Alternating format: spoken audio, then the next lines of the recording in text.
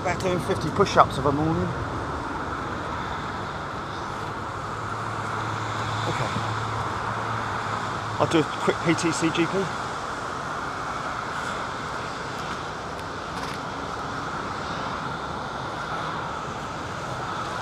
Hello! Good morning, folks. Hope you're well. Yeah, Remembrance Sunday, folks. For all you people out there who have history, shall we say, of the Great War and other wars as well, and the amazing people that have served in those wars, and we give thanks to all of them, and those who are currently serving as well. So a big thank you to all of them, and let's all keep it nice and happy, and remember them with respect and compassion. We have a 747 on its way. Good morning and welcome to Big Jet TV. We're not going titles, are we, GP? Let me get this. No. Ain't got time.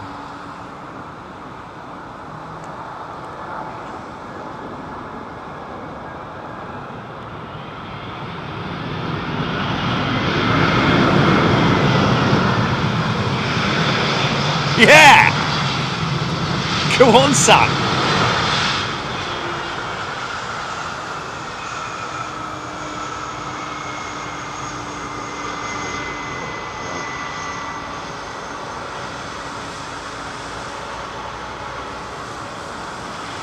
We got the wrong runway.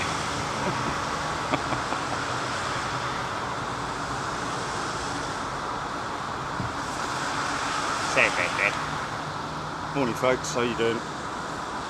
Let's just load this up. We have got Captain Chris Poll with Virgin Atlantic.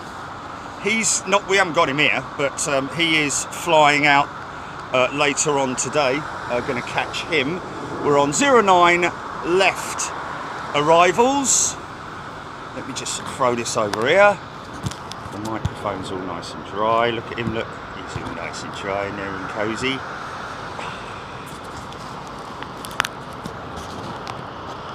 Let's just push that forward a little tad. Cool. Is that...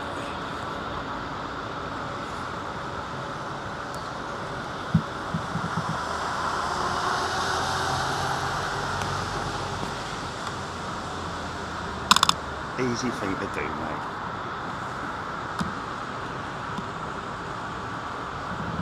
It's not just flicking a switch, is it? Right, let me just put me set my phone up. Stand by. Oh look! Do you know where you're going to? Do you like the songs of life throwing you? Where are you going to? Do you know? I don't really know. No. Something about sustainable flight. Interesting that to note that I read with Virgin Atlantic the other day about apparently they're, I might be wrong, 2030 or 2050, I think it's that they're only expecting to be running 10% sustainable aviation fuel. Well, that's quite a difference than 100% or you know, what do they call it, zero emissions by 2030, because that is not zero emissions, is it? But anyway, you know, controversy. These glasses are steaming up. Ridiculous. It's because of all that workout, mate. It's workout, isn't it? From lugging all the stuff up here. Folks, you wouldn't believe it, but I have to... Oh, hello. I have to lug all my gear up. The tightest... Oh, Chile, it's coming in on this runway. Singapore Airlines 747.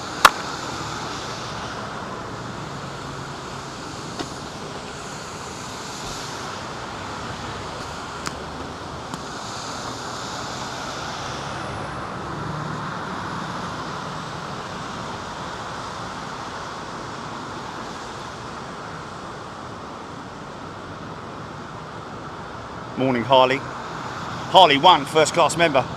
straight out the box. Homegrown Harley. Good morning to you, Harley. And Jez White, welcome back as a first class member. Look at this, straight out the box. So yeah, we've got Chris Pole with Virgin Atlantic, who I met on the way back from Toulouse the other day, because he lives down there, doesn't he? Right, so this is only coming in from Amsterdam. So I don't know if she's carrying much, or, but anyway, either way.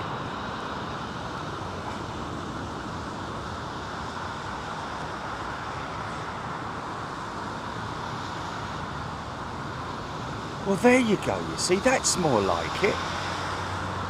Who's that? Who said that? Brian Stewart, 71. Saw an Eater livery. Is that a new one, or obviously it possibly is, I can imagine, but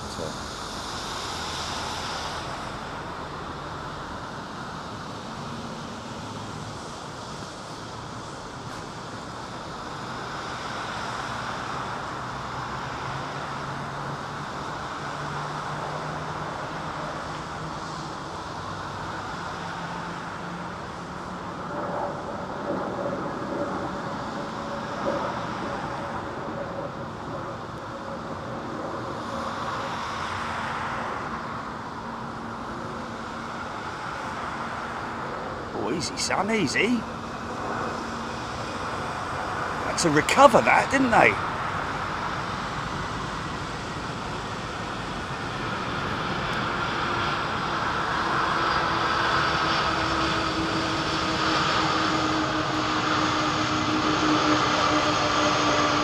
Ah, listen to those engines.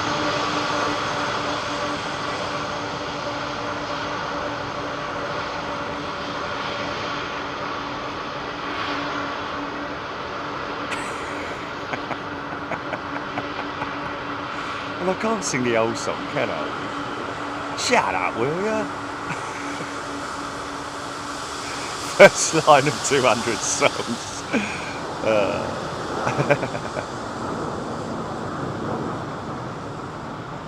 Touch me.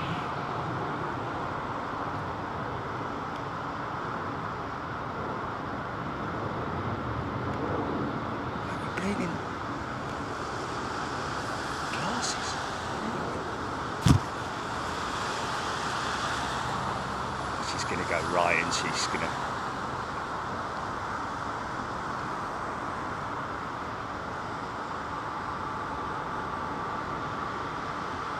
Dane Grayson, yeah. Oh no, she's not. Vortex, yes, beautiful vortex she just displayed there. Good morning, Chris, Captain Chris O. If you're watching, my friend. He's gonna go round and through the cul-de-sac and no, through that 2/3. Let's just have a look. Okay.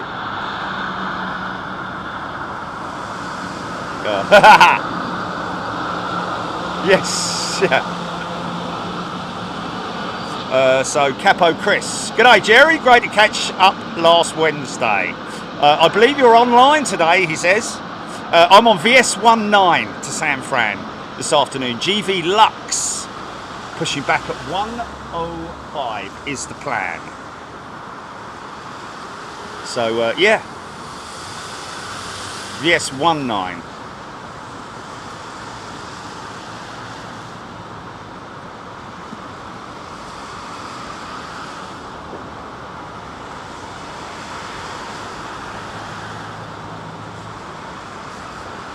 That's great when you're sitting in the terminal building there and then all of a sudden something like that comes past you. You're like, where's my phone? Quickly, give me phone.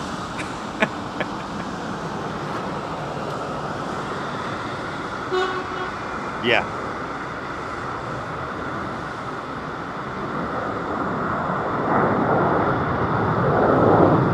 Wow.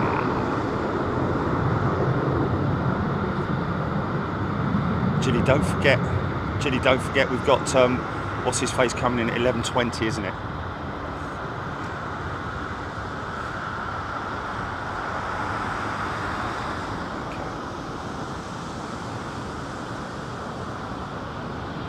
get some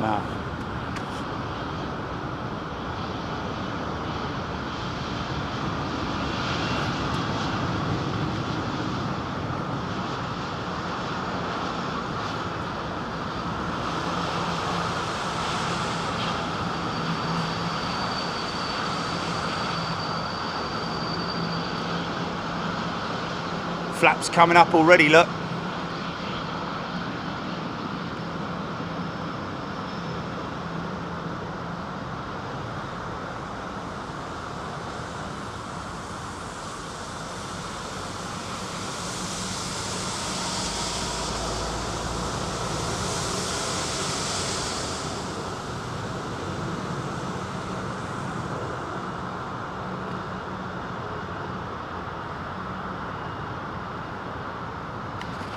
Big Jacko's Gaming.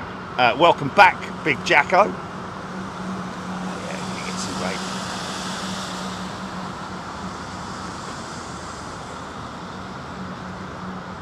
Welcome back, my friend. And Rainbow Pilgrim is a brand new member. Welcome, Rainbow Pilgrim. Jorge, 5:30 a.m. where he is. Forza lad. GE engine love, yeah.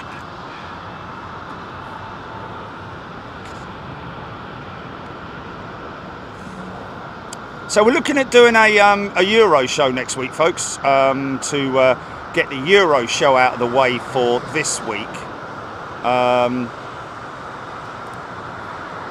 This month, sorry.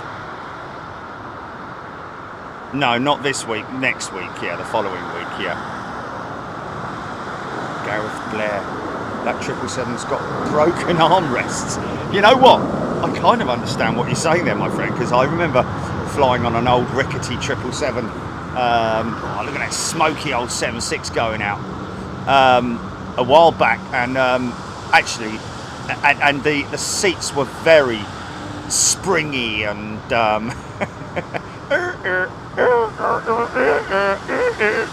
sort of thing.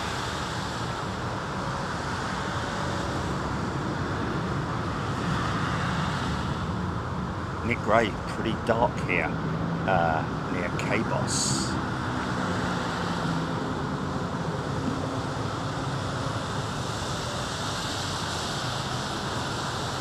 Euro Aviation, we've done. I'm sure you're joking, of course you are, because you said lol after it. But yeah, no, not Schiphol. Not Schiphol. Oh,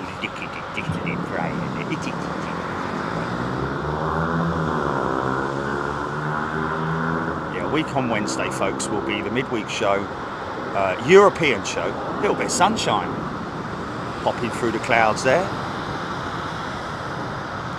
Funny flying on those things, man, I'm telling you. You feel like you can literally reach out and touch somebody's hand. Yes, it's crazy low on those. What's that, Chili? Haven't been what?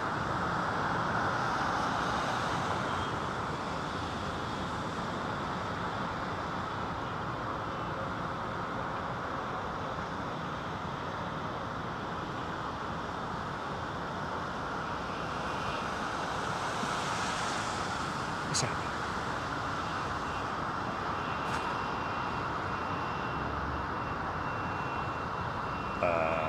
Oh, I missed that. It's coming right at you, GP.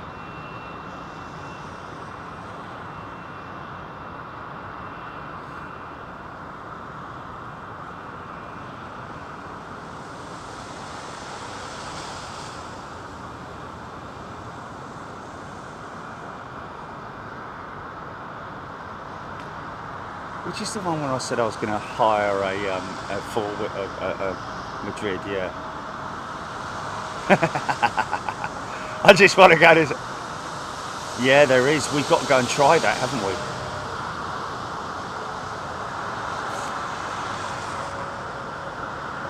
I have absolutely no way of confirming this, whether you know, because I'm not a pilot, obviously, but in terms of turning an aircraft like that in the bank, I think it's more of a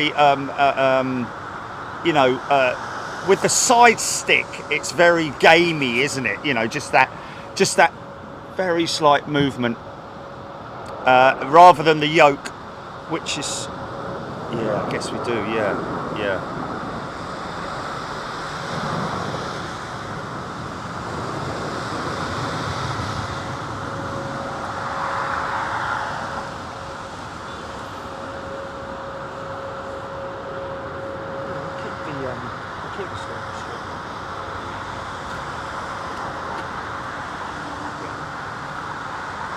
Cheryl Howard, so pleased you're live today. Great diversion. Welsh guy, g'day to you, my friend. Or hello. How about Dublin for the Euro show? Any windy conditions forecast for the week you're planning? Not 2 weeks in advance, Welsh guy. Good call that for of course for Dublin.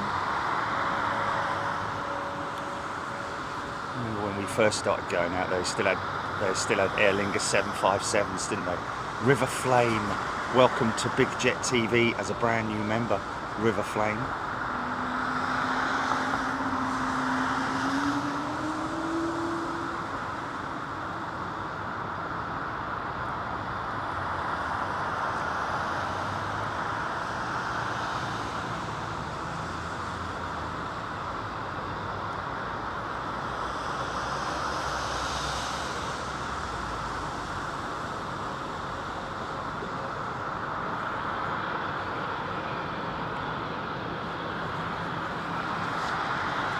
Pomme de tat. Salute. Bruce Fine, Delta 767 next in. Thanks, Bruce. That will be a 400 one. John White, speaking of Dublin, do Ryanair actually operate in and out of London Heathrow? I've never seen them. No, John Paul White. Ryanair are not operating into, they are a Gatwick operator. James Doint's got a star.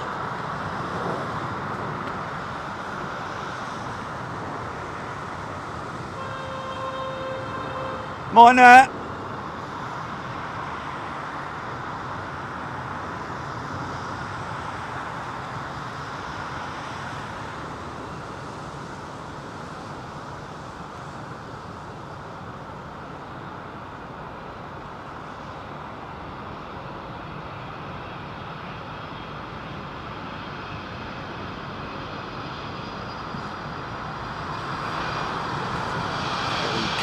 Conditions here.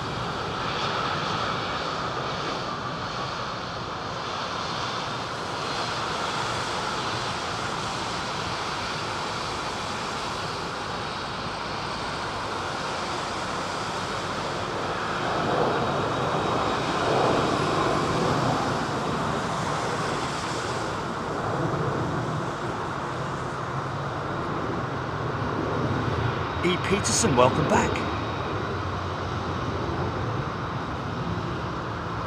New member, or returning member, should I say? Andy Finley, morning to you. Looks like a 767. Is this 76? It is 300 with yeah, right. Six.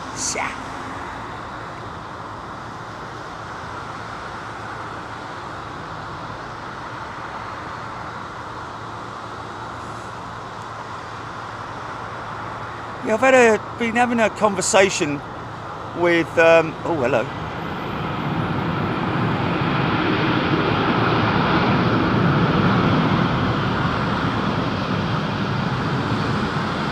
Yeah.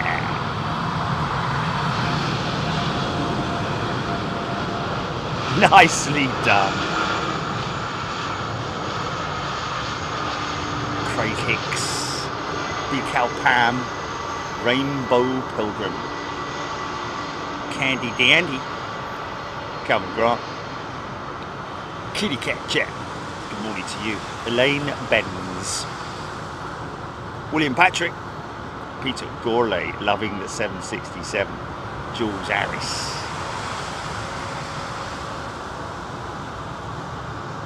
Max, Wild United. It's interesting, they've obviously awaiting taxi instructions. Sarah Lancaster, Elaine Benz. Come on the chat, folks, if you want to come on the chat.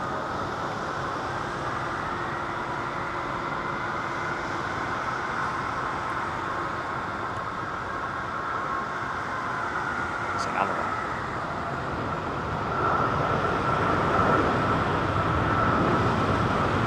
one. It's so violent under there, doesn't it?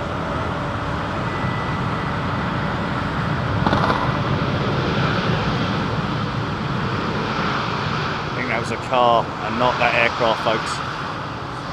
E. Peterson gifted 5 memberships. Thank you, E. Peterson. That's very kind of you. Yeah, very interesting to see yesterday. Eurospot posting on Twitter. I refuse to call it X, by the way. Posting on Twitter about the Air India A350 new livery parked up next to an A320neo. In this livery. Oh well, actually not this livery. This is the other livery, isn't it? This is the special livery. Yeah, interesting. And I replied on the basis that it seems that obviously, you know, the tail itself, the vertical stabilizer, that section of the aircraft is made at a separate location, as is most. As are most of the components of the, you know, Spain, Germany, the UK, of course, for the wings. Assembly, that is, not built. Well, they are built, but they're not, you know, manufactured here in the UK. They are assembled and then shipped out to Toulouse, much like all the other components, which are then all assembled again into the complete aircraft component. But what's interesting is that the tail livery, obviously these aircraft, they're built months in advance into certain components. So I'd imagine that the Neo, those Neo jets were painted prior to the announcement of the new livery for the 350. It's kind of like, it's a little bit sort of like, well, hold on a minute, that doesn't make sense, because you know, what about the 350s then? They were delivered with... The thing is that I think the 350 tails come with the unmarked, should I say? I think it is. But the whereas the Neos, maybe because they're coming from a different spot, that they are painted. I'm guessing there's going to be some knowledgeable people out there who will know the answers to that, isn't there? Thomas Cleary, how old is that 767-300?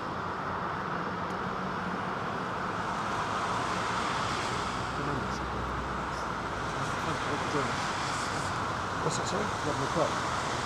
Oh, we're going to do it here. Yeah, we're going to do it here. I appreciate that. That's right, dude. Yeah, no, perfect. All right, yeah, I appreciate that. And good for you as well. Thanks, mate, appreciate that. Can I have a picture of you? Yeah, of course you can. Big Jet TV, my man. Loved your...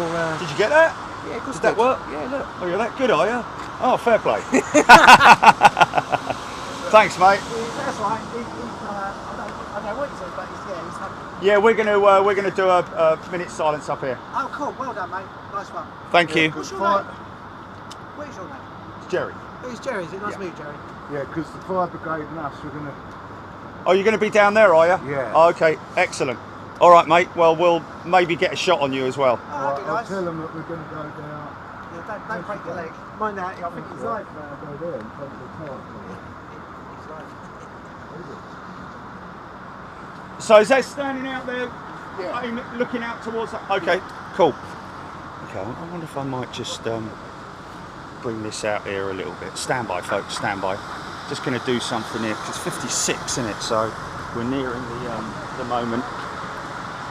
let's get ourselves a little bit further out.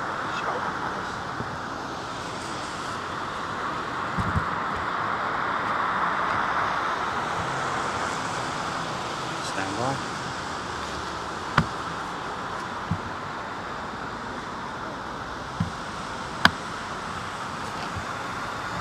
I think they are actually out of respect. They're not bringing anything in, Gilly. I seem to remember this happening before. 56.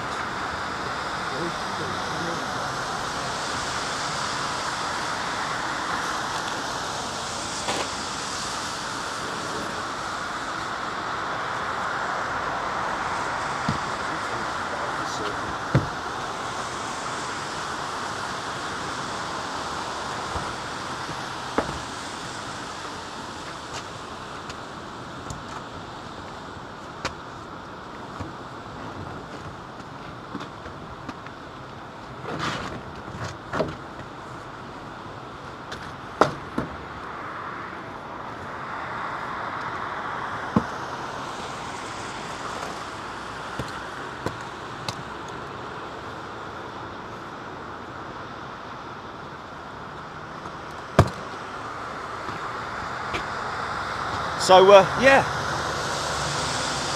Nick Gray, ancient 777-200 from BA arriving from JFK in a moment. Okay, was that it? Was that the one? Was that the one that we caught? That ancient BA? It's almost a Jurassic jet, in it.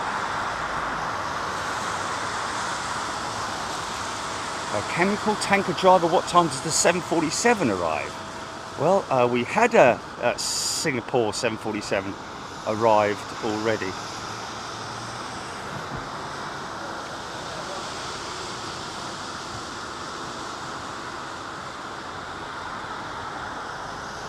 Jules Harris, great spray action today. Gonna clip the audio, folks, just for 1 minute to. Just to show our respect for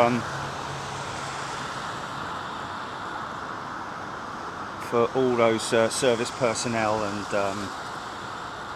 all the people who work in all the different services around. You know, you've got the ambulance service, you've got the fire services, you've got these great people that you know, put their lives on the line in whatever, without any questions asked as well. You know, which is a great thing.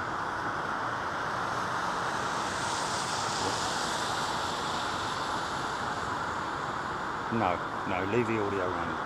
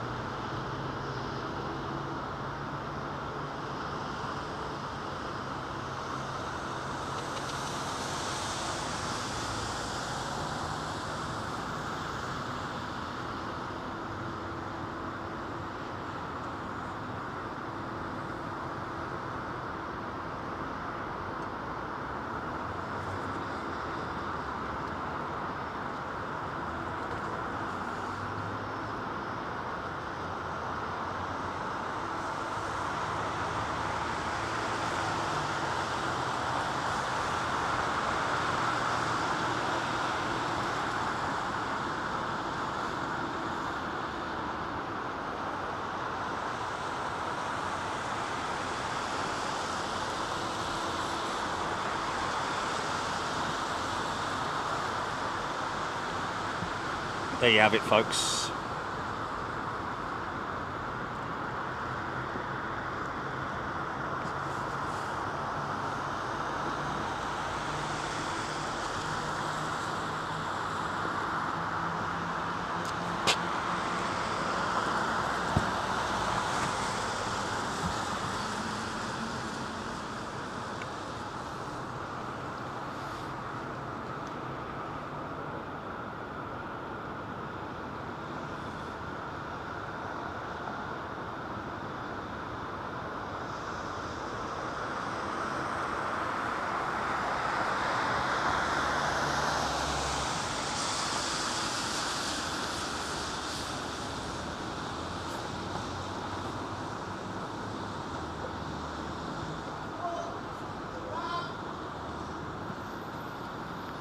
Thank you to everybody who understands and respects that, folks. Really do appreciate your... I think they even look... Literally the whole airfield has come to a standstill. No departures, no arrivals. That is a wonderful, wonderful thing to see.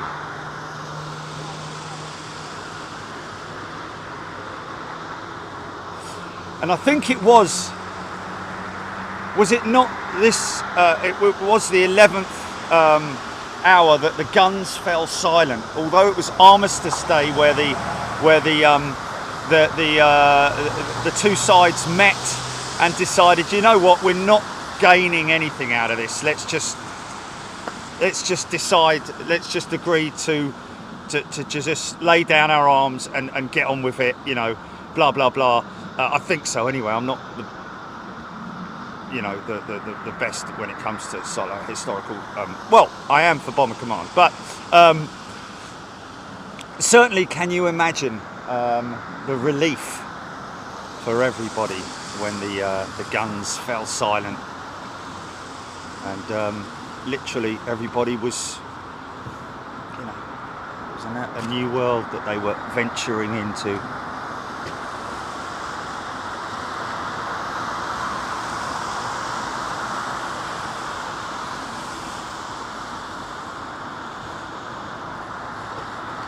So what have we got?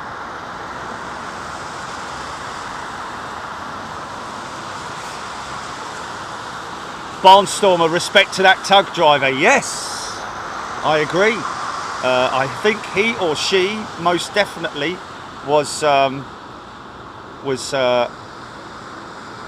guessing that the tower told the operators that if they wish to, they are more than welcome to down tools, literally, for the foreseeable, right, for the 2 minutes.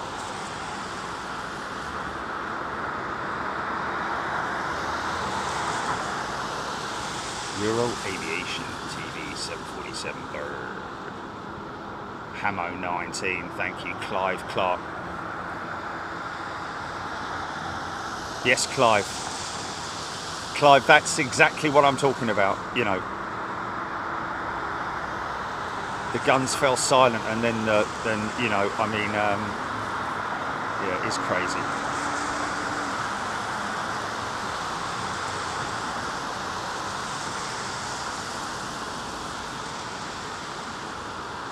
Oh yes, that's right. Yes. Wow.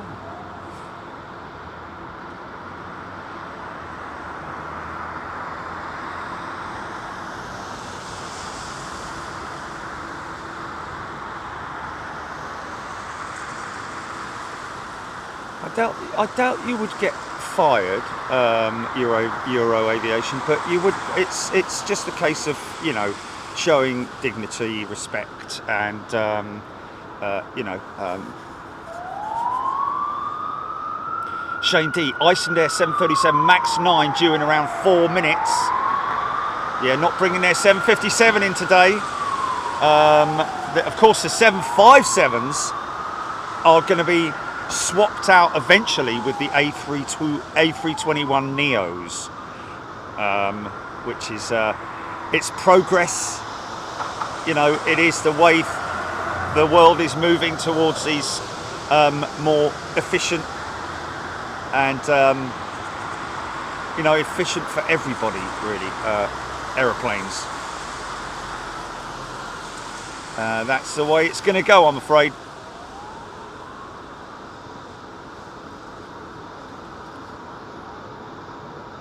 Longy.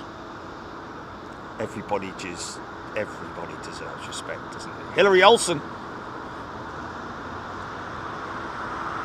PB477. San Sharma. Reza EM. Euro Aviation. Oh, okay. No, you filmed a bird 2 to 3 minutes ago. That's why I said it. Okay, not a Spitfire bird. Anybody here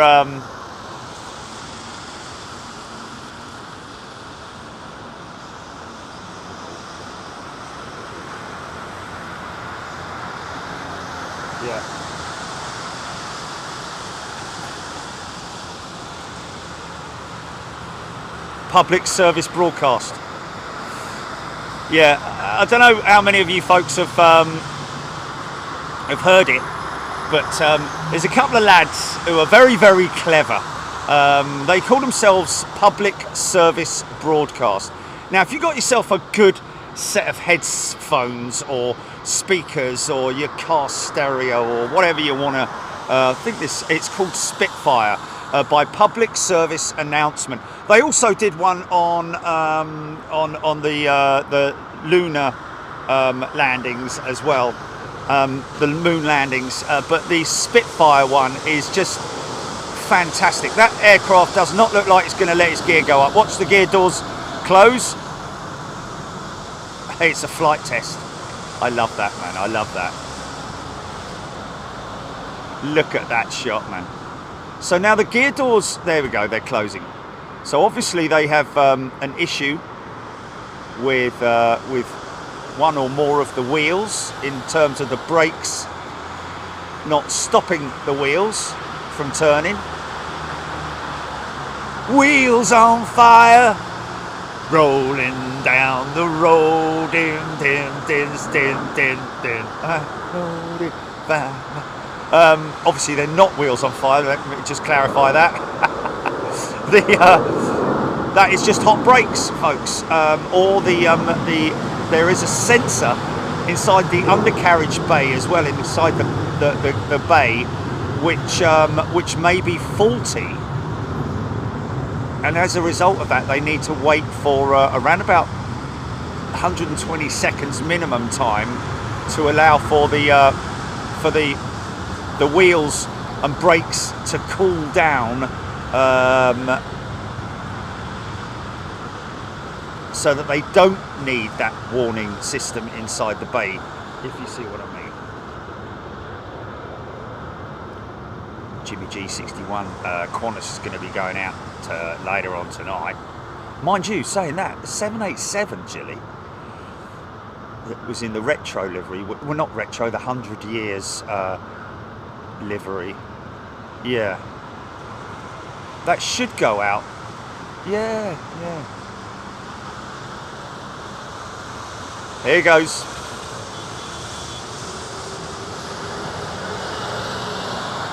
Probably around about 120 seconds. Hey look, it's a 707.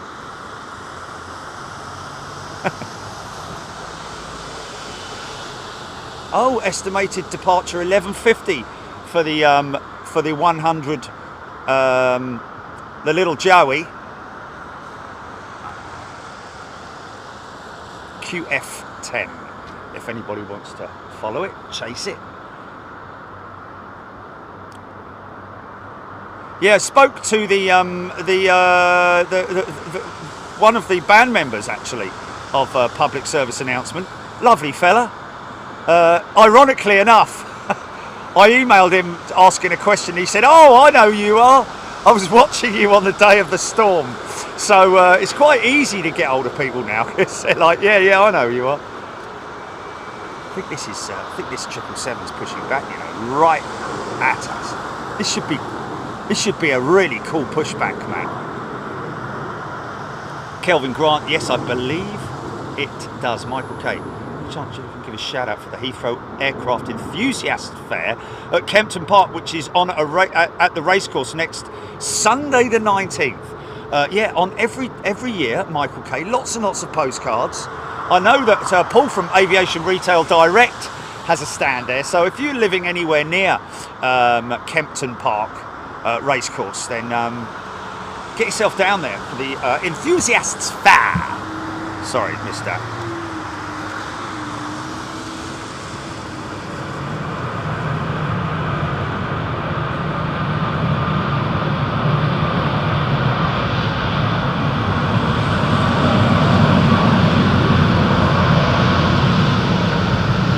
Yeah!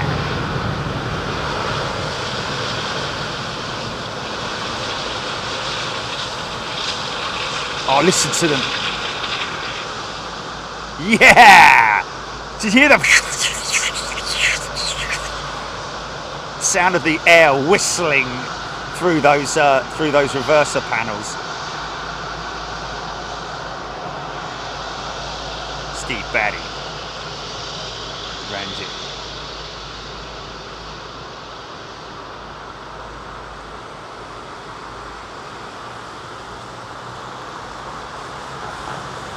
Are you serious? Oh, that is hilarious, man. What are the chances of that?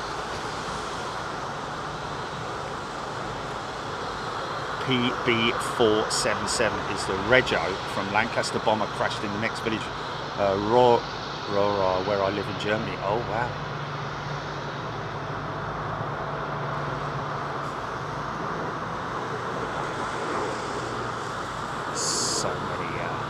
So many, oh.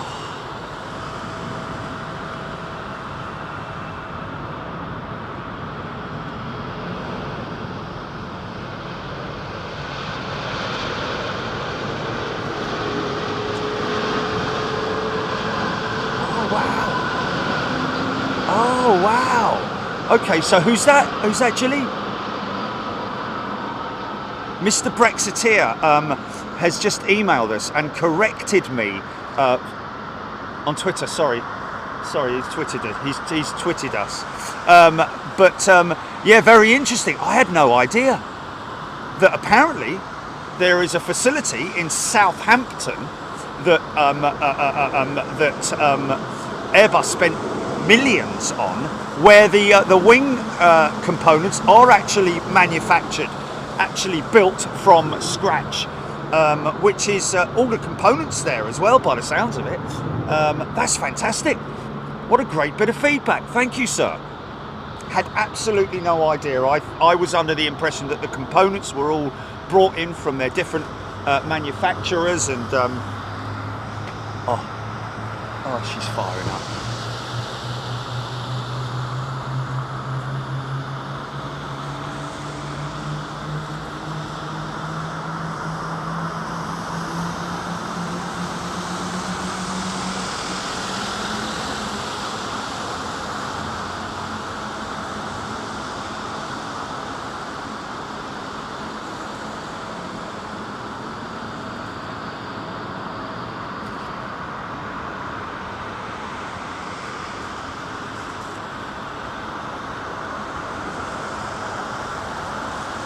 Chilly. I have my alarm's just gone off on my phone. Candy Dandy 777s.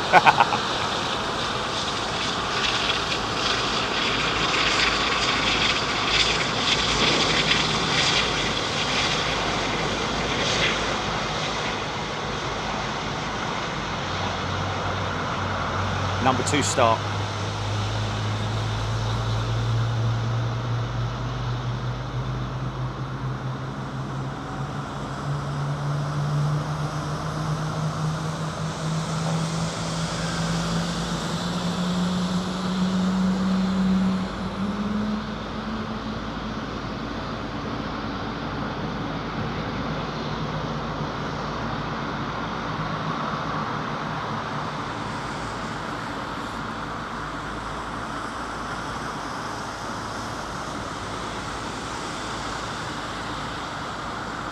Yeah! Oh, I love all of that, man. I love all of it.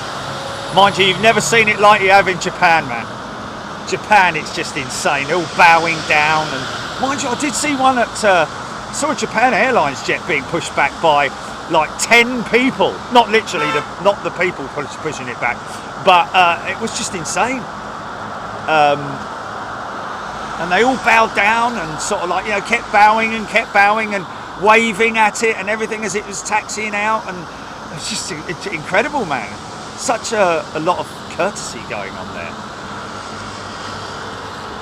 Charlie Waterman, on my way to Heathrow now for a bit of takeoff action. Just saw you on the roof. There we go. Susan New, good day to you. Peter Gourlay.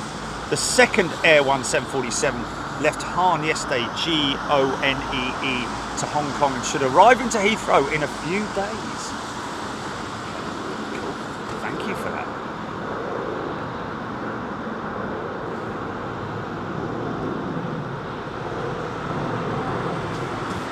there's a lot of people who've got either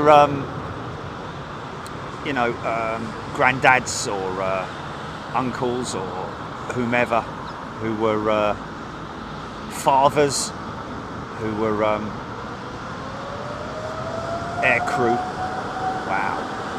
On not just Lancaster bombers, but bombers in general during the war. We've got to also give a lot of respect to the, they called them the ERKs, E-R-K-S, which were the ground crews. You see these guys here,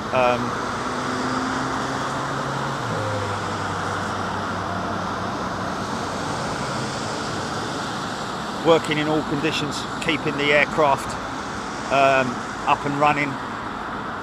And it's at this time of year that you have to pay a lot of respect to the teams working.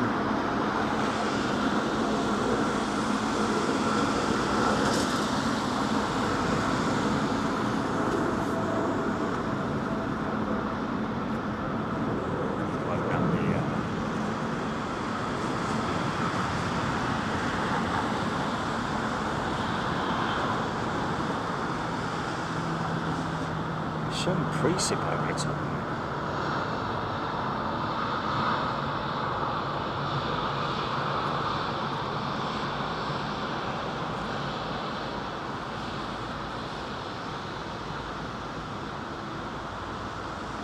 Delta 339, 2 out from Seattle.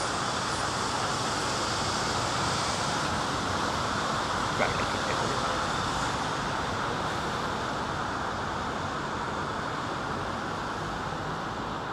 San Sharma. Just found out his nephew's been accepted by BA. Getting a lot, I've got to say, I'm getting a lot of people mentioning on Twitter about or posting how happy they are that they've managed to get themselves into BA. But what's interesting was that I read the other day that apparently, let me just bring that up if I can find it, under my news.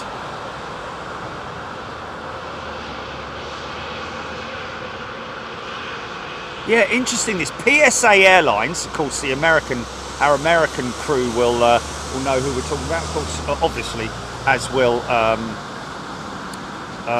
all you aviation fans out there. PSA Airlines, I think they're a regional carrier out in the United States, are offering. Get this, they're poaching pilots, and I don't think that UPS as one will be a very happy bunch of bunnies, but apparently PSA Airlines are offering pilots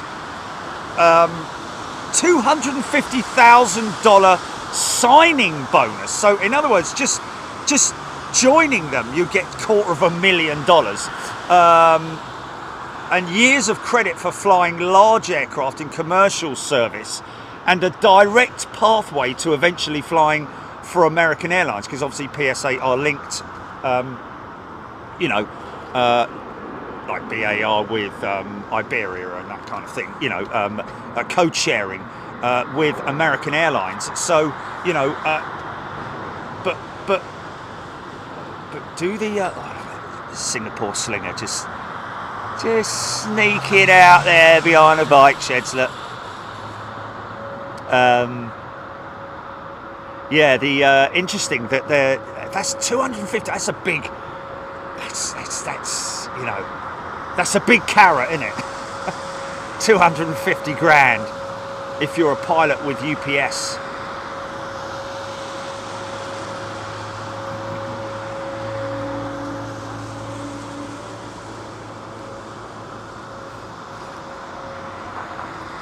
And here's another one that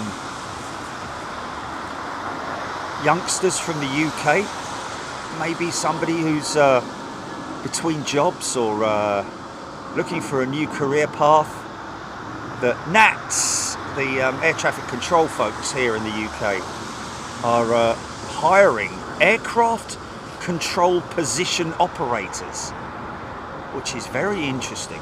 Oh, look at the new nacelle, or cowl, slider cowl on this Trent 7000.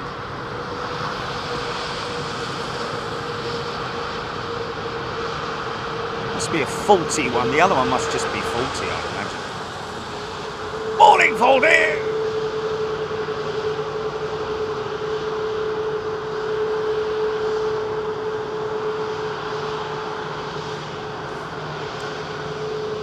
No. You need to actually go through the whole process and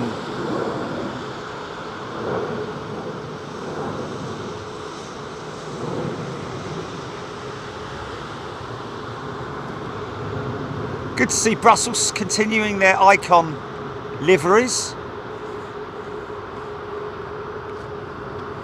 Yeah, let's just have a little look at this. Saying Nats are calling out to all aviation enthusiasts.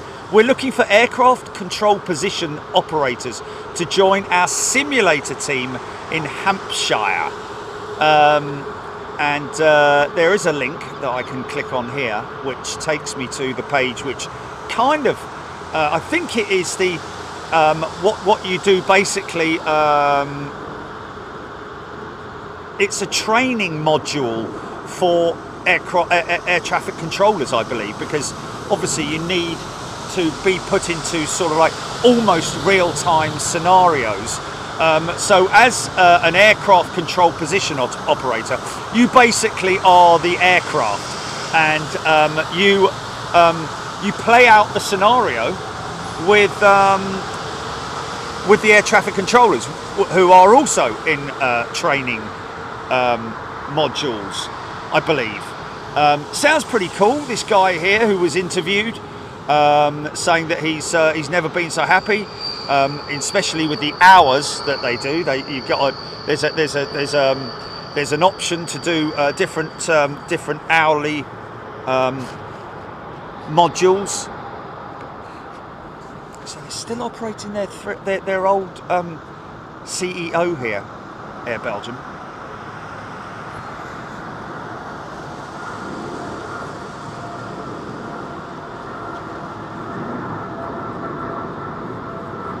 So as you can appreciate, there is a huge backlog of new pilots. Retro, Lingus, nice. He's a little goofy now. That would look wrong if that was a replacement nose on this jet.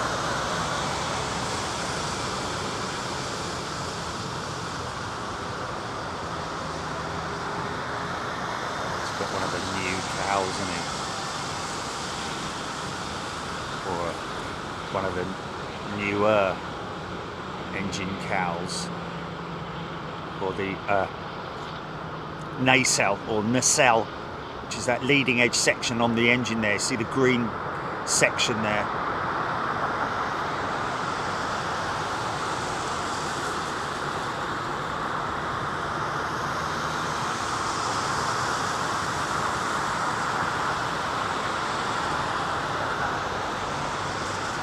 See if I can see the marker board. I think it's hidden. It's hidden, isn't it? Yeah.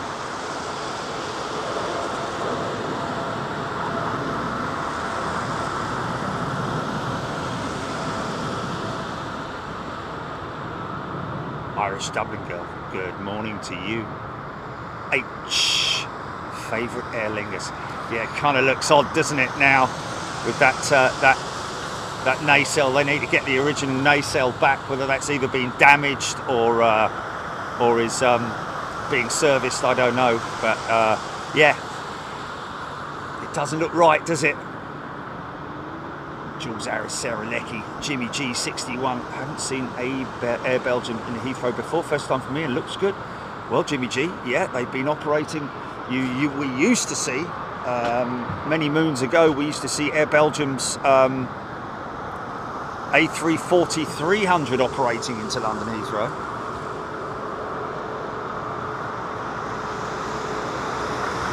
Sandy 350 Max.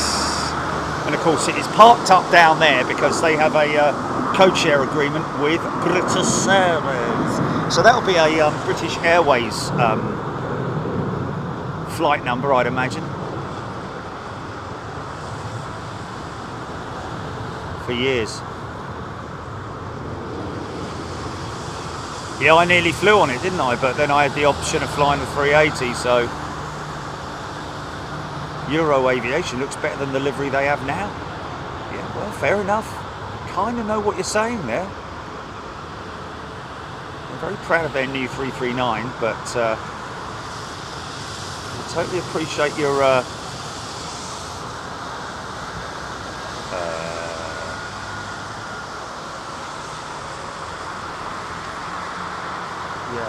11:20. No, 11:20. Somebody coming in from. No, Chriso's not going out till 1 something, Gilly. It was somebody coming in. It was early. He was early. Carl Jones tuning in from Wrexham. Good day to you, Carl. Bruce Fine. Flew Sabina from JFK to Brussels in the 70s. Wow. Flew Sabina. JFK to Brussels in the 70s. Bruce, would have that been a 707? Maybe even a... They operated the Caravelle, didn't they, Sabina? Seem to remember. Les, good morning to you. David Mead. How many old liveries are better than current? Good question that, David. Well, one in particular is most definitely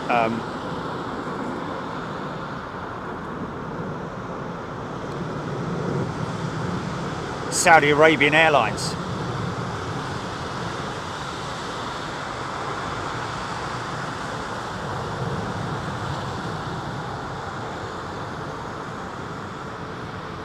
Their old new livery, which is literally their new scheme is a retro scheme.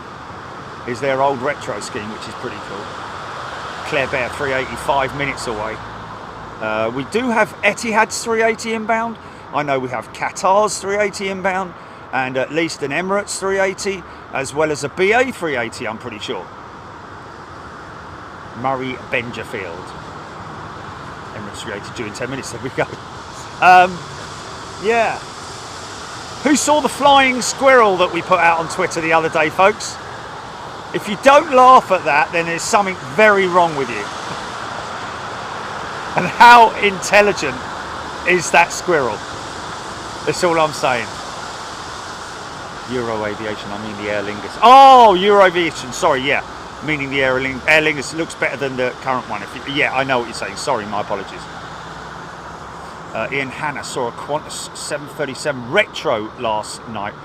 Wow, looking really good. Yeah, Qantas Retro. Yeah, we've seen that a couple of times, haven't we? But we don't talk about other ones, Hannah, if that's all right, you know. Joe Spitfire, Qantas 100 livery due out, Joe Spitfire. Thank you very much indeed.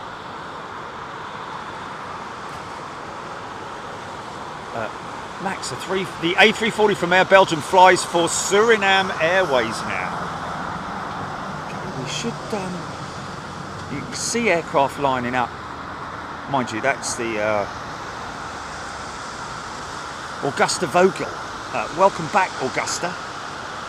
Fantastic name, Augusta. Steve Batty, it was a 707. Thank you, Steve. Wow, in the old Sabina livery. Wow. How cool is that?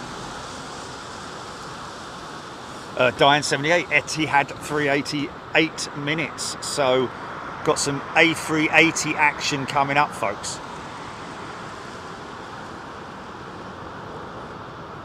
Bruce Fine, Paul Skilling, Captain Chris going to San Fran, VS19 at 1:15. Got it, Paul. He messaged me this morning.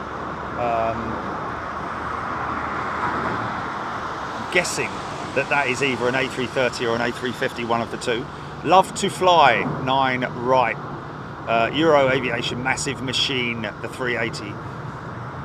Max, I think almost all old liveries look better because it's different than we used to. Yes, it most definitely is. Good day, Augusta. Diesel 13. Rachel Dickinson, just love that aircraft. Not sure, because obviously I'm miles behind in the comments. Oh, Peter Gourlay, subpoena. Such a bad experience, never again. It was is what it stood for. Oh, such a bad experience, never again. Oh, okay, was what it stood for. I flew with them London Gatwick to Atlanta on a classic 747-300. Wow, you lucky thing, Peter. And I'm guessing that you know, they'd hopefully improve their service by then. JP Cross, loving the old Singapore livery. It is an old livery, isn't it? Singapore Airlines. Let's be honest, it hasn't been changed in many years. You know, I watch those the customs shows from Australia, and they do show some quality old school stuff on those shows. United 747s, Qantas 747s, and of course the old Singapore Airlines 747s. Got no idea. It is Velux, Paul. Well, Velux is, what is Velux? Is it a 350, Gilly, or is it a 350? Okay, so he's flying 350. Cheryl Howard, a very clever squirrel. Sarah Lancaster, he was so cool.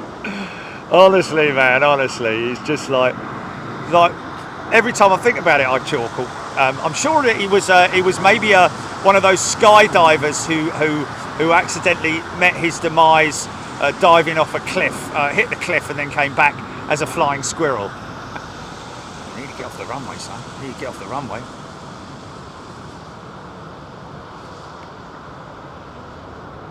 Go around. Told you.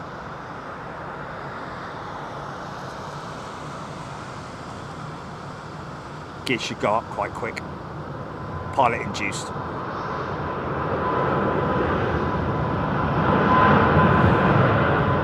Euro wings.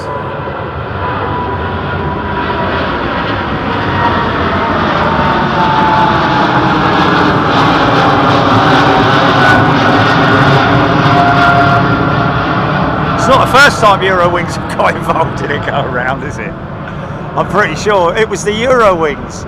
I'm sure I've said that before, Gilly. Nigel Armstrong has gifted 5 memberships. Thank you, Nigel. Okay, folks, sorry about that. Well, we had another aircraft on the runway, so we're going to have to do what is called a go around, and we're going to go around, and we'll have you on the ground in a couple more minutes. Sorry about that. If you'd all like to remain in your seats.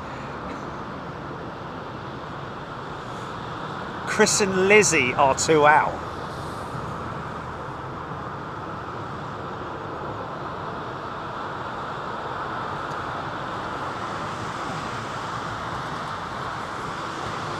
We've got Chris and Lizzie from Doha, folks. I think that's the teal jet going out, isn't it?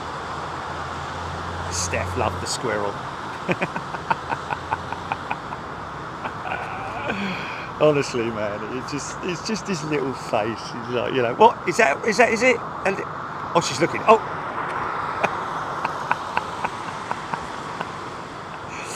Oh my goodness. It watches TV. That's how it. That's the other funny thing about it, is it watches TV with the owner. So it maybe she watches quite a lot of like crime scene investigations or something. When this man, something fell on him and he died or something, I don't know.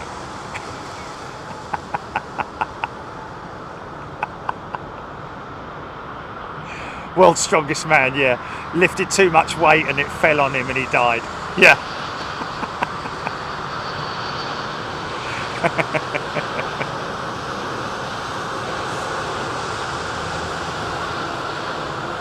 Kid in PJs.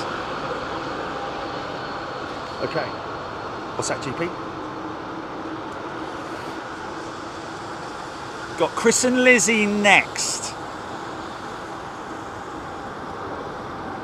Jim Donaldson just trying out my new green name. Brilliant. Are they in next? They're in next, yeah.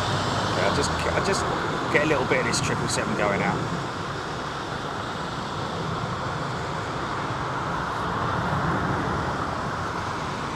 Okay, Chris and Lizzie in from, where was it, GP? From Doha.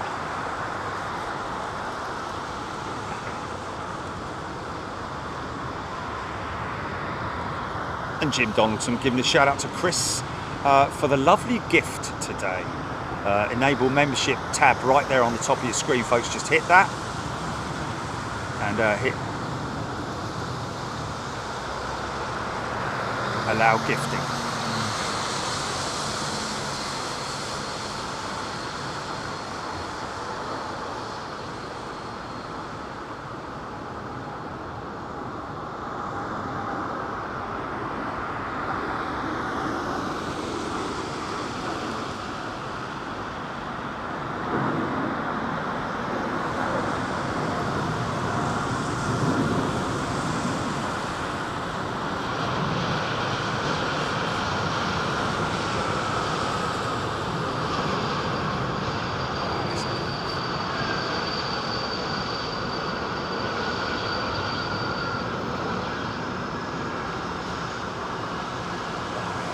Age to it, innit?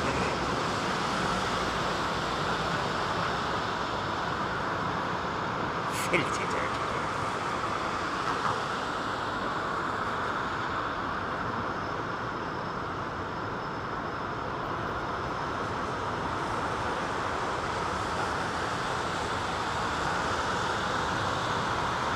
The gaming ham, oh, the old pretty woman, GV Roy, isn't it? Pretty woman walking down the street. Yeah, look at this. Got dual arrivals, man. What's that coming in on the? Oh, it's a lovely old bank. Yeah, GV Roy spotted Gaming Ham mentioning doing an armed forces transport run from the United States to America. 380 out, 380 in.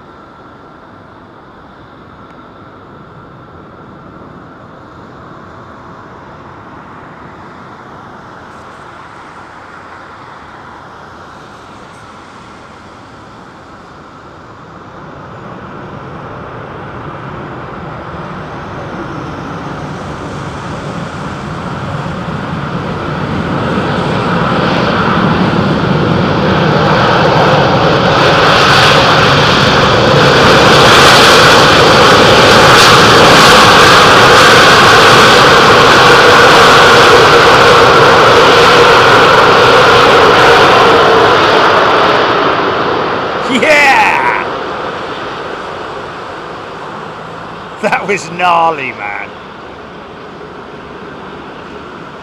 Just get to see the force and the power of those, and that was not full power reverser as well. I think that was like 40%, something like that. Crazy, isn't it?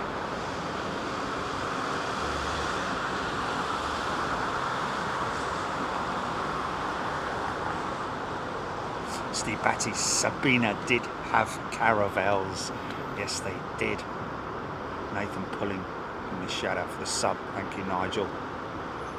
Dimitris Spiru, so much 380 action. Back to the good old days at Heathrow. Indeed.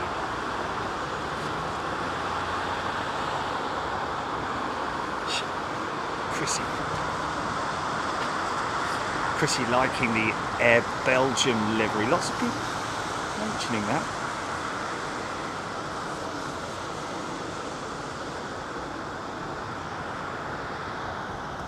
Swooshy livery. I call it. I generally tend to call them airflow liveries.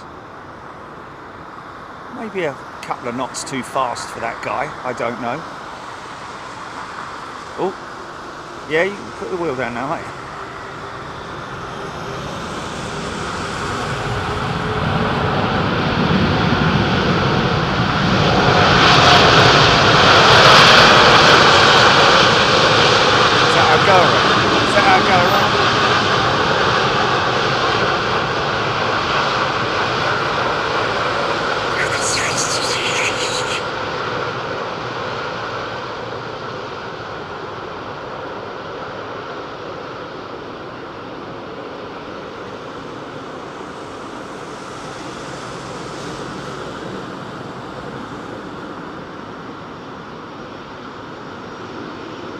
Or Gary, if I had my way, it'd all be in BOAC livery.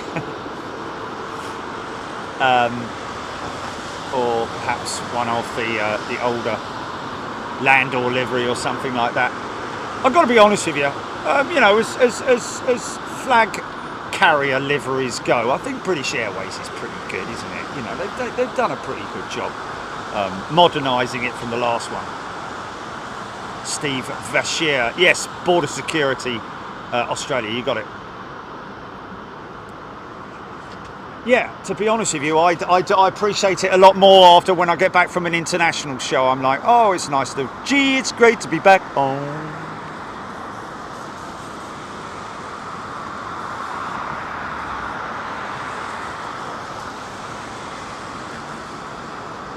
Everywhere I go, I get slandered. Sorry.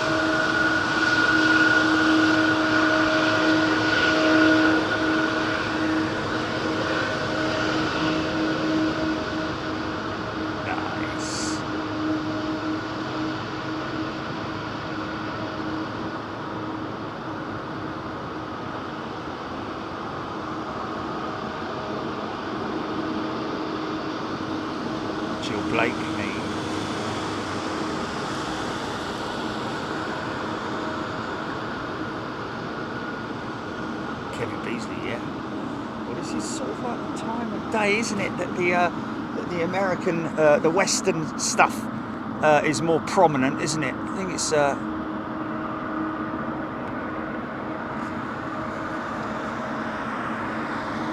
Josephine Marianne, that's Shane D. Gaming Ham. Let's go around. I heard someone got up before learning to go to the loo. Oh really? Oh so.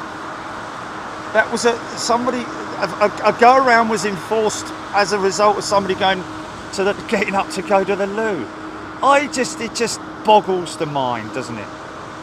It just boggles the mind that some people just don't think. You know, it's like, you've had the last 30 minutes of approach and descent to get yourself sorted out. You're an adult. You know what the deal is, isn't it? And yet, I don't know. Thanks, Gaming Ham. Ian Morrison, Max. You will enjoy Lufthansa Irish Dublin. So Irish Dublin, obviously flying on Lufthansa at some point, I'd imagine. By example, Louis DeHaan. Good morning to you.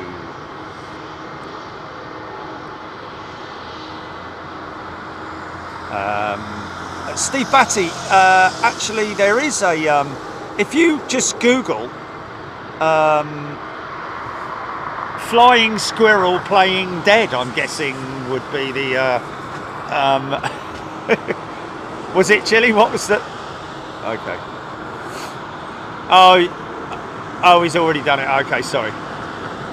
Okay, let me go to the bottom comments. Blimey O'Reilly, I'm about an hour behind.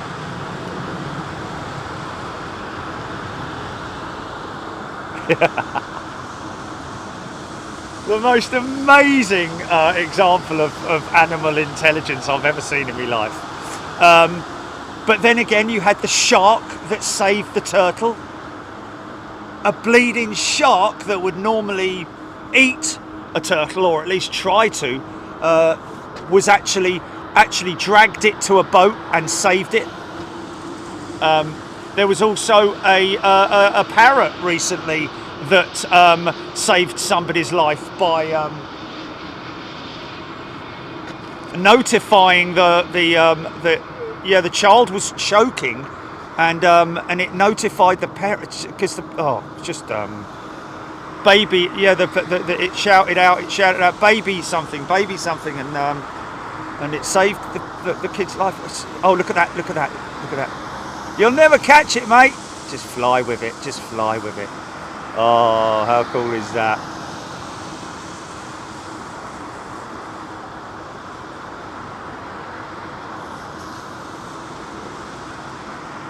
Nigel Gale, American 777 Toga in after.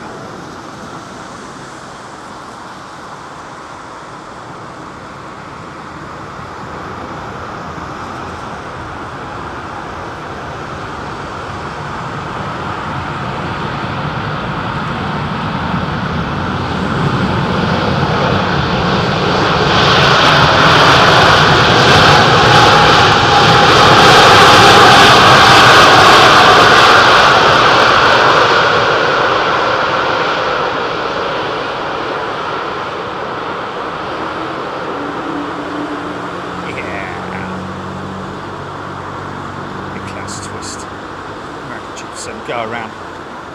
He's on final approach now. I think he's left a little bit more space maybe.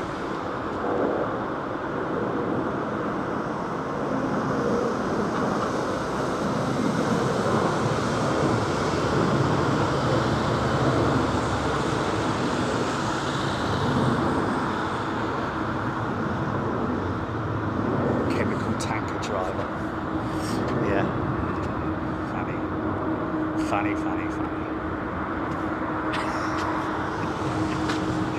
can't help but laugh when you think about it, when you look back at it in your mind. His little face, little like, let's do it again.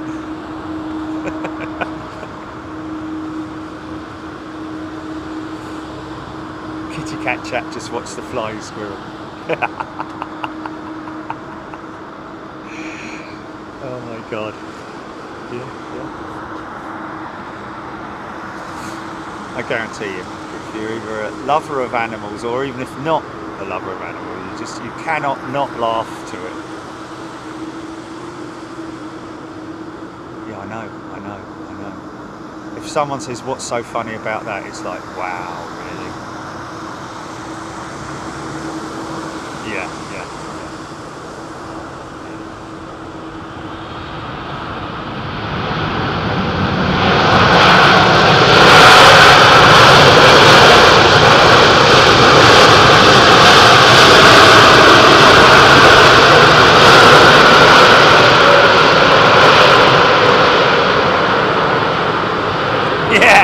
Making sure of it.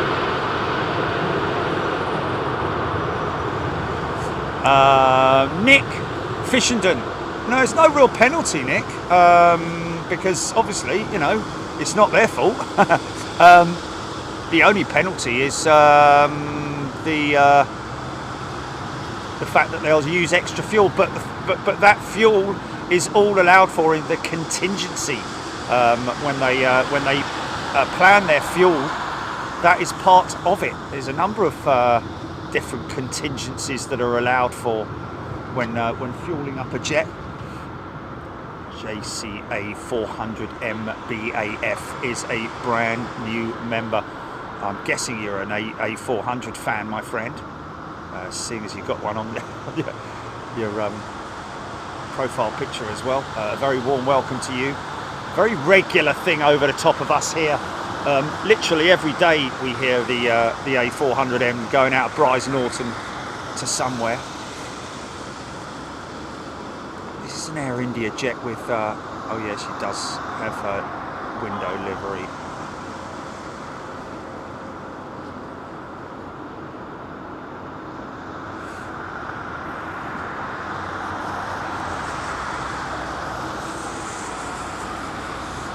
Well, I don't know if that's. I don't know if that. I was mentioning it at the beginning of the show, Julie. I don't know if it's an intention that they're not going to paint the 320 Neos in the new livery. Is that what you're saying?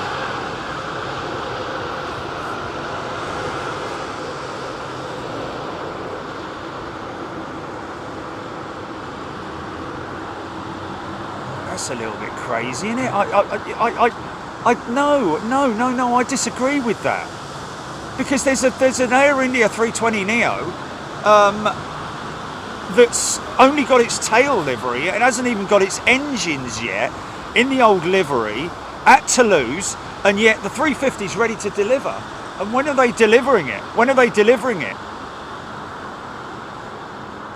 Yeah, well, there you go then. So that poo-poos that idea. Did you poo-poo the poo-poo, Blackadder? Well, I'm sorry, sir.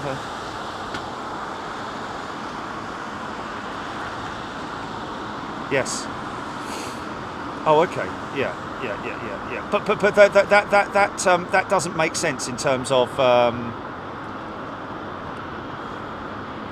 H. Yeah, we've got to go back to Frankfurt as well, haven't we, Jilly?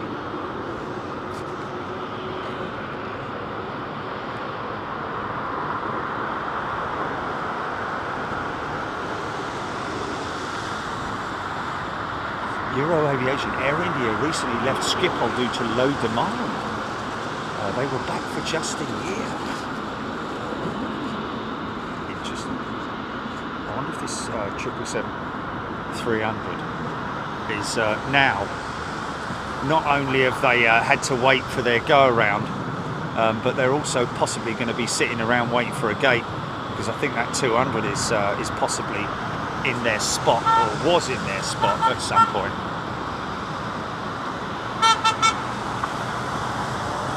Triple Seven pulled that Air Belgium 330 had an Austrian reg.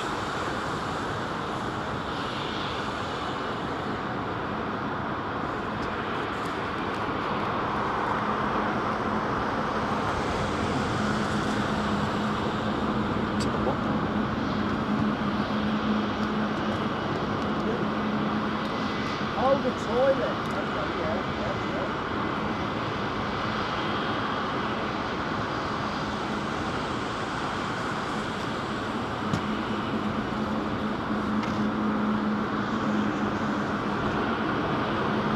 Chris Phillips got a new member there. Oh, we got JCA 400M.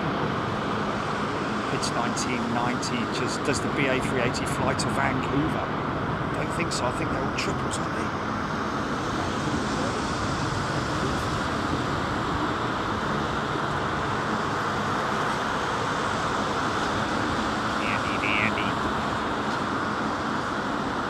Get involved if you're a new member, folks, gifted or otherwise. Please get involved. Don't feel shy. Get your comments in.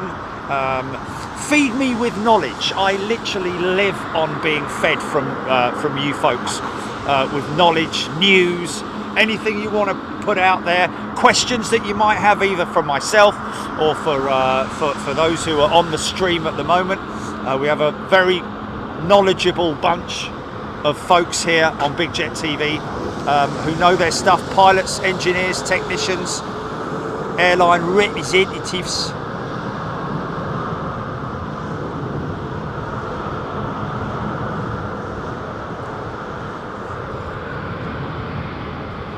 On the move. Dave Airplane, good day to you. Likely that he's going to make a left turn.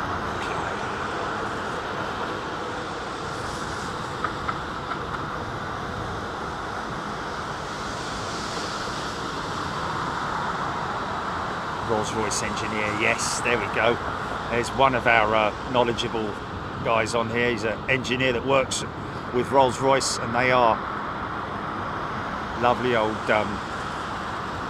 still very, multi-bladed Trent 800s.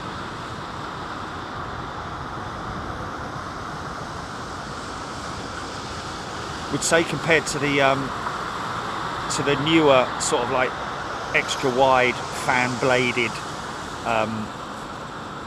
engines, the modern era with Rolls-Royce. Hot Mess Mama tuning in from Colorado. Good day to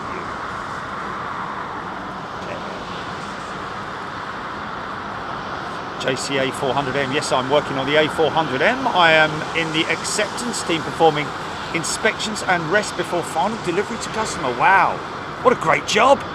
Thank you, JCA. Or JC, should I say.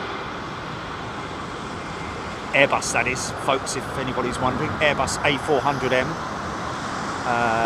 The aircraft that has more or less replaced the Hercules, C-130 Hercules, after all those wonderful years of service, has a very interesting prop blade on the A400M. Massive, great big things, carbon blades, and have a very interesting pitch to them when they're coming towards you, and then when they're going away from you, they've got that more Hercules type sound to the engines.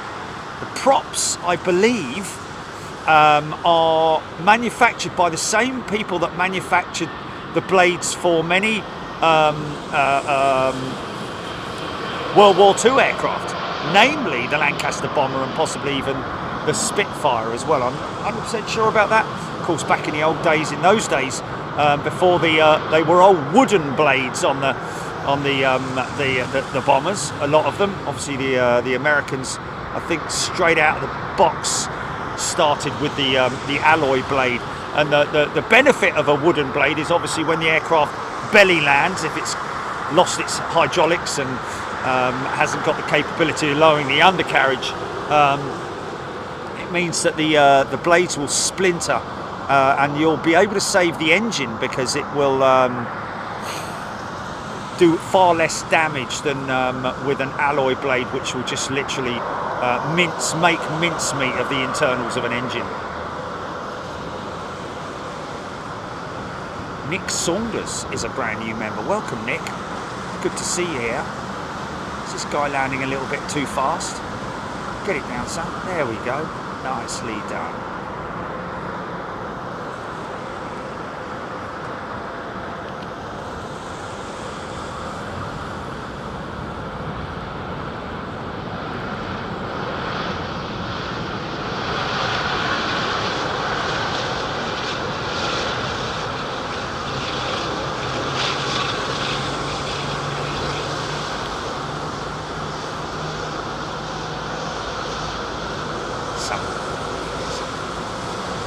Sounds like 777 pushing back.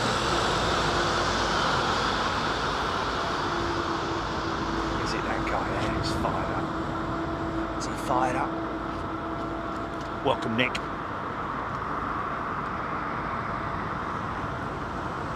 Deborah Davies, did you know, Jerry, if you get up to go to the loo just before landing, they have to go around? Deborah, that's, well, yeah, that's something that we just mentioned.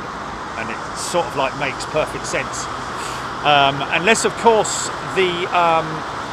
because I'd imagine that either the flight crew will shout, you know, I've heard it before where the flight crew during flight, where the seatbelt signs have been on, a very strict member of the flight crew, sit down in your seat, please, sort of thing, you know, which is quite cool because the person who's stood up looks really embarrassed. Because everyone looks round and but I'd imagine that there is probably some kind of a flag that comes up on the flight deck to indicate that the loo door has been opened during the descent, the final descent. I'd imagine maybe. And as a result of that, they need to, in order to investigate it, they don't have the time, and therefore need to perform a go around so that can be investigated, and the offending person be removed from the toilet area with your pants around your ankles.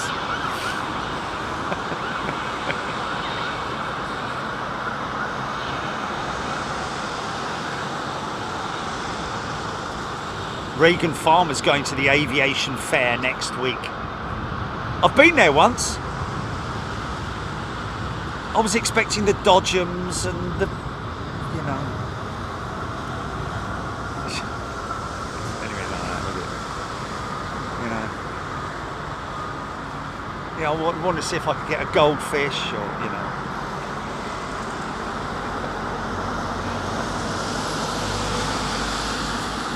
Catherine, I have a question. Is there a ruling whether the window blinds have to be open or closed during landing? That's a company policy, Catherine. British Airways, well, most airlines, as I am now, I understand, most airlines have the policy of opening the window blinds prior to landing and during takeoff for the purposes of, somebody mentioned the official name of it the other day, didn't they? What was it? Being able to see eye augmentation or something.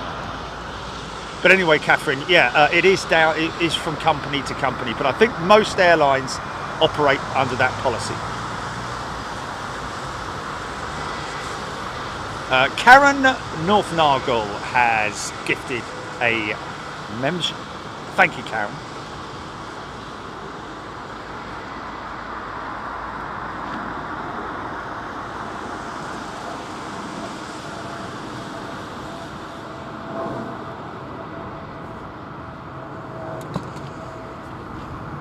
I have soup.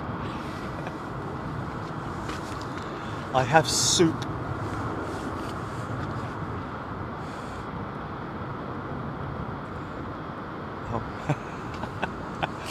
Mine's just a boring, what is it?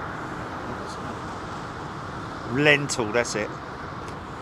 Okay, Rick. What's his name?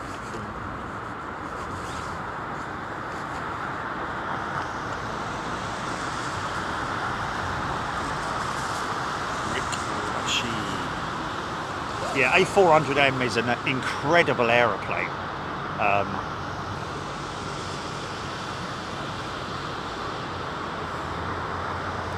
Crazy thing is, you walk up to it, it looks massive, but it isn't actually not that massive. It is a troop carrier slash transporter of vehicles.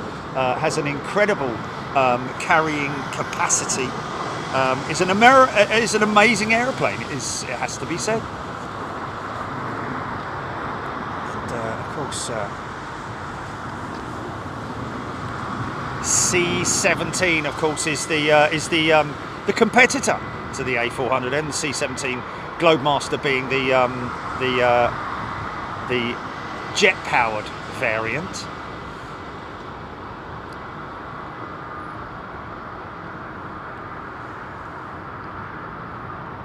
Matt Weaver, good day to you. Let's just give a shout out to those who got Matt Weaver. Did I give Matt Weaver a shout out for his 10 gifted memberships? And did I give Dhruv Chopra also a shout out for his gifted memberships, 10 of which as well? Thank you very much indeed, both to Matt Weaver, thank you, 10 memberships, and Dhruv Chopra, and another 10 memberships. Thank you very much indeed to all those wonderful people who gift memberships. It is a wonderful thing to do. And John Grinham has upgraded to first class. Thank you, John.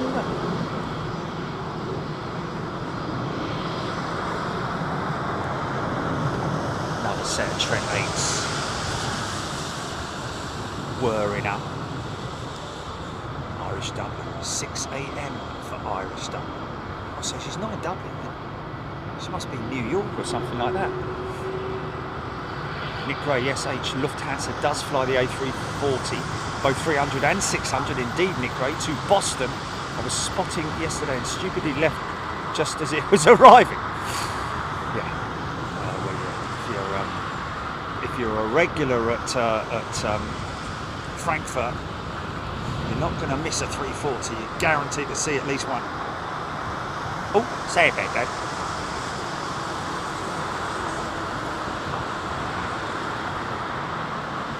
Charlie Allgrove, I've landed at Heathrow in fog and one cabin crew member was still walking around. Cabin crew member? Yeah, I've seen that a few times where cabin crew do sort of like, you know, take the biscuit a little bit and sort of like, you know, tend to sort of like very late attending their seats. Cabin crew seats for landing, please. Is normally the call out from the pilot, the flying pilot, or the NFP, whichever. Actually, did we miss somebody coming in at 11:20 or didn't? No, we got it. We got it. Chris and Lizzie, that was it. Oh, that's because you didn't tell me the names, yeah. Okay. No, I know then, but earlier on when you were talking about it, you just said somebody from Doha. That's all I heard. Peter Gourlay, no, FAs call us on the interphone.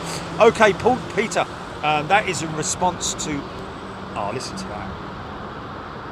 That is in response to my saying that it is the... whether the pilot has a flag come up on the panel, you know, because I have had an instance where the toilet door has swung open during landing, during the forceful landing.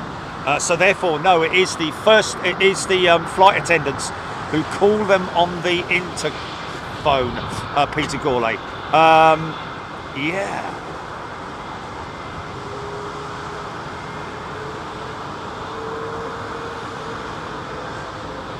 Yeah, because you know that makes perfect sense. Whichever way that you do perform a go around, that's that American, United jet. Is that United 76? That's not. That sounds more like a GE90 startup. That does.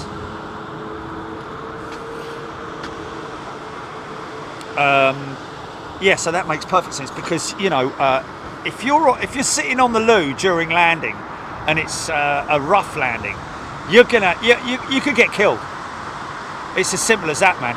Because you know, just picture yourself sitting on the loo, yeah, and there's a door, a very strong door, that's probably 6 to 8 inches away from your head, and if there's a violent swing to the left or to the right, whichever way, it's going to get messy in all senses of the word.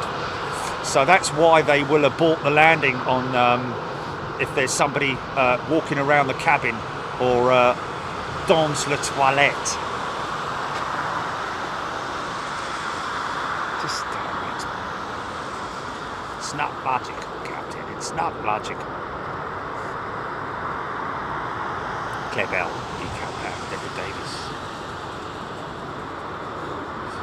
Deborah Davies, whenever I was so gets lost. Deborah Davies, I'm scrolling to the bottom of the chat now. What was your question, Deborah? I'm looking out for it. Joe B is a new member. Welcome, Joe B. Come on, Deborah. I'm going to wait 20 seconds because it's going to be about 20-second delay between when she hears that and when I'm all ears. Come on. What's the question? Don't say I forgot.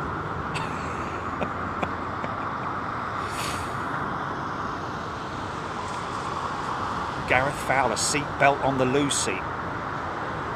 Stephen Luscombe, I was on Marlev Tu-154 takeoff from Munich to Budapest, and the toilet door flew open on takeoff with a huge pile of toilet rolls flying down the cabin. Wow, Tu-154. Wow, how cool is that? Pico 7 cabin crew can block door to toilet before landing. Yeah, well, lock them as well. James Hasty. Why do some planes have winglets and some don't, Liam Scott? Great question. Purely down to design, and you would find that most modern jets do have winglets of some description. Uncle Pat, good morning to you. And the winglet obviously is an efficiency add-on which increases the flow, the airflow at the tip of the wing.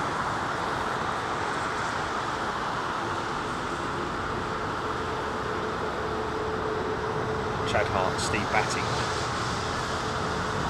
Diesel 13, Stephen Luscombe, Nick Gray. She gone to the loo? Boho Jane, do you have Storm Debbie coming? We do, don't we? RDUK. She's gone to the loo.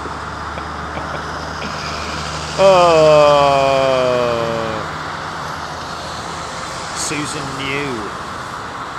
On my way to Cyprus, I was on the loo and my ex walked in. I wasn't blue. Was that just a coincidence or something? I don't know. Michael K. As long as that was all that was running down the aisle. Cathay Pacific Airlines Dallas. Sweet smell of oh, smell that. Where's that coming from?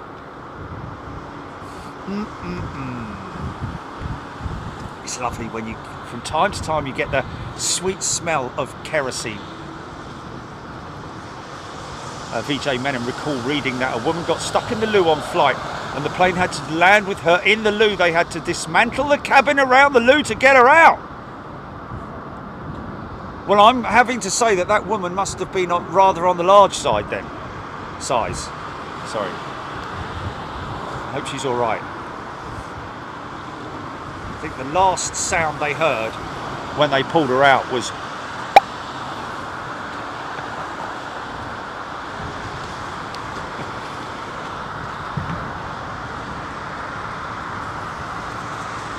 either that or she was maybe disabled in terms of like you know, not disabled, but maybe she was disabled, or maybe she was.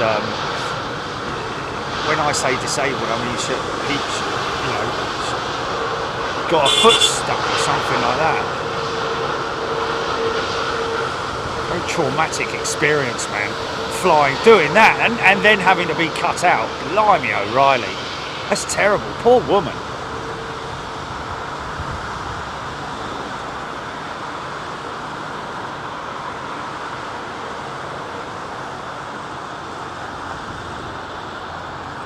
Joe B, you managed to film my BA380 flight to Dubai taking off during last week's storm. The return this week had a go around due to a medical emergency.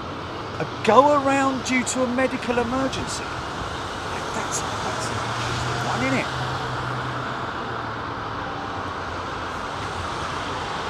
Gareth Fowler, she may have got crap, but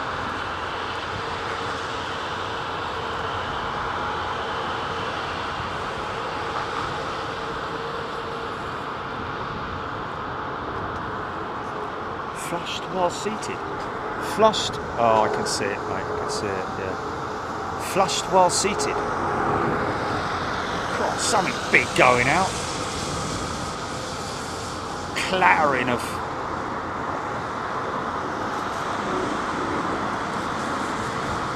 Here's the Trent 200 as well. Lovely old set of Trents on her. Ian Morrison, gorgeous 350. Sarah Lancaster went north, came back.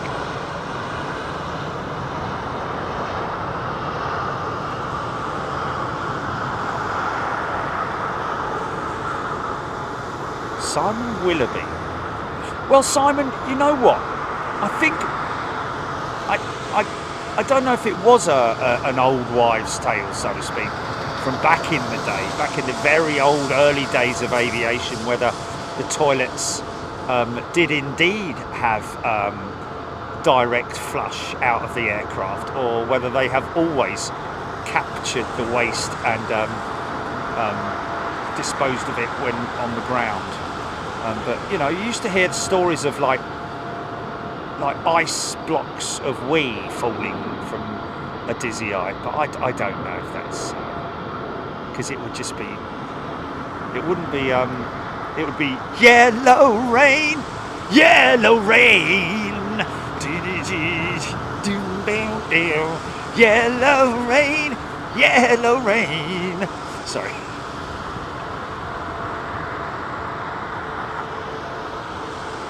Kelvin Grant, yes, Qatar 380 in Rogue.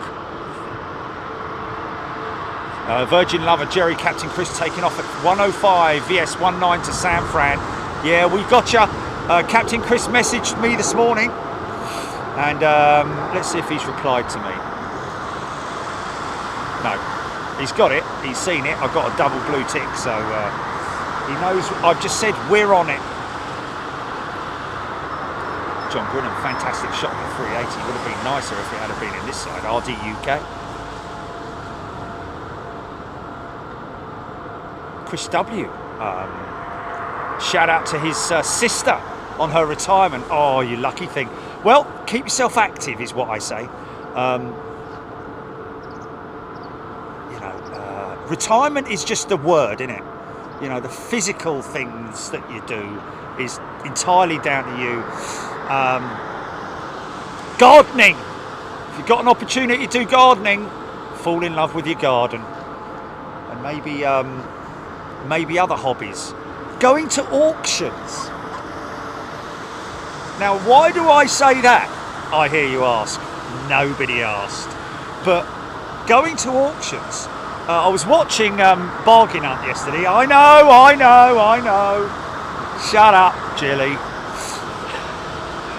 But there was a woman who brought in whose husband or uncle or maybe father, I think it was father, worked for BOAC way back in the early days. When they were sort of like promoting the airline around the world, British Overseas Airways Corporation, and she had a collection, a tray, cigarette ashtray, cups, a glass, a nice little leather clad encased something or other, I don't know, bottle opener or whatever. Beautiful little collection. And this woman, she put an estimate of 50 to 60 on it, and I was like, no way, mate. Someone's going to pick that up for at least 100 quid, I would have thought. It went for 90 quid. But all I'm saying is that you find some amazing things at auctions, don't you? So I'm thinking I might start, just...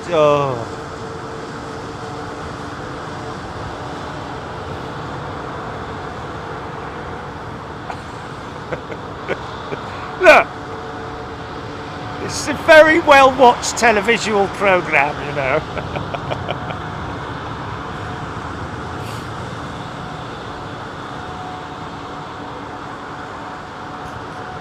Oh, ATC 747 taxiing out for departure. That she'll come out down. Is that Paul Skilling, ATC 747 on radar from Hong Kong. Nick Gray, can your desk fit any more plane paraphernalia? Well, I have to keep changing it on a weekly basis, don't I, Jim? But, why not?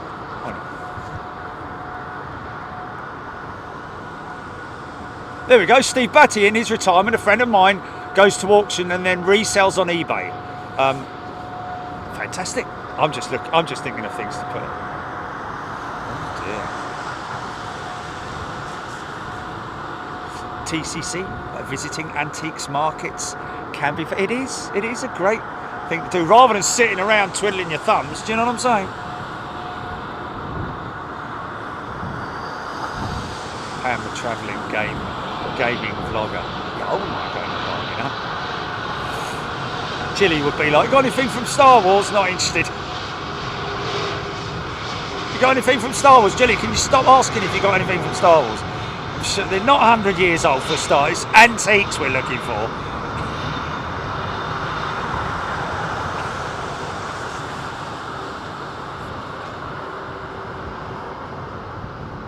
Euro Aviation, Jerry, question, is it allowed to live stream in that Dubai air show?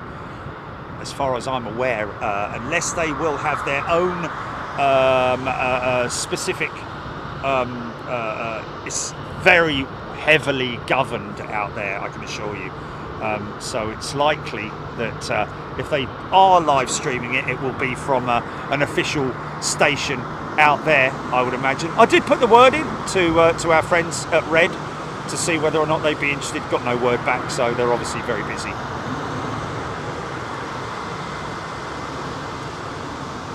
This is nice.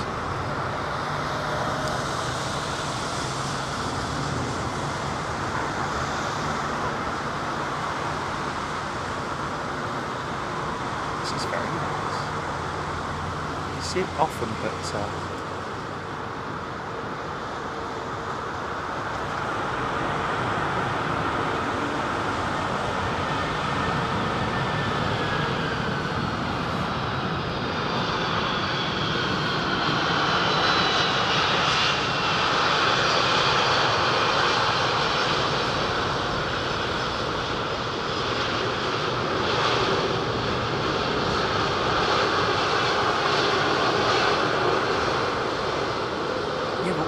do, Julie, if you find something like that, put it in auction and just go to the auction and see what it gets. You know, put a low estimate on it, you know, no reserve. See the angle, the pitch angle of the A330, folks. Look how it literally is high at the back and low at the front. Look at that. And even the seating at the back there, look how it rakes upwards at the back. And that is something that you can actually physically see and feel when you're in the back of an A330. Here's a beautiful A350 landing right now.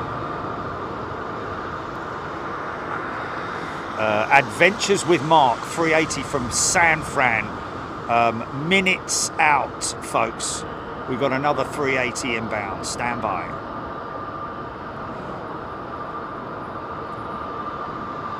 Wow, that was like coming down.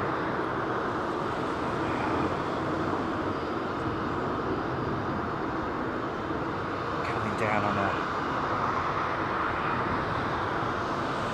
landing on feathers, that was, wasn't it?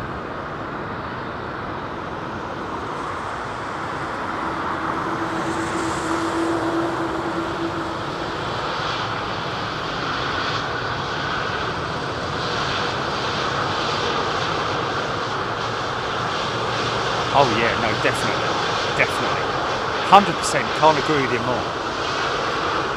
I was only sort of like, I know I was only joking about it, but yeah, the Star Wars stuff is very heavily sought after, isn't it? Yeah, oh yeah, toys, unopened toys, and you know, in their boxes, in their original boxes, blah blah blah. You know, anything like that. You know, a BOAC 707 model or something. Qantas QF10 lining up, folks. And there's your ATC Jumbo as well. Sorry, so I've got to come back to this ATC 747. Where's the ATC jet going, GP? CCEU official. A350 hot as Foxtrot.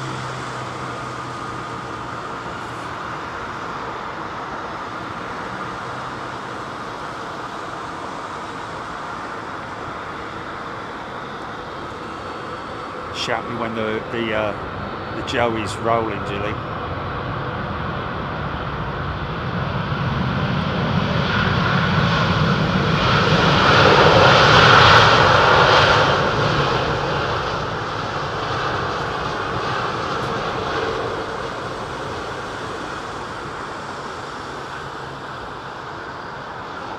Like the way that they've even done the emblem in gold. I think that's her rolling now, isn't it? That's her rolling now, folks. Here we go.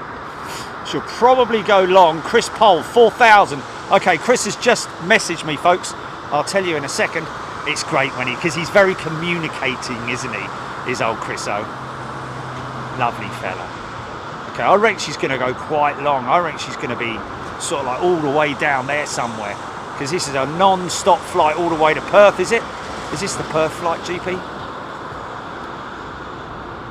There she is.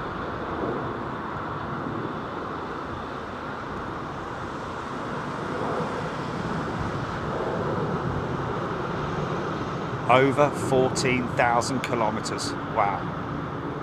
What an incredible achievement on a modern jetliner. You've got to take quite a lot of things on there to keep you occupied, haven't you?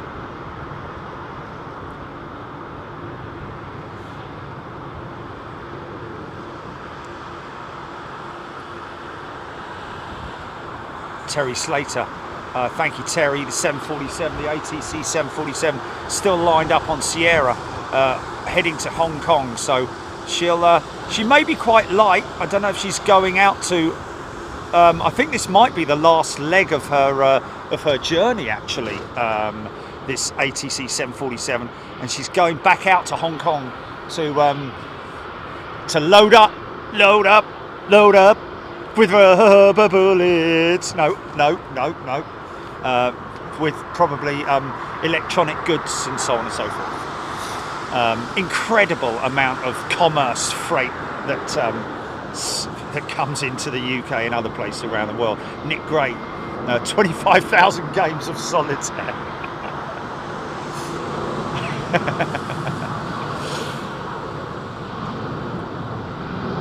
Claire Bear.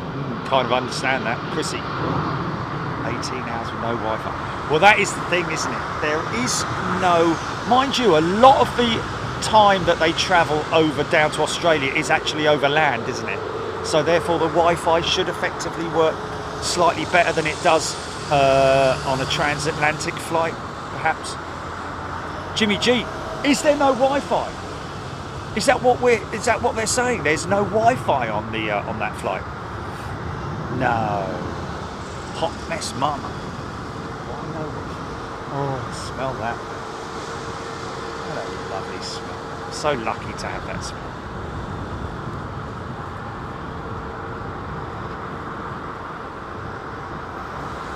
Michael K, 12 hours is my limit. LA girl, Avro Arrow. Today I honour the Avro Lancaster and all those who were and are connected to this magnificent aeroplane. Well, I'll be honest with you, Avro Arrow, I kind of do that every day. But I know what you're saying. What's that, Jimmy? No Wi-Fi dome. Did it have no Wi-Fi dome? Can't spot that. I'd imagine they do, folks. It was probably painted in white, that's why you couldn't see it, I don't know. Stephen Luskin, not a big fan of that. Yeah, I'm always up for, I'd always prefer a stopover, folks. Always, I'm a big fan of the stopover, especially if your bags are checked through. In America, you have to collect your bag and recheck it, which is not, never been a problem for me, I've got to be honest with you, because it's all very well laid out navigation wise in America. They really let you know where you need to be going, you know, it's well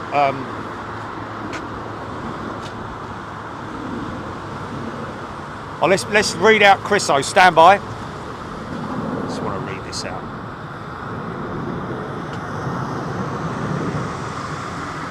Okay.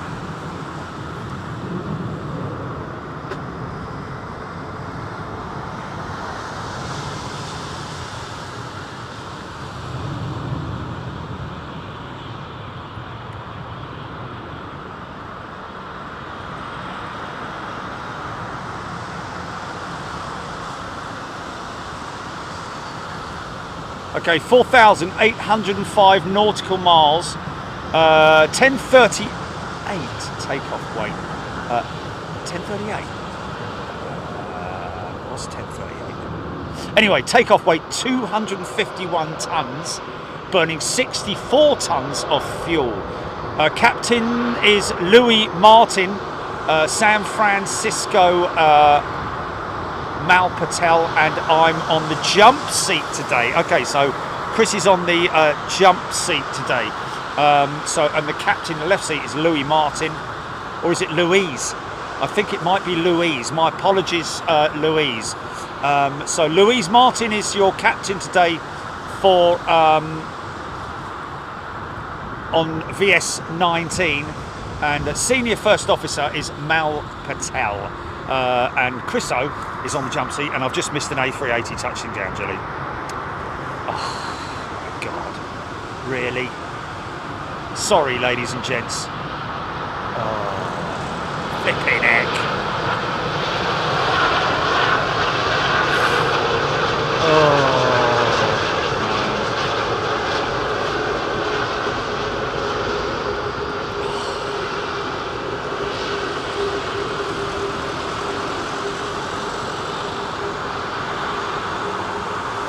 Joe B asking, does anyone know if any XBA 747s have been converted to freighters? I think the answer to that, Joe, is no. Negatory.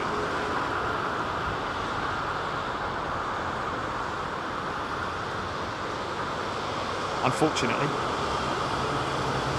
I think the 747-400s with BA still had quite a lot of life in them, didn't they? They'd just been upgraded, so they were good for another. Mind you, they were planning to dispose of all their 747s. I think if they were still flying and COVID had not been around, we would probably have another 2 or 3 years left of the 747. but that is it. So in terms of their the opportunity to convert those aircraft,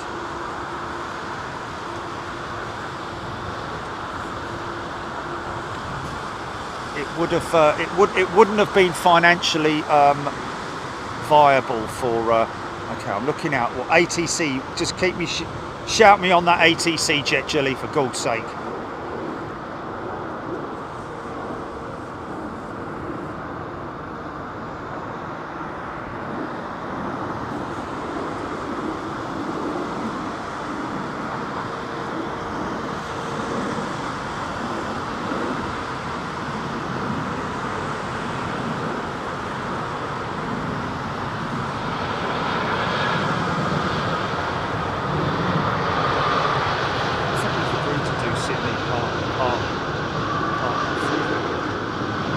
Yeah, we will have some free view in Sydney, folks, by the way. Some people asking. Not till March next year. Cathay Pacific, we are coming to Australia. Sydney is our destination. 13th to the 16th. Is she rolling now, mate? God's sake. I've only noticed that by the sound of the engines.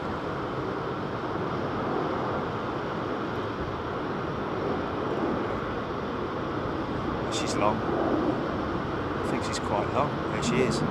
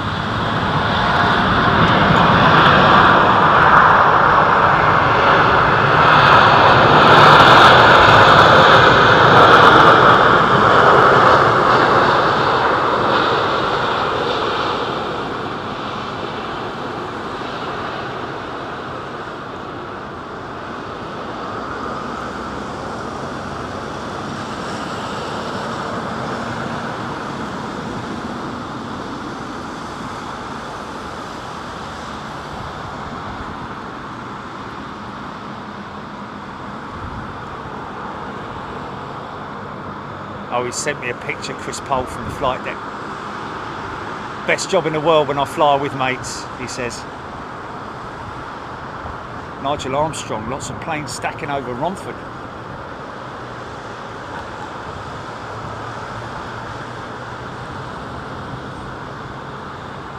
Great queen shot.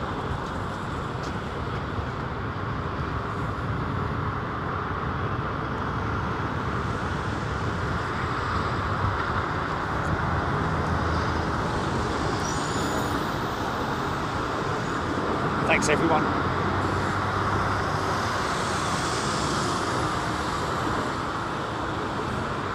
So, somebody asking earlier on about winglets on an aircraft. Yeah, like I say, all different types of designs and styles. Interestingly enough, the A380 was obviously designed many years ago, and when the aircraft was developed / designed, they were only experimenting with that style of winglet that you can see there, the fence style winglet, which is on the old CEO models of their A320s / 19s, even 321s, I think. Maybe, I don't know if they've got any old 321s with fence style winglets on it. But at that time, when the aircraft was being developed, that was the sort of like up-to-date winglet design that Airbus were working with. Later on, when the A380, during sort of like 2013, was it 2013, 2014, when the aircraft was at its highest in terms of orders, deliveries, and so on and so forth. That's when they offered the aircraft to a number of their operators, their clients, with a revised winglet, which was much more like the shark clip style that we see there. It was the I think it was the A380 900, which is what it was slated as, and it never came to fruition, unfortunately. I don't even think that they'd put a test aircraft out there, or should I say a promotional aircraft out there. Probably had, you know, a few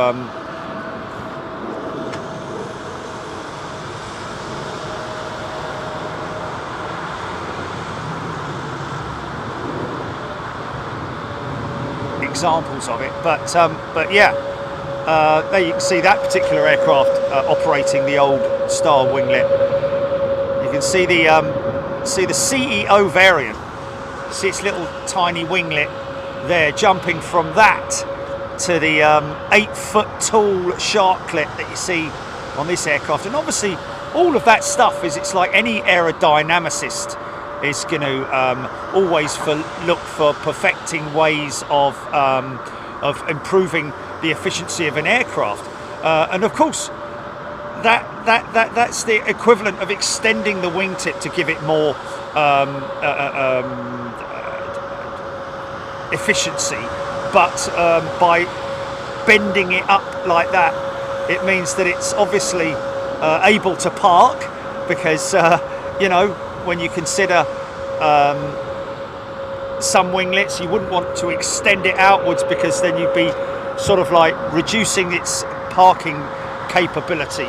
But what's more important is the fact that the end of the wing is a very turbulent part of the aircraft.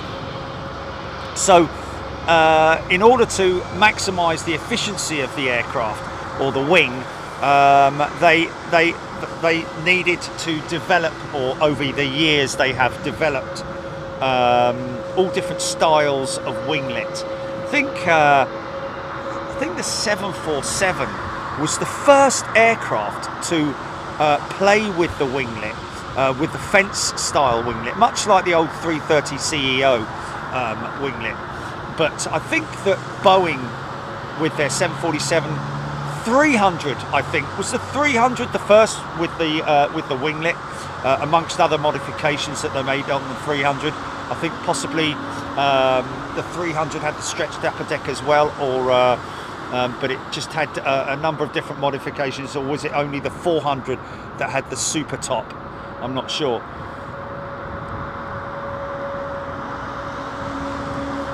Paul Glover, good afternoon to you.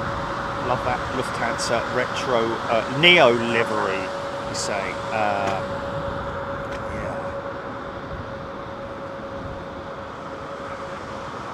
Well, it's the old school livery, isn't it? It is old now.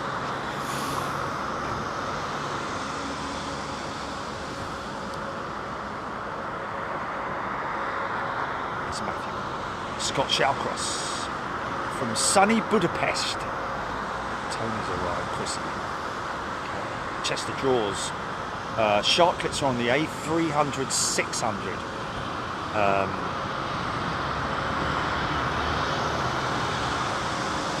Not sure if they're Sharklets. The A380 Plus, Brian Stewart saying, yes. Chester drawers, A300 600. Sharklets, I think the A300 600 was a fence style winglet, wasn't it? Much the same as these ones here, which we commonly see. The early first variant of the winglet with AIRBUS.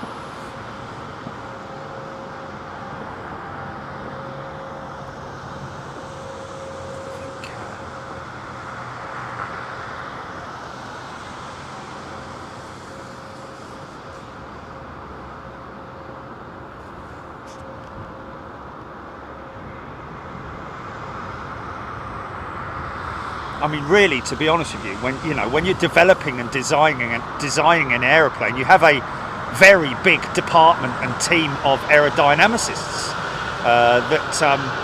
The fuselage itself, front end is important, of course.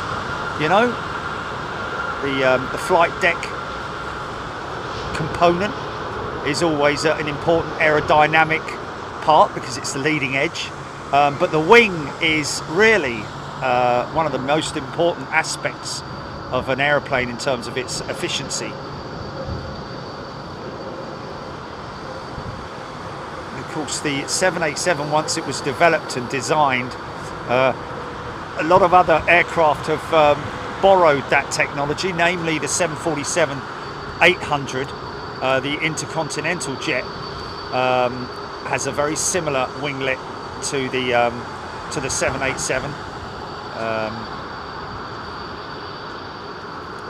737 MAX continuing with the obviously the very successful split scimitar winglet design.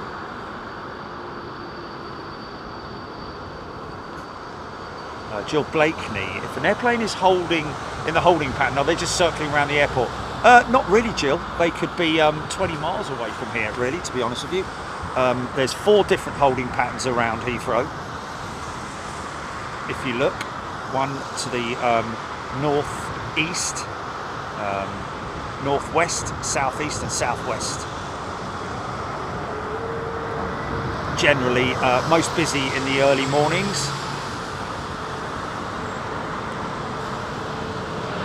Ockham, Lambourne, Biggin, and wherever are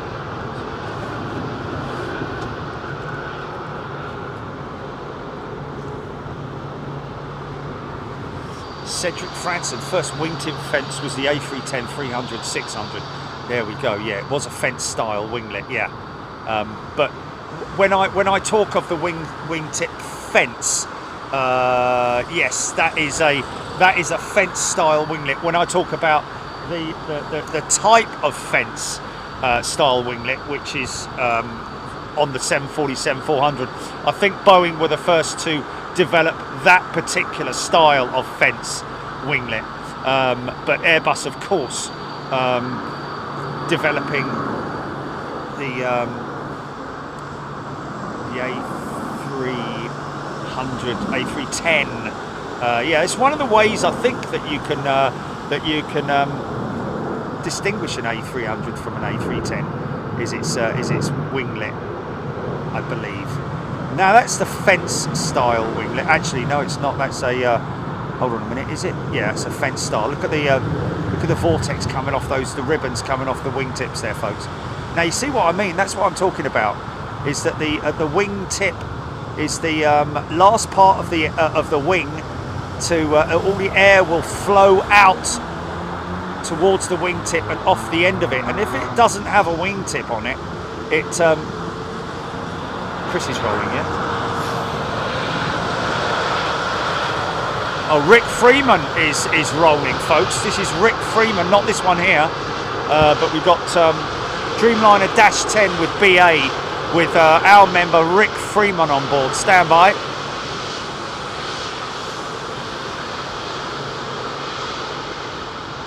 And then we've got Captain Chris on the jump seat.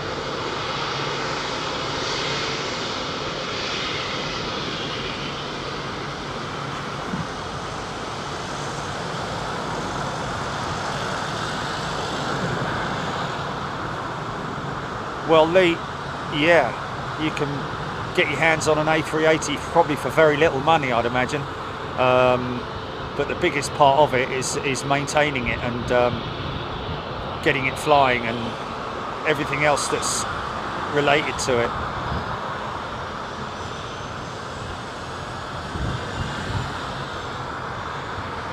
I think that fella from Global Airlines probably paid about, sometimes.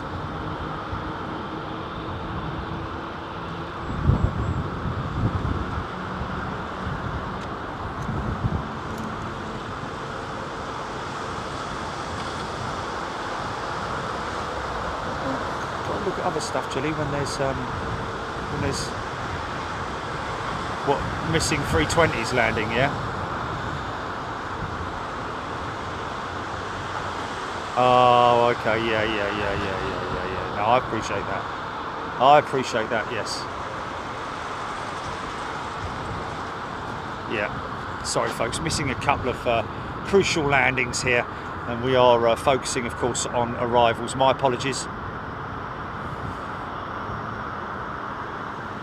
Love to fly. Is there a location on the south side to film 27 left, 09 right? Oh, a couple of spaces, yeah. Depends on whether you're walking, whether you're driving there, or how you're getting there.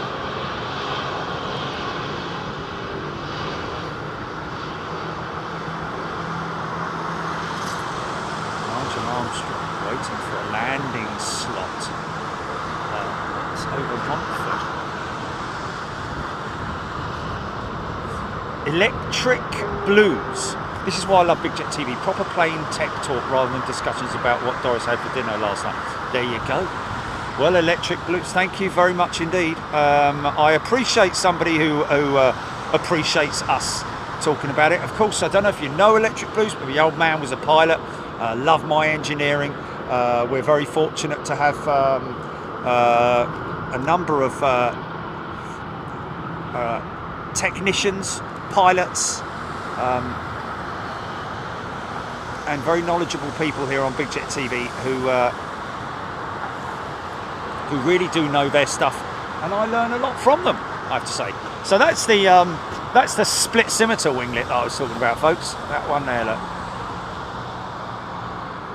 Obviously, wasn't designed specifically for the Max.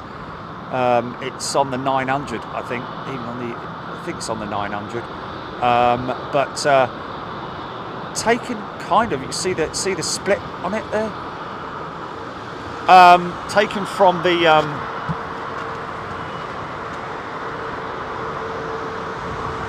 very popular on the MD-11 as well, McDonnell Douglas MD-11, or the I say McDonnell Douglas, the MD-11, it says here, Boeing. Thank you, Electric Blues.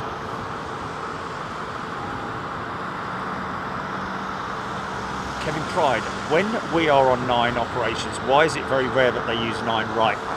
Because primarily 9 right is reserved for departures, Kevin. You will get the odd, what we call rogue landing on the right-hand runway if there's a lot of traffic, like there is early in the morning.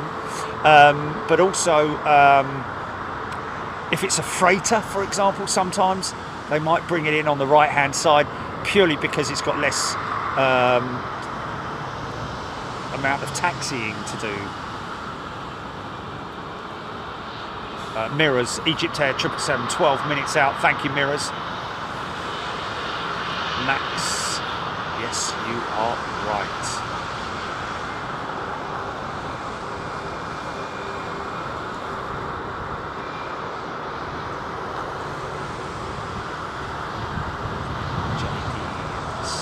Central 300 had the stretch top deck, 400 got the winglets. There we go. Thank you, JD. There was, yeah. So the 300 did have the stretched upper wing deck, but without the winglets. Wow, crazy. I always remember seeing South African Airways operating their 747-300s for the first time down in Joburg when I was living down there.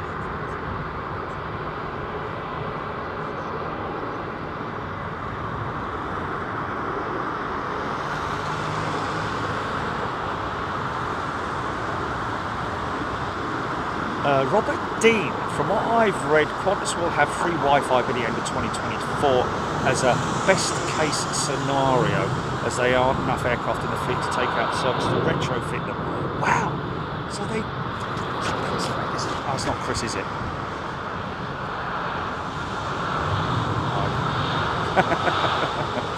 For God's sake, make sure I'm very alert on that one, man. Oh, look at that. Pressure vortex over the wing.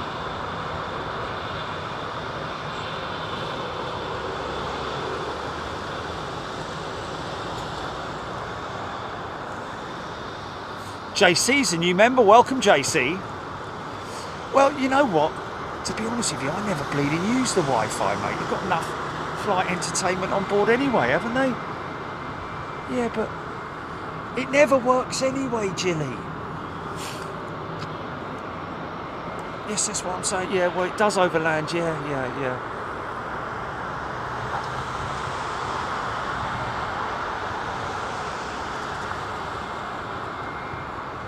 Haps. Good day to you, Haps. Great Kingdom Airport. Good day to you.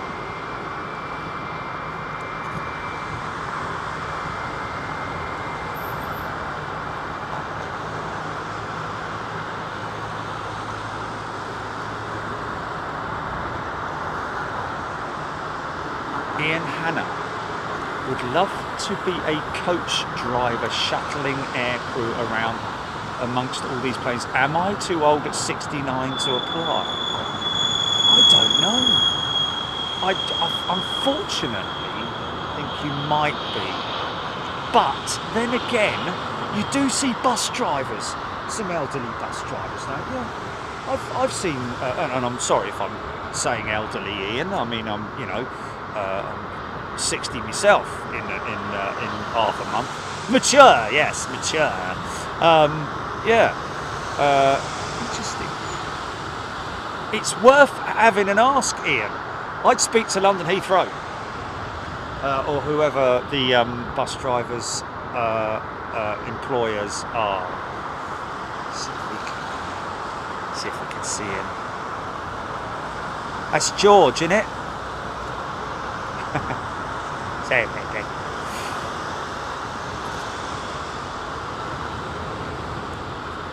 Arrow.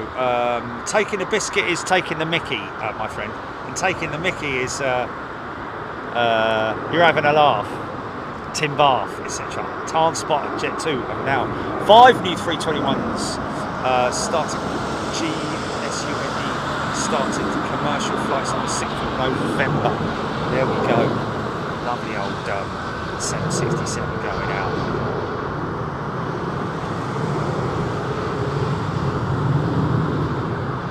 Again, miles behind on the chat. I do apologise, folks, if I miss your comments.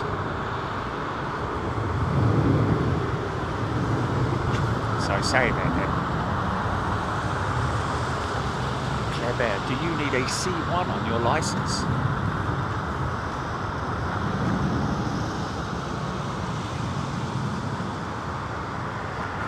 Off 26 Jackson. National do buses at Heathrow. Place is at West Drayton. You're an amazing bunch of people, man. You just know everything, don't you? Hey.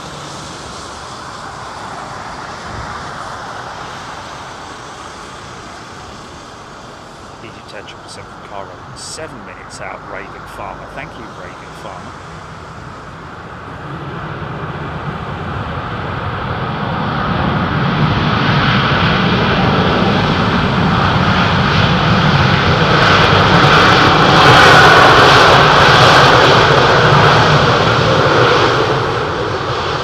I think that might be brake to vacate, because that's very rare that we see that on any British Airways jets. They're going to make that exit? Yeah, they are. I think that was possibly a brake to vacate manoeuvre, folks, where the auto systems will apply the amount of thrust so that they can get it down to the taxi speed to get themselves off at a specific exit point on the runway. May have been asked by the by air traffic control to vacate that specific point on the, because the separation on this next jet is actually not that far from it.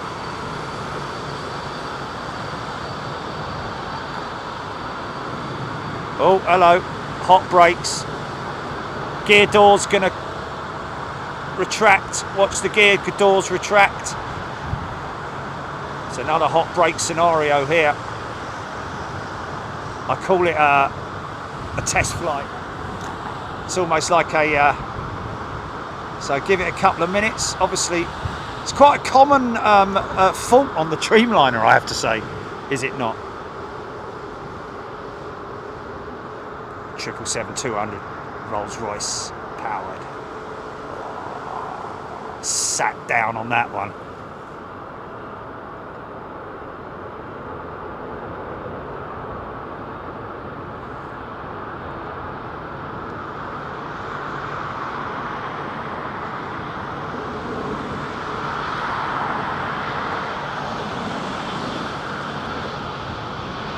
Turn that frown upside down, son. Yeah, there it is.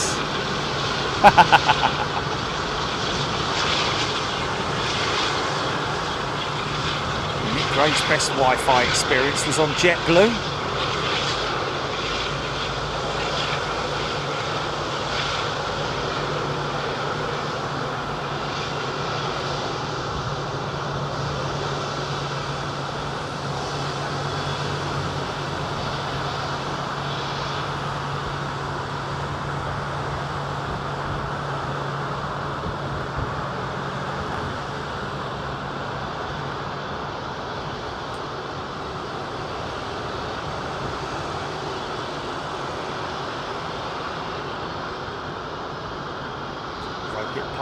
Interesting. Chennai Airport is now one of only 3 Indian cities to have an airport within the city limits.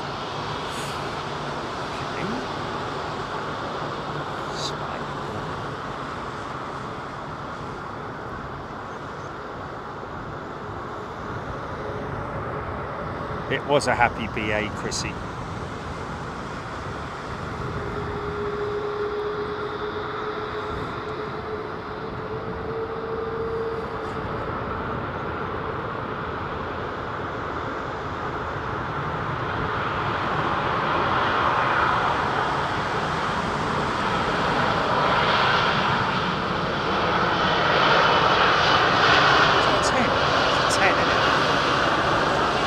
Arabian Airlines 787-10, I think. Just a clean aeroplane. Is that a 10? Sometimes it's a little bit sort of like, you know, hot illusion.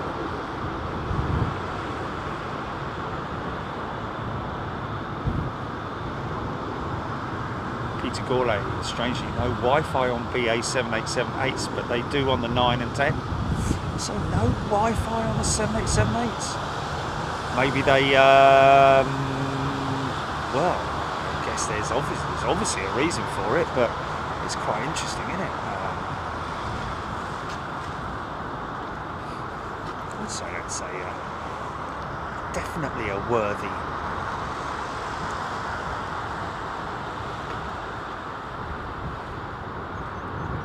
HGC. Rachel Van Zeller, best Wi-Fi, Singapore Airlines. Sophia Du, definitely Airbus A380. We flew quite a few times recently to Singapore to visit our daughter. Steve Batty, yes, JetBlue Wi-Fi is free, at least it was for my son. Gatwick to JFK. That's a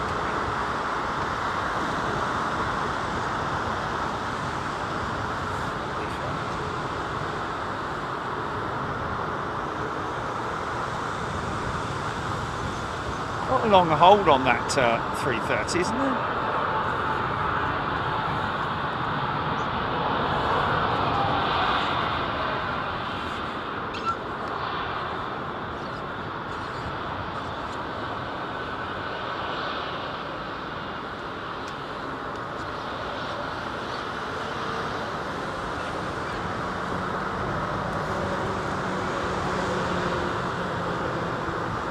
J-Mank, Air Canada sorted out my Wi-Fi from the ground on chat when I wasn't connected.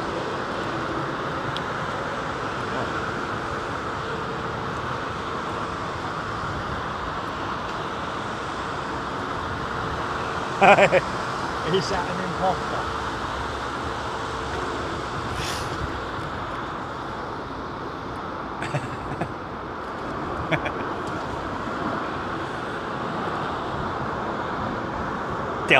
United Jet's being worked on down at the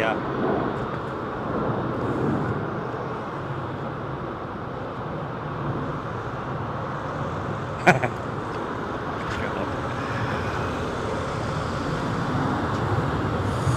Sophia, do still prefer the 380 over the 350 or the Dreamliner 787? Okay. Well, I'm not going to argue with that. TCC are all the pilots playing Easy Sunday Morning.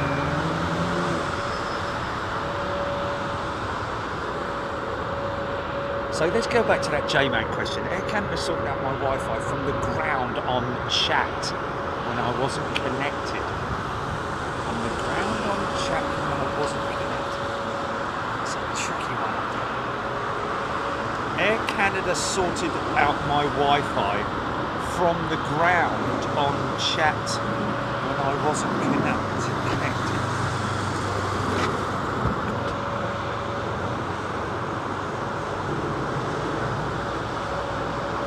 Yeah, the Wi-Fi generally doesn't get activated until they're in the cruise, really.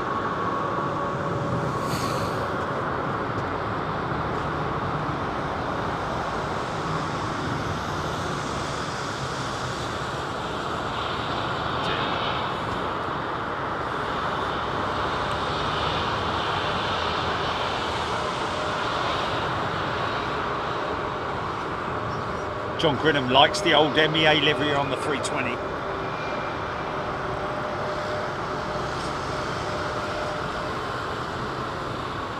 I have to say, MEA have done a good job with their new revised livery, although I do still prefer the old one.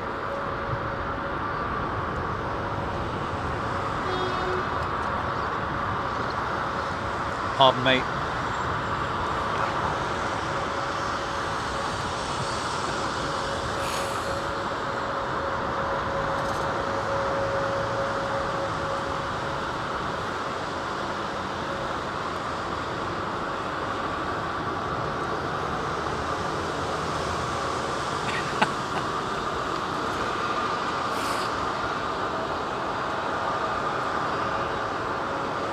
So maybe a bit of a hold-up. I don't know what this is about. Is it? Must be technically related. Have they just got sort of like a maybe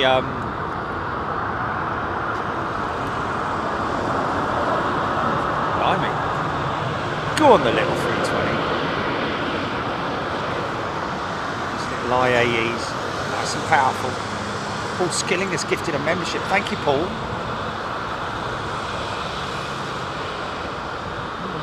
I don't know what's going on there. Let's I mean, if it's a sort of like a slot related issue, they would probably not sit and wait there, I wouldn't have thought. They probably sit at gate before pushback. Don't know. Oh look, APU's just been shut down. Big puff of smoke just came out of the back of it. So, or were they starting that number 2 engine? I don't know. Yeah, got it, thank you.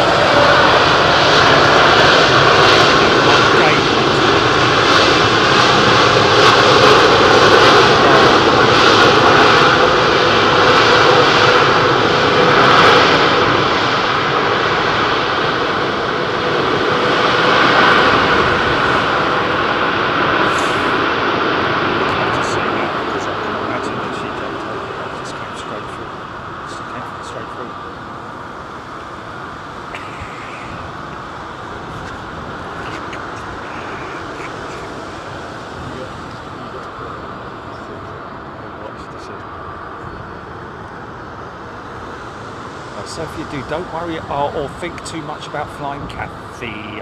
Once you do it again, you will get addicted to it. Sophia, you're absolutely right. Yes, Reagan Farmer, Egypt Air 777 from Cairo. You got that.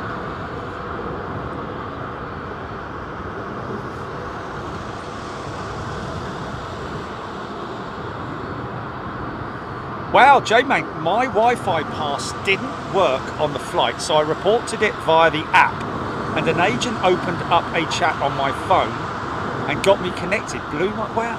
Was that was that during the flight, or... Because you wouldn't connect to the Wi-Fi on the ground. That's the whole thing, is it? You know, it's not... The Wi-Fi doesn't kick in until the aircraft's in cruise altitude, I don't think.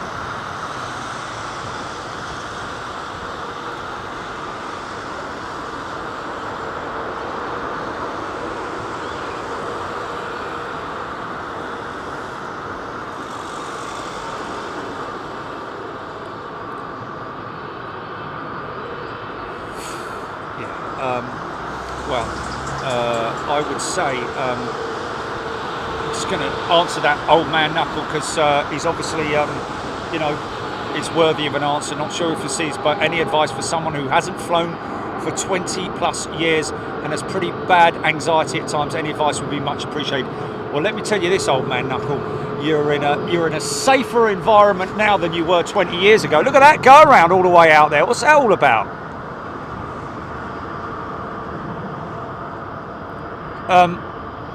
Separation.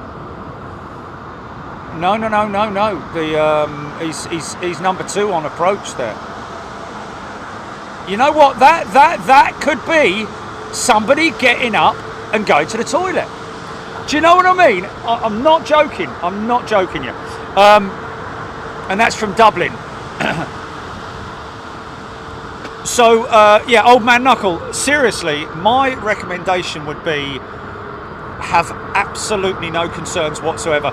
You've only got to speak to a number of people who watch Big Jet TV, who are members on Big Jet TV, who have anxiety, and as a result of watching the show and listening to what people say here on the show, pilots, technicians, etc., they have been, their anxiety has basically been quashed. So I would say,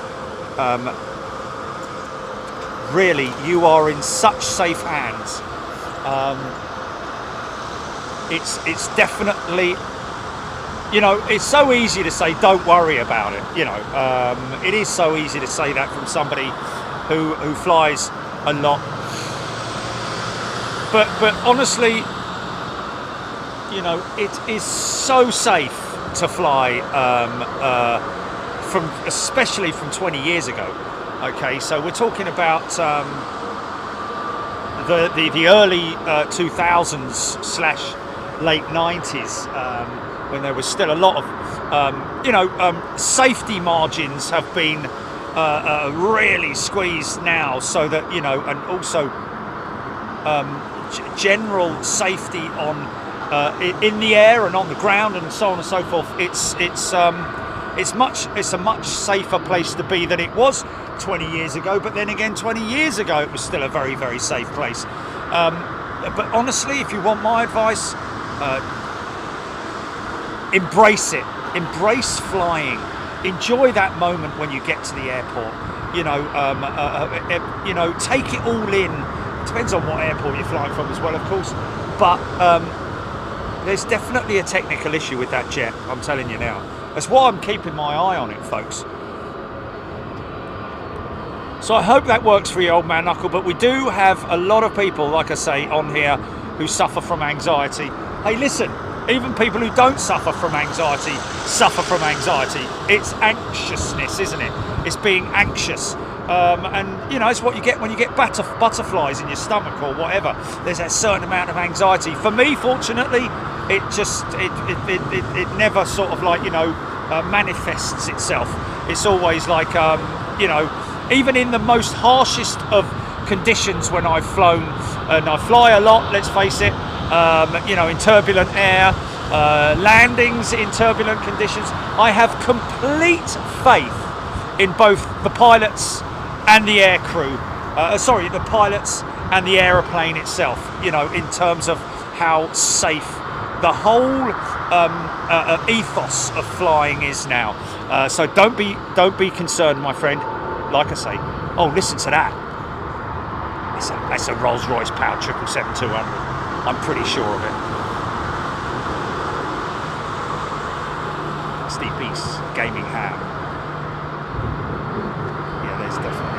What did I say? Mind you,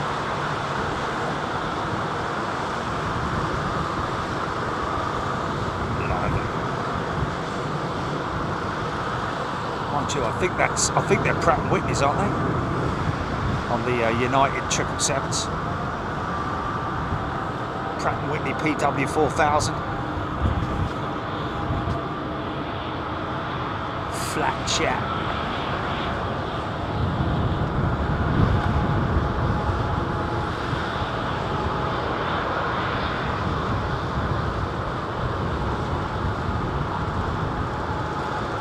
Hearing the audio / engine noises, folks. Ah, she's moving. Here we go.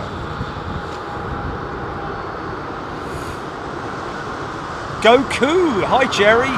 25 years for American Airlines Catering. Love your channel. Thank you, Goku. That's very, very kind.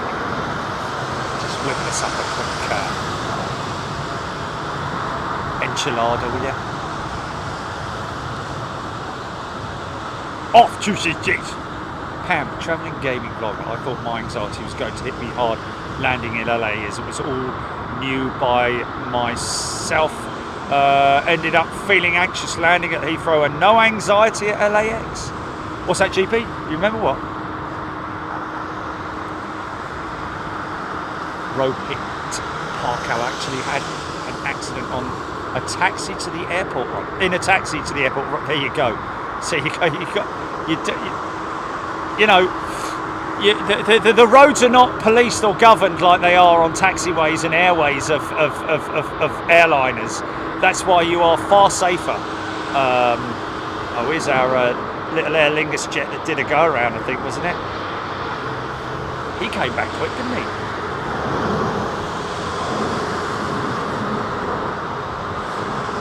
The gaming ham, the only time I get anxious is takeoff and landing. Oh man, they're the two best bits. That's a lovely old jet, look. Sri Lankan. Oh my goodness me, I love the takeoff and I love the landing. Wow, yeah. That's the bit, yeah.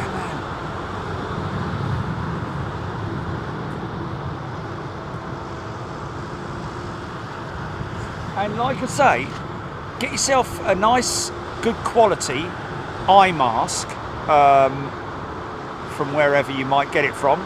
And if you've got some really good noise cancelling headphones, or or some foam ear plugs, whichever way you want to do it,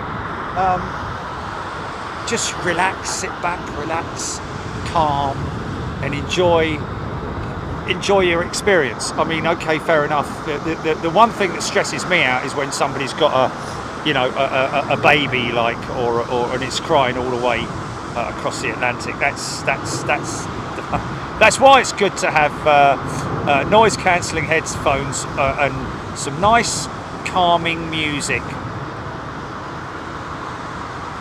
Oh, helicopter! I can hear an helicopter. Ian Morrison, flying is brilliant. About says it all, doesn't it? Oh, Martin P, go around is fourth in line, so that was not the go around yet. Oh. No, I know. There's just another Aer Lingus jet that just landed.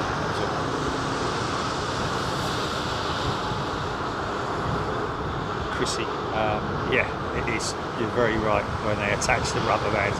Or wind them up, Chrissy, should I say.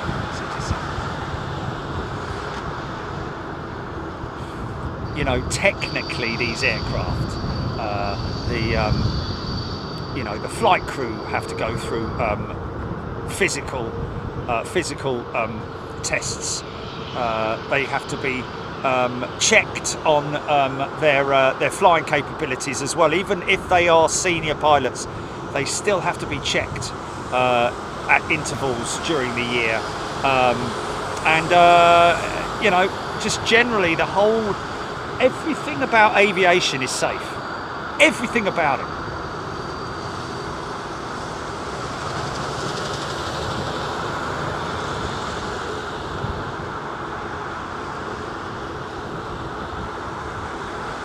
Michael Barber, the descent, he suffers badly with his ears. Can I just suggest something, Michael? And anybody else who maybe suffers with that? Sucking sweets and all that? I don't know. I think that's, for me, that doesn't work. Clamp your nose and blow ever so carefully. Obviously, I blow like there's billio, you know, because it blows the pressure out of your, and it clears your ears from pressurizing. But do it carefully, obviously.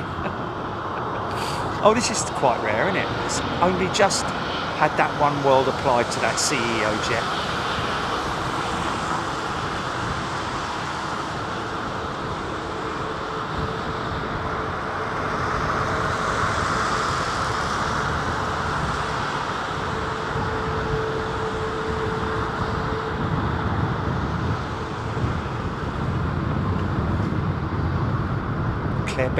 Claire Bear spends the flight with her knuckles gripped and white. I might not do it next time I fly after being on.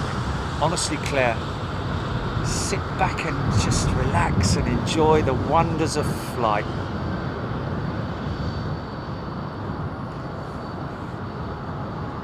I think where you sit is also quite important.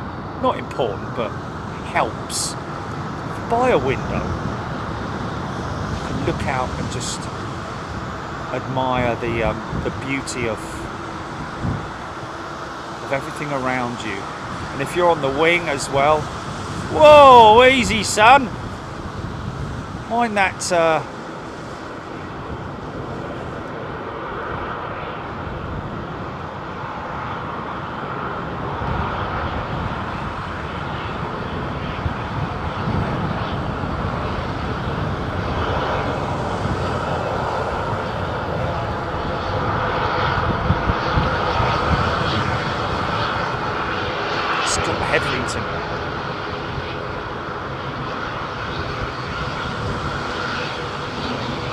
I've experienced just about every scenario as a flight passenger.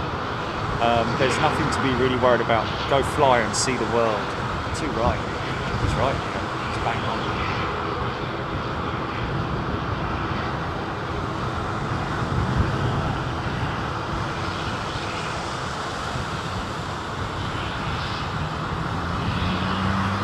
There you go, gaming ham. See the pitch of the engines there, folks? That shows the pitch angle of the aircraft when it's in flight. It's not dead level. It's always nose up attitude. That's the go around.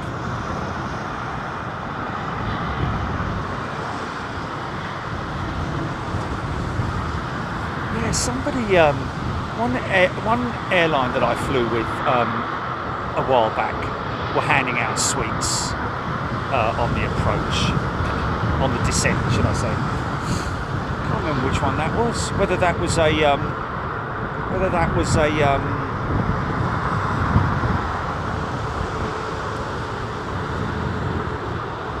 regional or a short haul or a long haul flight.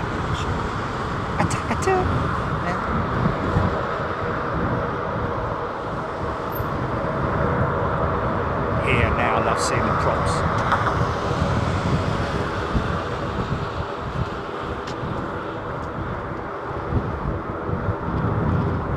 Oh, Rohit, I've experienced a runway overshoot while landing in Mumbai. Wow. Wow, that must have been pretty bumpy and pretty amazing, man. Were you going at speed, or was it sort of like it just rolled off the end of the runway, or?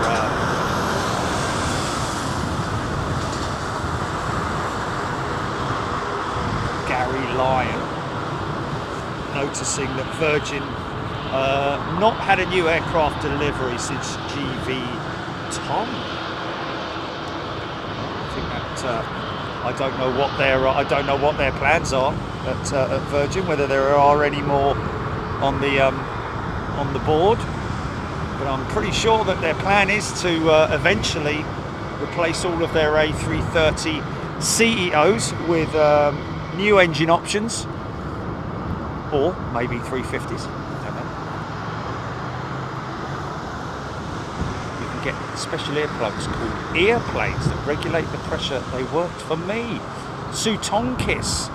Google actually. Earplanes.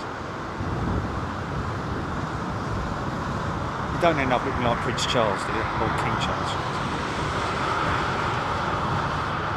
Well, I say these ear things work absolutely lovely. Oh, okay, I'll grab a set of them. Can you get them on Amazon?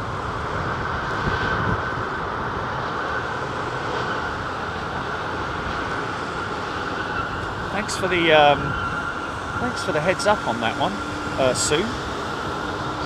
Only a £5 note. We'll try them out and I'll give you a bit of feedback. So she says they work for her. Thank you for that, Sue. Kenny PJs loves flying. Always wish you could do more. I always book a window seat, which helps. Yeah, I don't like being cramped into them. It's certainly in the middle of the centre aisle or anything like that.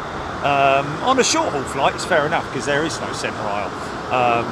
Unless you're on a high capacity route inside, you know, in China or something like that, where they might run a 777 or something crazy like that, because they do have very high capacity regional flights in the east.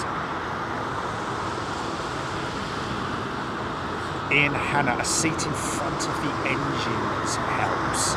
Oh yeah, but these days you've got to be paying a load of money for that really, to get yourself in front of the engine, because that would put you in business / first class, I think. Max says it can ruin your ears, blowing out your nose, Well, it's always worked for me. Sometimes it does make me a bit dizzy for about 2 seconds. I'm like, whoa-hey, when I do it. But that's why I would always recommend doing it carefully. Have a little bit of a JG May ATR-ific landing.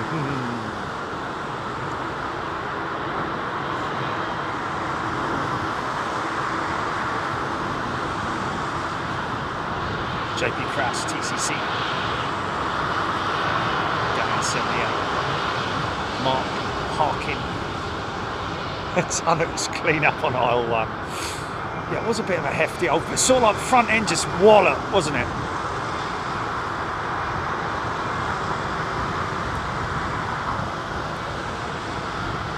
Yeah, somebody mentioned puddle jumper there. That's what my old man used to call it. Phil Eagle sucking sweets on approach is an old school way of equalising the pressure in the ears as you descend, isn't it? Okay. Yeah, we do have a Storm Debbie or something, isn't it? Is it Storm? I don't think it's gonna. We're looking at possible windy conditions here at Heathrow tomorrow. Certainly nothing as dramatic as what they're going to get up in Scotland and Ireland. God, they've had it bad this year, haven't they? The Irish with the storms. Niklas Twist, Emirates 380, number 3 to land. Thank you, Niklas. And there she is, just popping her head.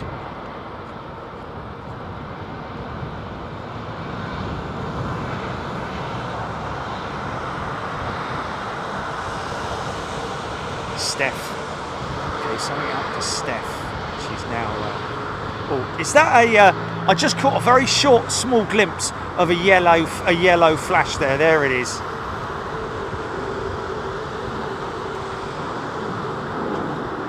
See, look at the tiny little winglet on the A300 there. Very, very early design of the fence wingtip.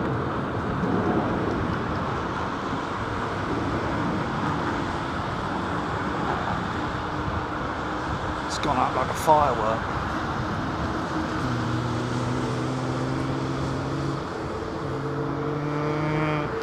Listen for the whistle.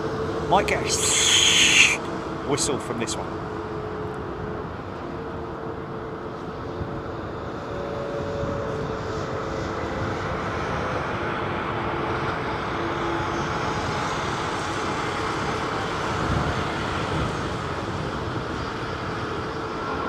nice and low.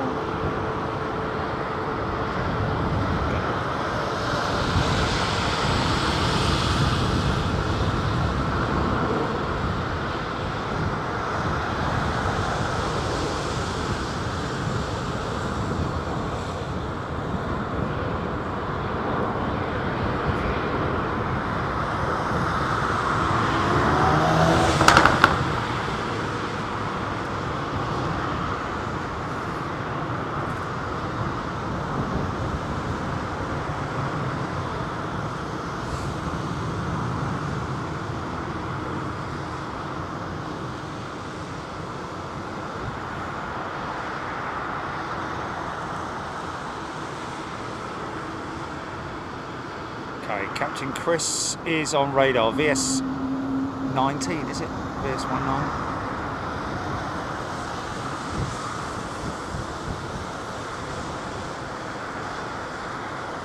That looks like a new pilot landing that one. Sprog. Oh, lay it on, son.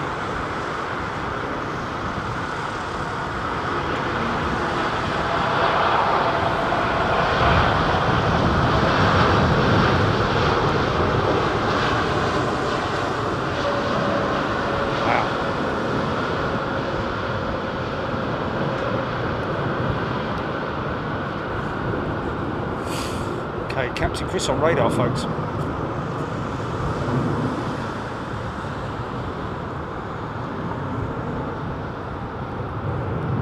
Yeah, we'll be on standby tomorrow, folks, as we always are, for stormy conditions. Not going anywhere tomorrow. Going to be staying literally with all the cameras and everything. All the cameras, yeah, with the camera ready and all the equipment ready. Just in case we do get some windy conditions. Beverly George, great landing. VS 19 pushing back VJ Verdi. Is he in? Where is he in? Is he in the cul-de-sac? Shame that's not in there, isn't it?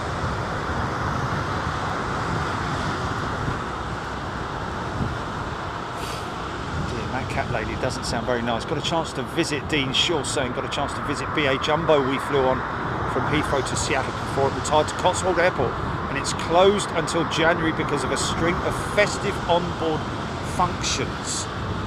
Okay, is that the one that they turned into a flight, a nightclub or something?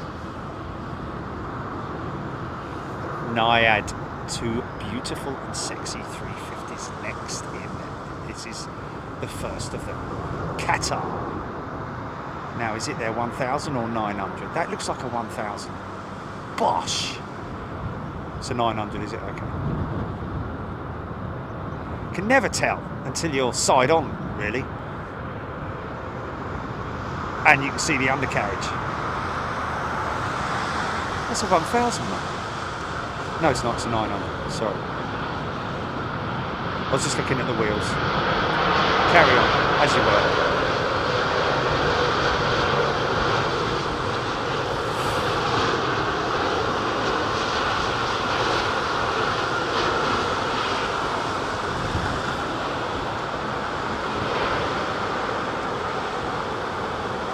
Michael Barber, it'll be nice to see EMA getting busier nearer to Christmas with the freight. Interesting you say that, Michael. I've spoken to the new media guy at EMA this last week, and we might be able to bring something to you because there's something going on up there which we want to sort of like see whether we can get involved in it or not, whether it's a standalone thing or but apparently they do have something coming up, so we might be up there for a nighttime freight mission up at EMA.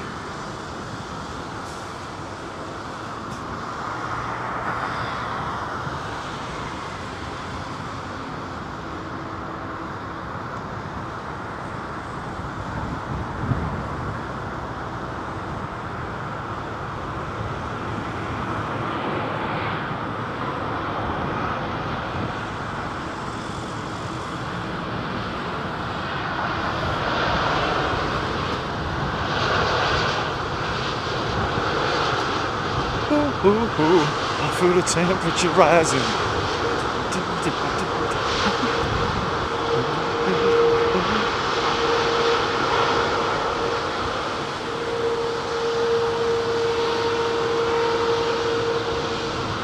Gaming hand VIR 19.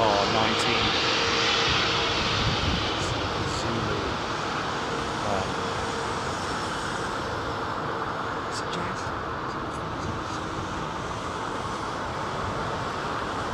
Paul Skilling, Captain Chris on radar. Velux is the aircraft that we're looking at, folks. Should we get Chris O to number one? Chris O and the crew to number one. Tony.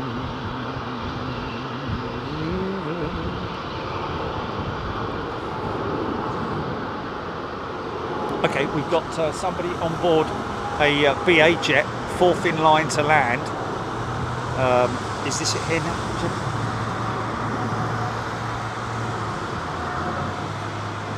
How long ago was that?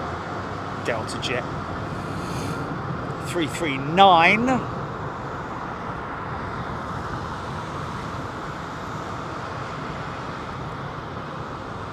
Just to give you a little information on Captain Chris and Virgin 19 to San Francisco. All up weight 251 tons, folks.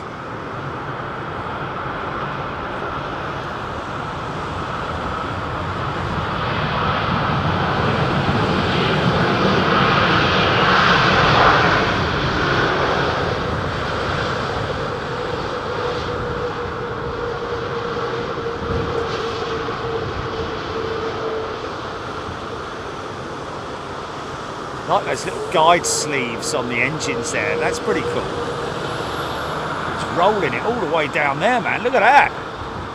So yeah, to San Francisco, 4,805 nautical miles. Takeoff weight, 251,000 kilos, burning 64,300 kilos of fuel during the flight. Obviously, subject to any contingencies, etc. But 64 tons of fuel being burnt.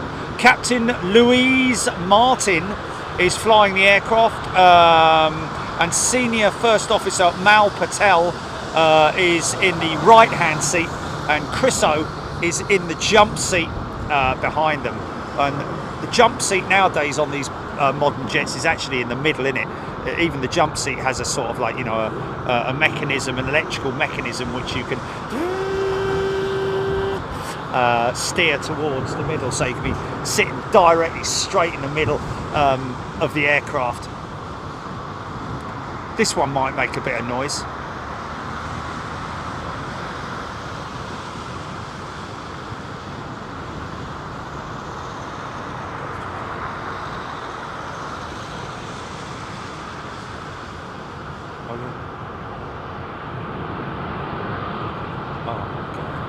Oh, look at the speed tape on the nose.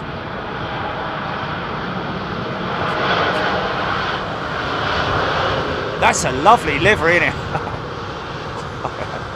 787th 787. Say that when you've had a few shandies.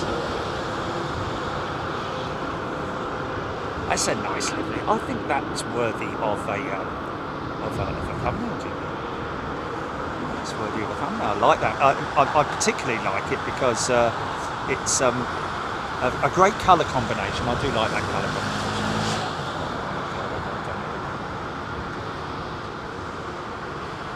Is it the 14th tomorrow?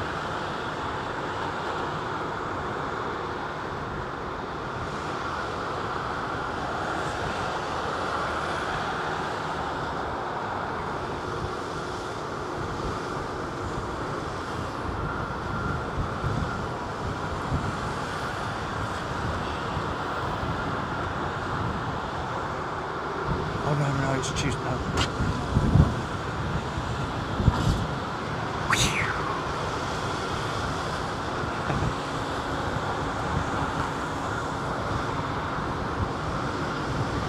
What, the 21st? Yeah, no, it's only from the neck up.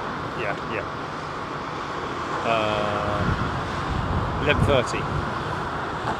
Half an hour. Why is that? When am I flying out? In the Arvo?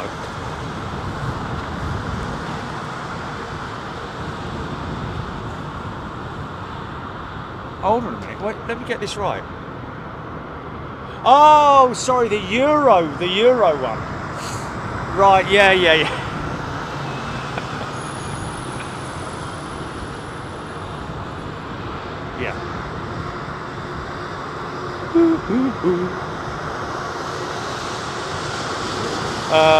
Richmond Miller has gifted 5 memberships. Richmond, thank you so much. 5 very lucky people. If you want to be gifted a membership, folks, hit that link at the top of your chat and just hit the allow gifting. Simple as that. And if you wish to have a gifted membership, you can. Whether you want to remain a homegrown member or maybe a little bit short in the pocket and need a bit of help over the next couple of months, then or however long, then jump into gifted membership. It's a wonderful thing, and it's something that we do instead of super chat, which is, to me, isn't right. But anyway, there you go.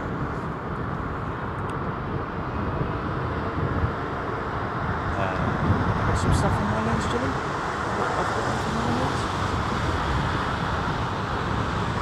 Not seeing anything.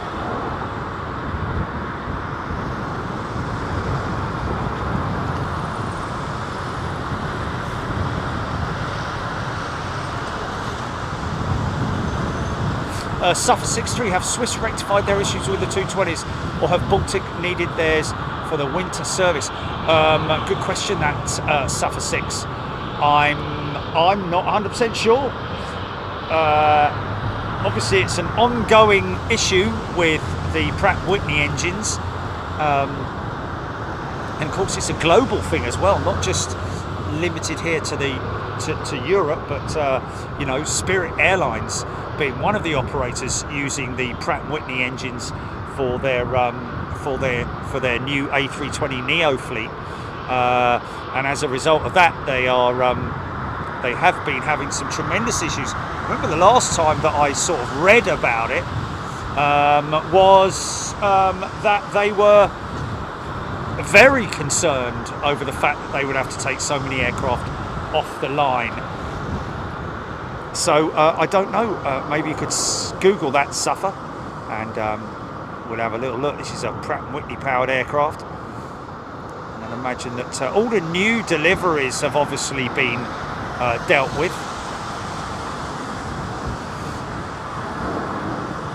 I did hear that apparently, was it an Air France jet that had to abort the takeoff due to engine issues related to that problem? Abort the takeoff and stop the aircraft and you know, disembark the packs and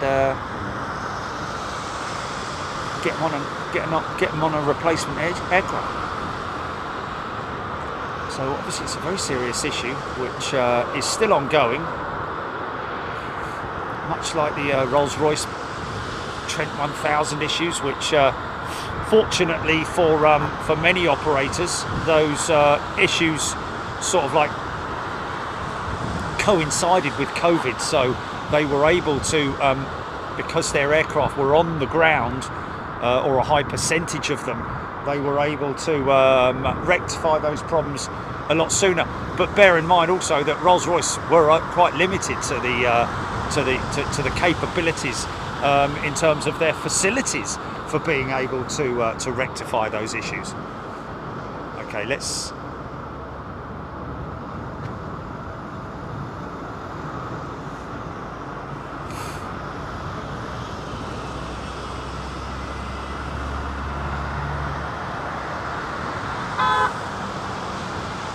Yeah. Well, yeah. Yeah. When you have a situation like that, you have to question somebody's passion for aviation, don't you? Are they in it just for the money, or are they, you know, Yeah, yeah. It does make me think that, and you know, that's why I would sacrifice all that money for just having a great community of people who love aviation, and I'm not, you know, yeah. It is wow. You know, got to pay tax on it as well, though. Don't forget. Tony River. Oh, I 42 mile an hour gust forecast for Heathrow, 9 a.m. to 1 p.m. tomorrow. Tony Rivers saying, GP. Did you hear that? Okay. Well, we're on standby, folks. Don't worry about it. Nayad Abdallah, very beautiful plane. Which one, Nayad? Sorry. Michael Barber. Ian Morrison, David McMinn. Postman just delivered a fabulous book by Matt Falkus of history, photos. Sud Aviation SE12 210 Caravel. Oh wow. Neil Forbes, that's a no, Neil Forbes. Can you ask Jerry to show BA 1469? Am I missing things here? 1469 GP, which one is it?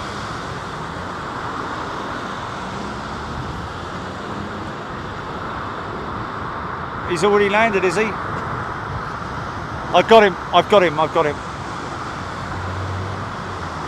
Okay, folks, we need to concentrate here. We've got Captain Chris O lined up. I think that's him there, isn't it?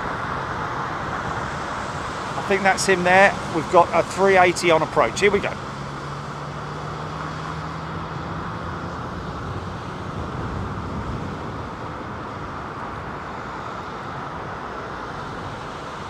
Big Mac, thank you, Big Mac. He's gifted a membership.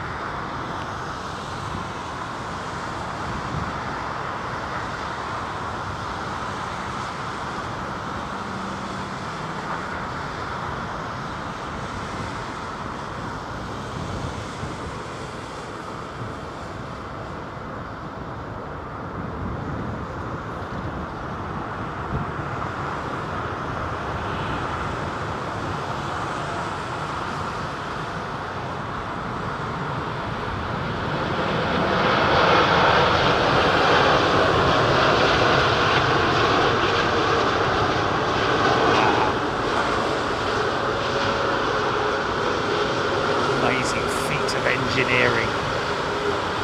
Never get tired of looking at these big aeroplanes, man. Now you see the wing is at its unhappiest.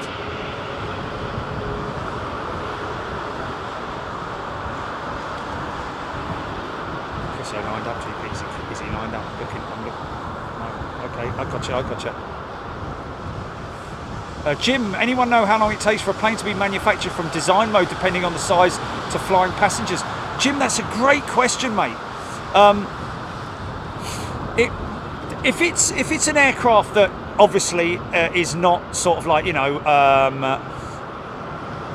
the crazy thing is there's a lot of parts of the program. The initial signing of the aircraft, the purchase, so to speak. Most of it, lease companies nowadays will place the orders because most of these aircraft that you see are on leases rather than purchase, you know, cash buyers, so to speak. But you know, let's just say if we walked over to Airbus today and said, right, we want to buy an A350. From the moment, if it's not an aircraft that's already been or in the phases of manufacture, that the order's been cancelled and therefore we can take it over, like happens quite a lot of times. If it's literally from the get-go, you know, I remember somebody saying that it can take, you know, the best part of a year, I think, for the whole, you know, the whole build to take place. I believe that might, and that, but if let's just say there were no other aircraft on the manufacturing line, let's just say that, in that instance, in that case, it might be a lot less. It could be potentially a lot less. Gary Lyon remembers going to the Queen's Building in the 80s with my parents on a weekend with binoculars and my book with plane registration numbers, marking them off one by one. He's still got those books, Gary. Wow, 707s, DC-10s, 747, 100s, classics, and even a few caravels here and there. TU-154s, all that kind of stuff. Nick Adcock, Jane Alcock. Jane has gifted a membership. Thank you, Jane. Nick Adcock is a returning member. Thank you, Nick. Wonderful thing to see you guys. Great to have you all with us. Screaming Emu is here. Good day to you, my friend. Helen Clapp, BJ 1210. Stuart Watson, PB 477. South is nice. Can a 380?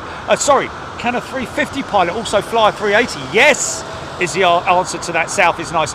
Although, if it's a 350 pilot and he's not type rated on the 380, he or she will therefore need to type rate on it, which is basically going through about a week's worth of flight awareness, you know, like simulator training.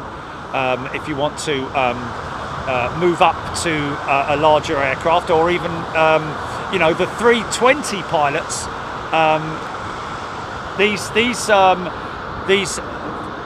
these pilots flying these ginormous airplanes can be flying a 319 one week and be flying the 380 or the 350 the next week. Literally, it is as easy as that, because of the fact that the flying characteristics of the aircraft and the cockpit, the flight deck, should I say, the flight deck has much the same layout in terms of its you know, screens and so on and so forth.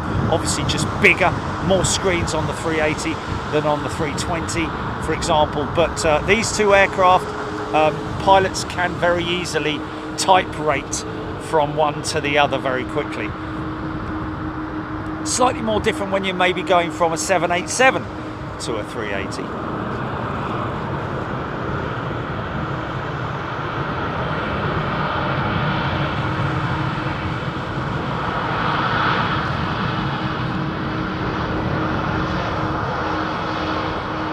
Okay, folks, some people saying they can't see the Captain Chris flight, VS19 on radar. Look at that.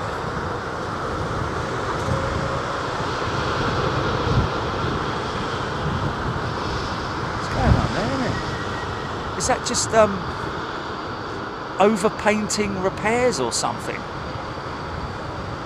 To, I don't know what that is. Bit odd, isn't it? Okay, DHL jet going out now.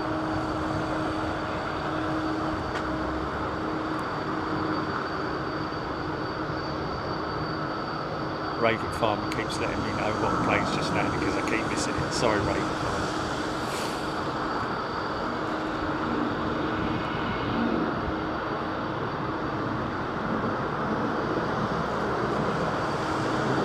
Okay, so the Virgin jet, Captain Chris, will suddenly come up on radar.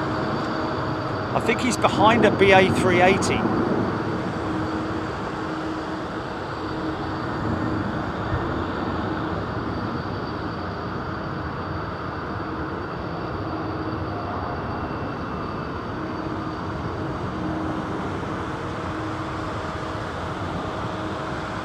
Chris B8S has found VS19. Let's get him to number one, folks. Dear. It's a bit of a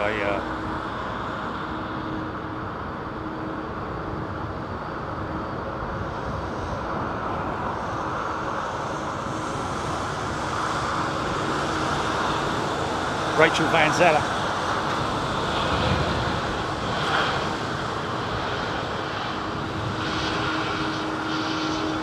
Barry and John running the Heathrow pod system. G'day, Harry and John. Is it Harry and John, did you say? Barry and John running the Heathrow pod system. And that's the pod system right across there. Oh, good for them, man.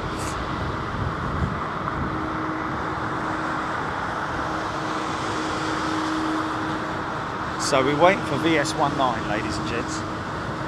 Okay, 16. Okay, he's number 6 at the moment, folks. Let's just get him to number 1 because he's a good old boy, is Captain Chris. And of course, don't forget that we have got Louise Martin is flying the aircraft today, folks. Well, I'm not sure, but she's in command of the aircraft with Senior First Officer Mal Patel with Captain Chris O on the jump seat. She's number 6. She's number 3, Cheryl Howard saying. Come on, folks, let's get it to number 1.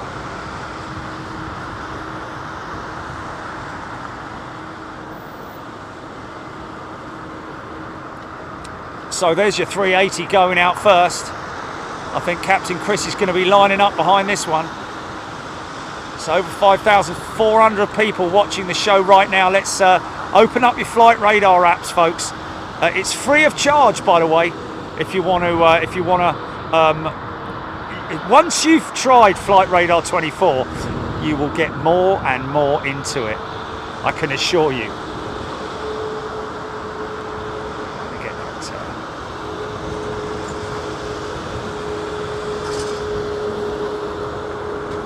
So lift off for the 380. Chriso should be following that.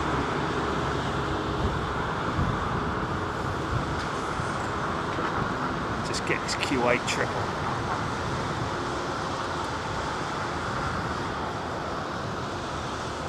Yeah.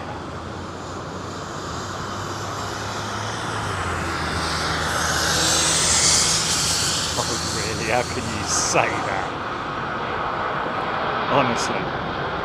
She's at number 2, folks. The S19. Let's get her to number 2. Wow, smoky old number 1 on the 380. Well, actually, they're all smoky. Those old Trent 900s. Where's she going in? Is she going to Dubai or something?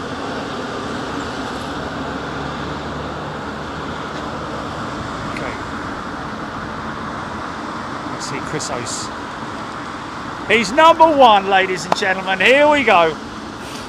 Donald Pungo. Caution, wake turbulence. Yes, that's probably why Chris O's sitting there waiting, actually. Oh, here we go. She's winding it up.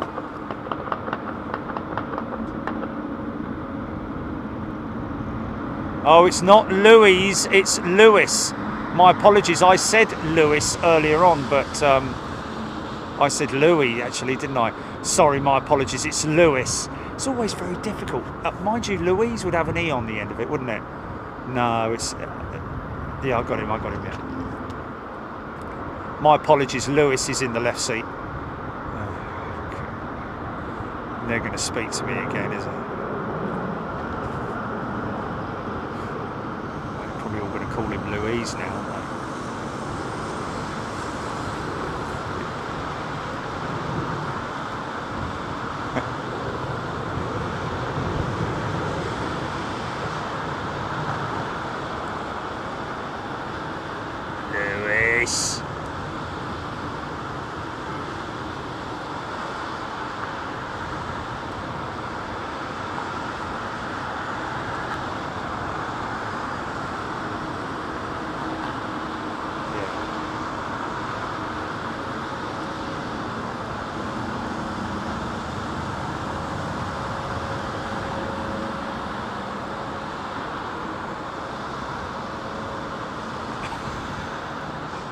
Kept calling him Louise, that's terrible. Sounding so official as well. And in the left seat, it's Louise. It's like, mate. Yeah. It's like somebody calling me Geraldine or something like that.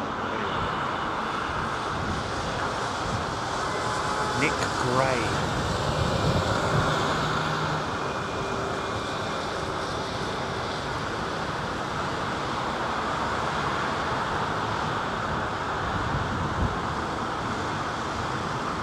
Scream Emu, I don't personally love that idea. 330, 350 I get, but narrow body one day to wide body the next.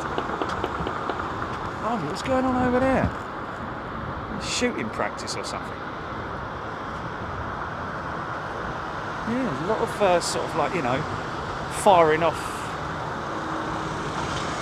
You know, normally when they do the practice, it'll just be is it these two guys here? Pachow, pachow, pachow, pachow, pachow, pachow.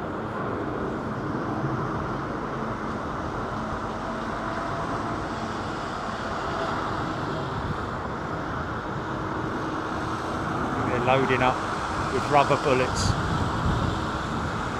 Say it like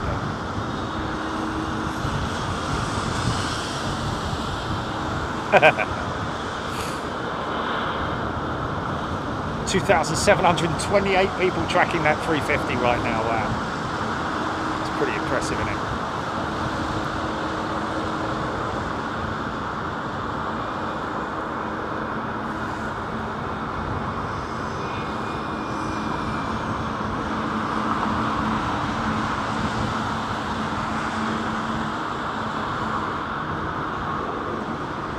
$2,800 tracking it now, HGC saying. Sorry folks, just seeing if this is the hello.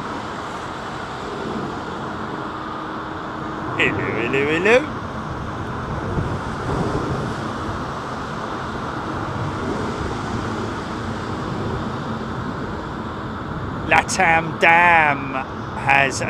Dan, sorry, has gifted a membership. Thank you, Latam Dan.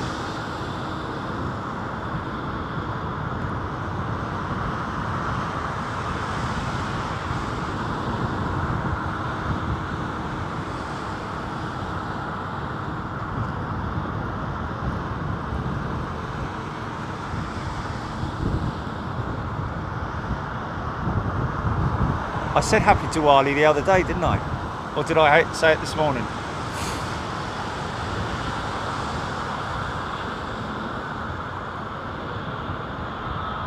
Here we go.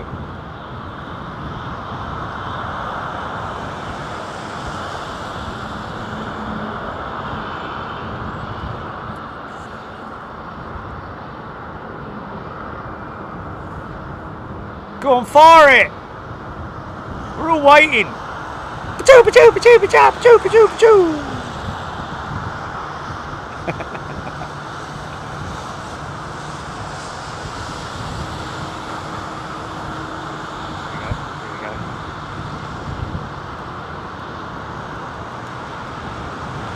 Ready? They got their headsets on, so that would indicate they're just about to fire one off.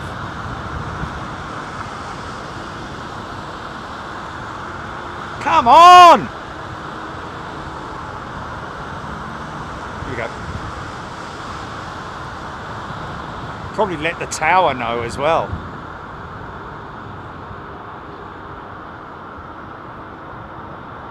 Oh, don't be shy, mate. Come on. Big Bad John.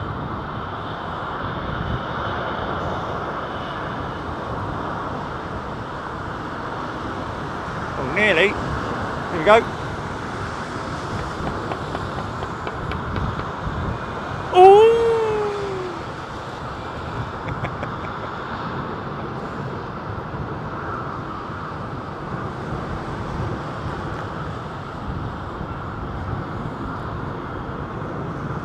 Yeah. Great job there, folks. Getting Chris Oda #1 and Lewis as well. Who's Louise? Oh god. I'm gonna have to send Chris a mention so that they get it before they hear it, if you know what I mean. It's probably all gone round the company now though, isn't it? Because that dodgy landing we had the other week went round the company, didn't it? Everyone watched it at Virgin Atlantic. Poor old pilot. Landing apparently approximately 15 knots too fast, which when you carry that speed, the aircraft just wants to carry on flying, which is why you have these you know, these parameters when flying an airplane. You know, if you fly above a certain speed, then it will not descend. You need to maintain a good rate of speed and power, therefore, on the engines, etc., which regulate that descent.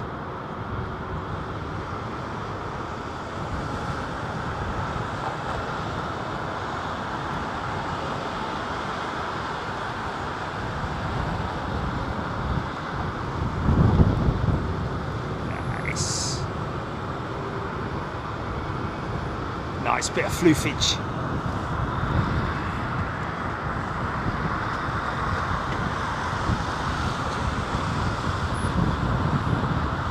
Hey, little tug there. Look. What are you doing, little tug? Look. What are you doing? Come there, play. Look. What's he doing?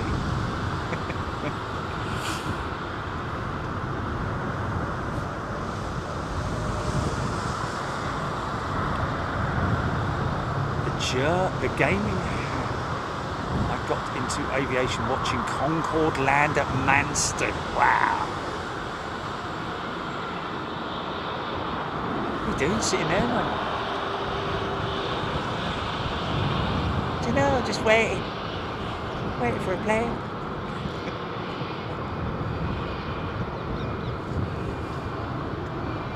All the passengers, oh, for God's sake, we're on a bleeding remote stand. Here we go, bring the steps out. Bring out your steps.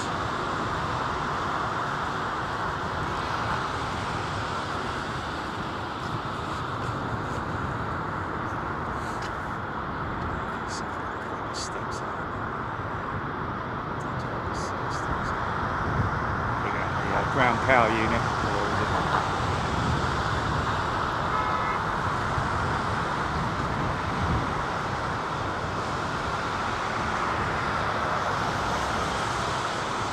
Yeah, we're looking out for Storm Debbie, folks. We're keeping a track on it. Somebody's saying 40 odd mile an hour winds tomorrow. We'll have some of that. Are they easterlies or westerlies, actually?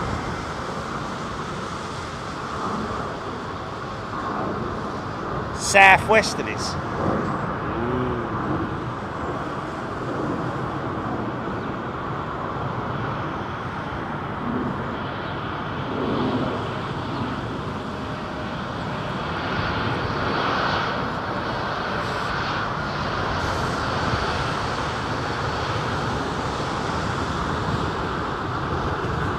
I think we always, a lot of people forget, you know, the big picture in terms of, you know, an international airport like this, folks.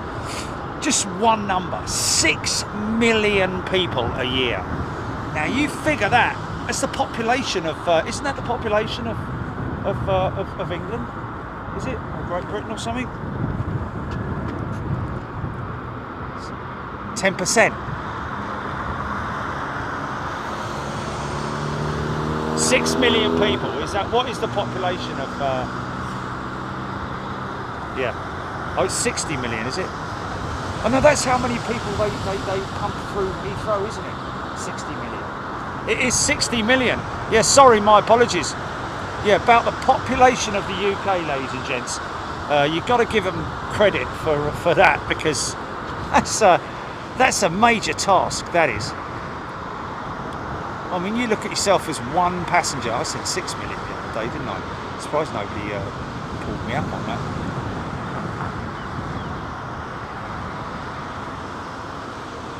ETC fool!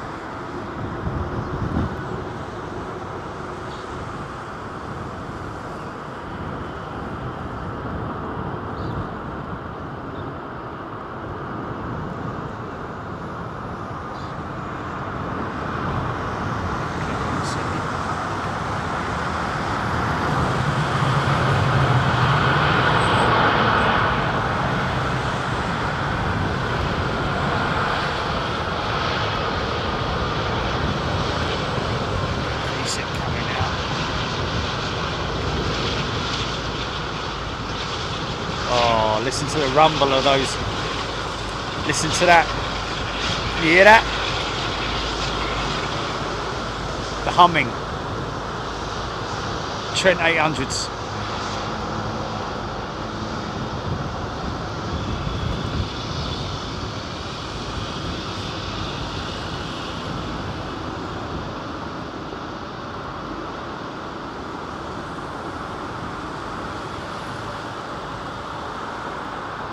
Yeah, but even so, flaps coming up early, nice and early. That's a regular pilot to Heathrow there.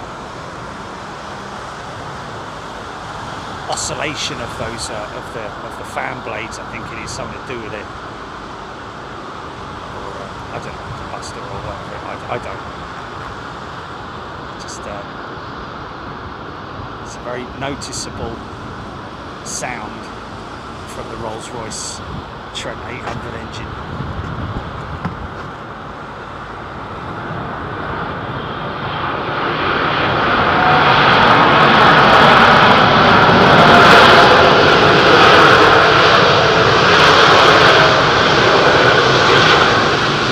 Bringing them all in today, aren't they? Saudi a mob.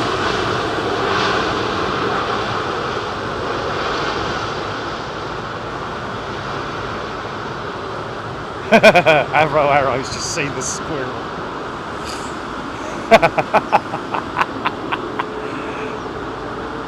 Honestly, I you know, every time I think about it, I can't not laugh.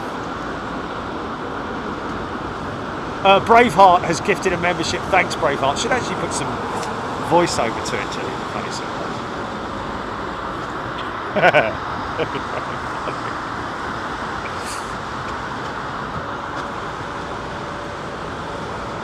You're gonna hear electric music, solid walls of sound.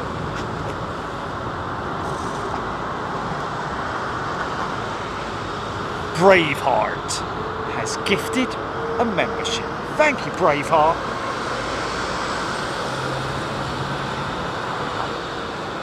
Hold on a minute. What's that for? Thanks, Braveheart. Manny Falcone tuning in from Memphis, Tennessee. Good day to you. GPX. Visual Labs explained something. I need to see that. What is it he explained? I love the answers of the pilots and the technicians and knowledgeable. Air India, finally, Rohit. We got you, mate. Got a couple of Air Indians today, Rohit. You must have just missed them.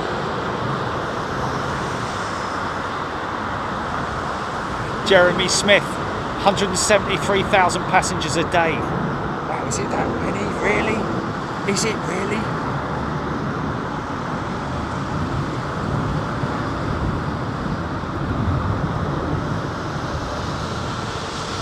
Is that the actual figure? Flipping heck. It's crazy.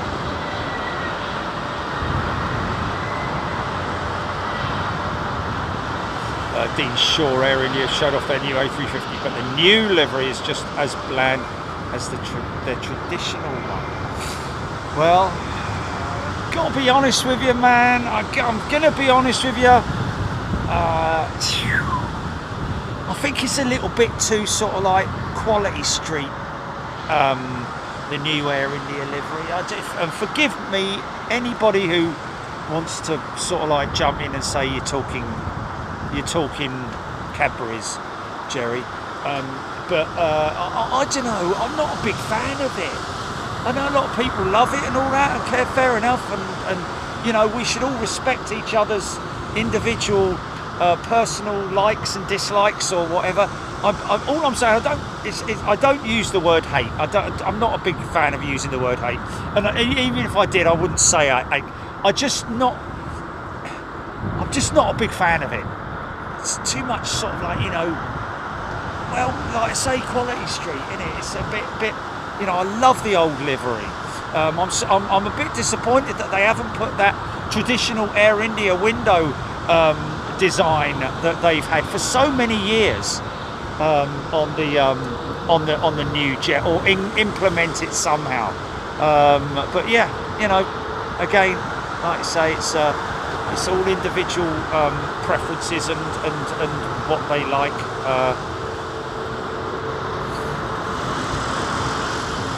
Zooming in on that place because there's going to be a lot of disgruntled passengers on that plane, I think. Unless, of course, that plane has. I think it has come in. I think it is a Pax jet because look, you got the bus waiting there. Who was the gentleman earlier on who wanted to become a bus driver at Heathrow? What a great job, man! What a great job!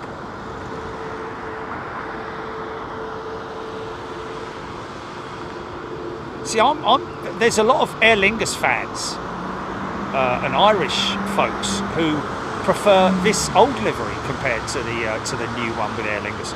I don't mind the new one. I think it's all right. It works as a new style of scheme. I still love the old livery like this.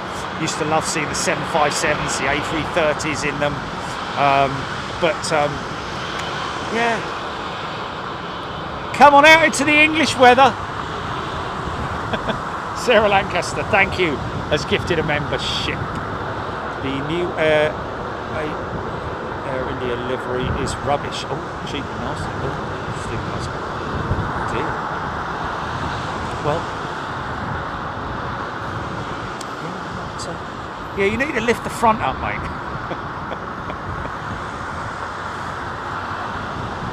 Elevate.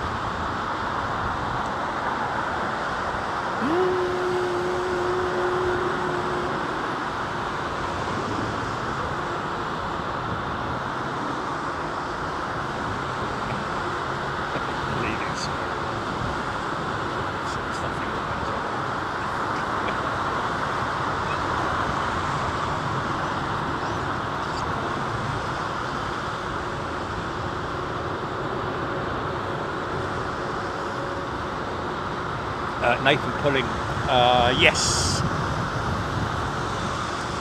Discontinued, I think is the word.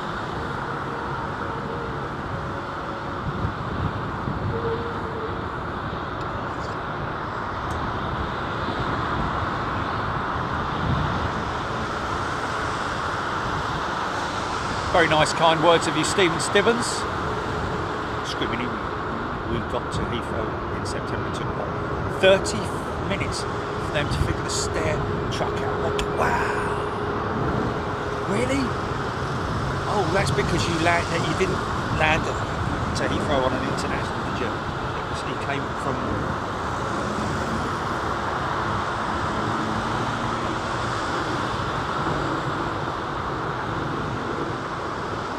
Darren Nichols. Japan Airlines 777, number 3 on finals from Haneda. Thank you, Darren. Don't worry, I won't miss it.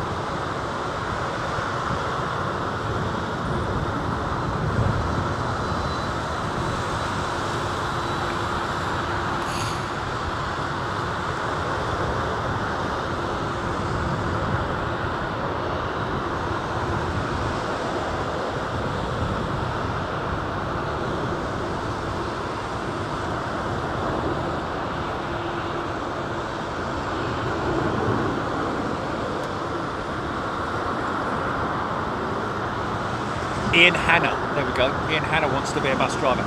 Should make inquiries about that. What is the age restriction on being a bus driver at London Heathrow? If you're that passionate about it, you know, I don't see any reason why you shouldn't. You know, because at least if you love aviation, you're gonna turn up to work every day. Oh, it's too cold. The goldfish has got to go and have its jabs today. Something like that.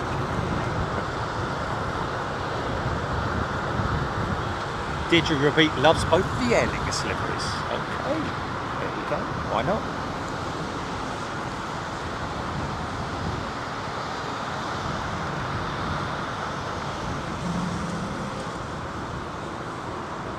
That's minimum age, yeah. Excuse me. Fizz. Oh, did I call him Darren again? Sorry, Daryl. I don't mean to keep calling you Daryl, Daryl. It's just, I don't know. Sorry, mate. I know how frustrating that must be.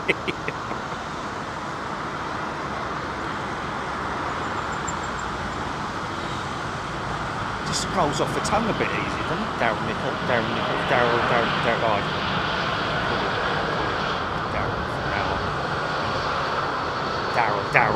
For God's sake. Look at the new nacelle on there, folks. See that white section at the front there of the engine? That's a specific part of the engine cowling makeup. You've got that part, the core cowl, which is the one behind it, which is around the core of the engine, and of course the reverser sliding doors.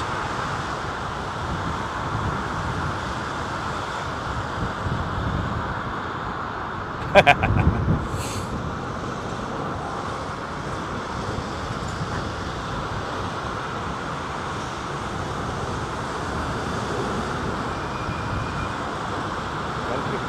lots of almonds.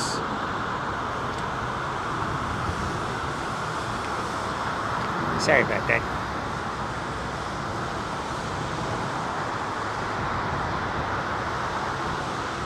Yeah, I got it.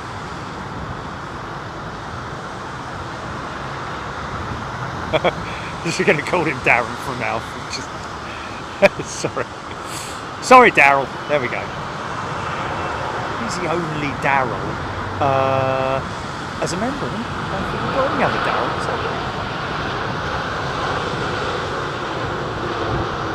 All the names in all the world.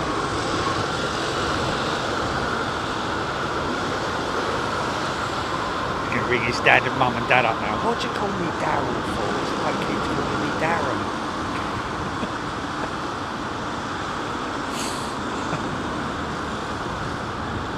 Screaming emu.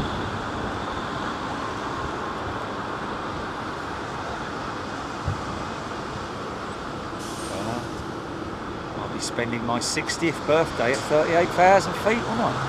Am I sort of like... Oh, no, I got it wrong again.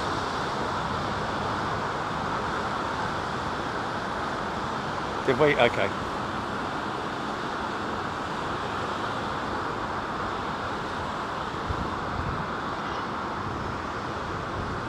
That's right, yeah.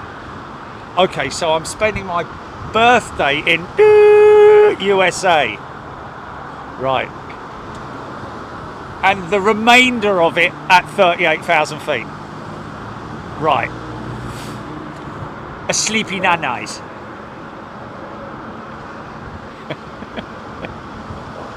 Hopefully.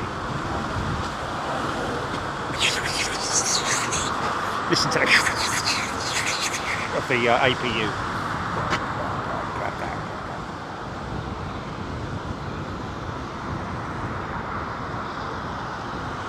Mick Bradley is a brand new member. Welcome, Mick. Homegrown, purely organic member. New window panel there.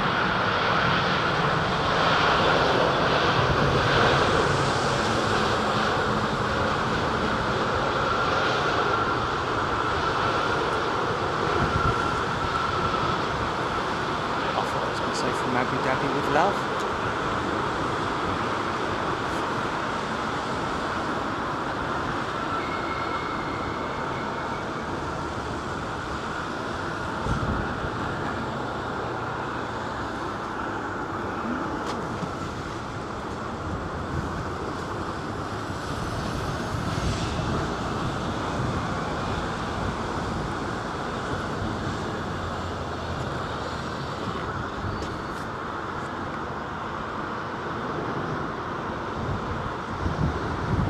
Modem.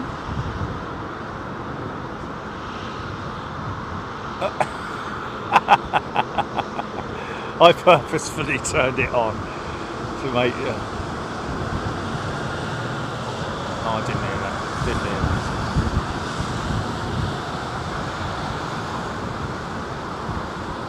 Check it in a second, stand by.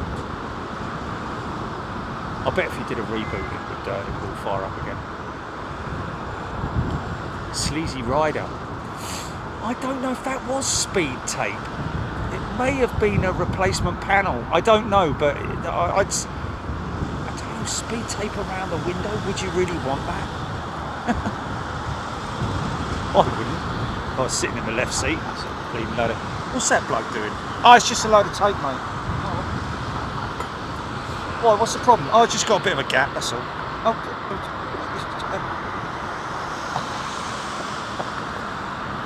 Something a bit more permanent, you know.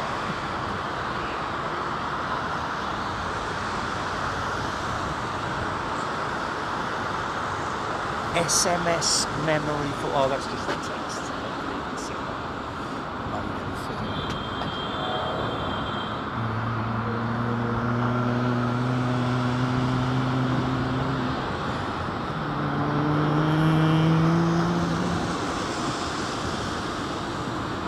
Folks, I've got to tell you, it's quite funny. The other day, I needed to make some pack-out blocks for some door number 2 style.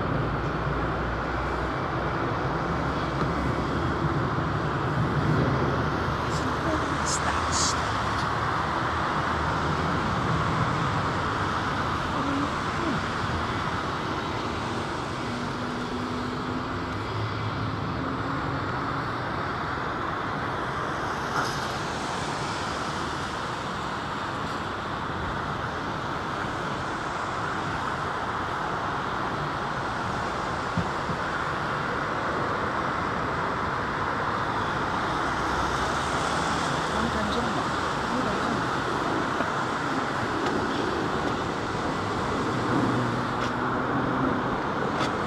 So yeah, I was cutting a couple of pack-out blocks from a piece of 20mm timber, 20mm by 30mm, and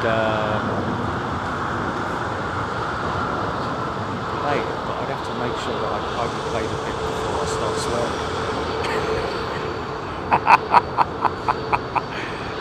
I don't think the swearing started till about a good minute or so in, really, did it? But I was using a relatively rusty saw, which is not a good thing, man. I'm quite good with stuff like that, but I was like, you know what, it's the only one I've got in the box at the moment, so I'm going to run with this one. It should have taken on. I was using a proper saw block as well, and all the right tooling and all that. Obviously not a rusty saw, you know, it's not a good thing. But what I really wanted to do was I thought I'd do 2 things at once, because if you're a regular flyer, or if you've flown on the A320 before, the AIRBUS, I think it's just an AIRBUS thing, the hydraulic systems, when they recharge, hold on,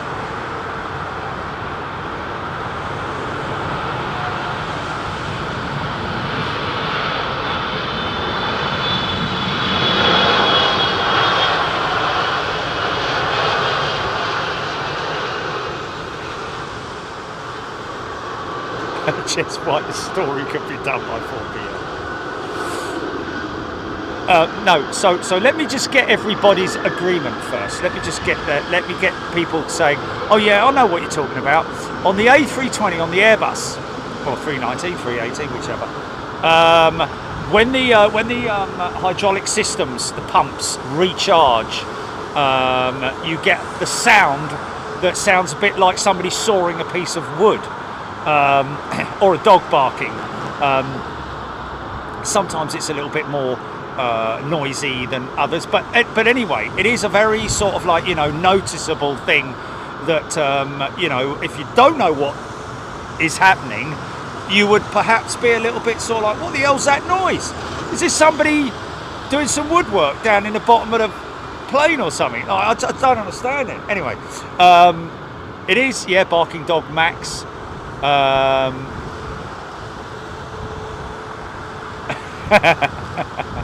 Right, listen, what I'm going to do is I'm quickly going to queue it up and listen to it myself to make sure, because I did start swearing, because the saw, it's actually quite funny, but I can't I can't play it out to you folks because, but I'm just going to play the bit that is me sawing this piece of wood.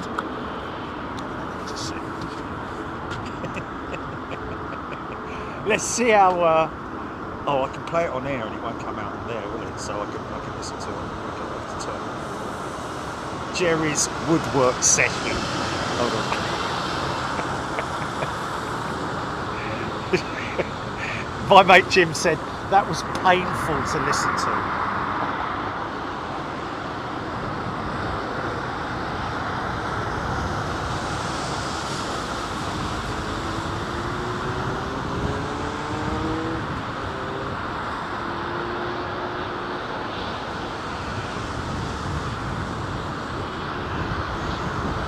Can you hear that, Chilly? Can you hear that? Okay, right folks, I'm going to play it and I know I've got 12 seconds of it. And tell me, anybody who's a pilot or anybody who's flown on an A320 recognises this sound. Right, I'm going to have to turn off the headset, Chilly, stand by. Turn this right up.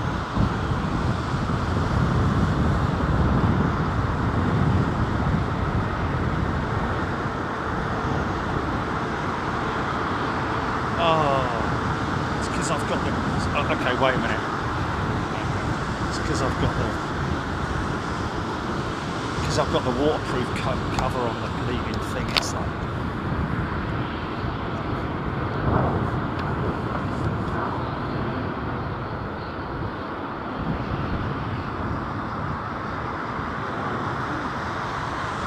not coming out very well, is it?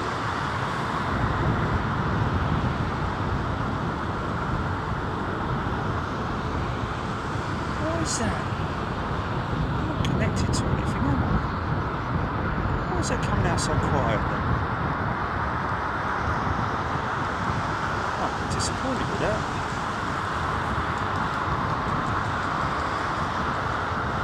Can't hear a bleeding thing.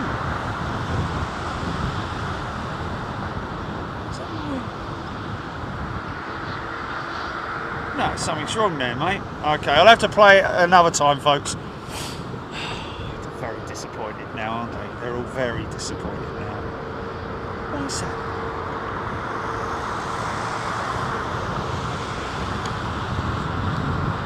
I could hear it perfectly the other day when I was playing it back.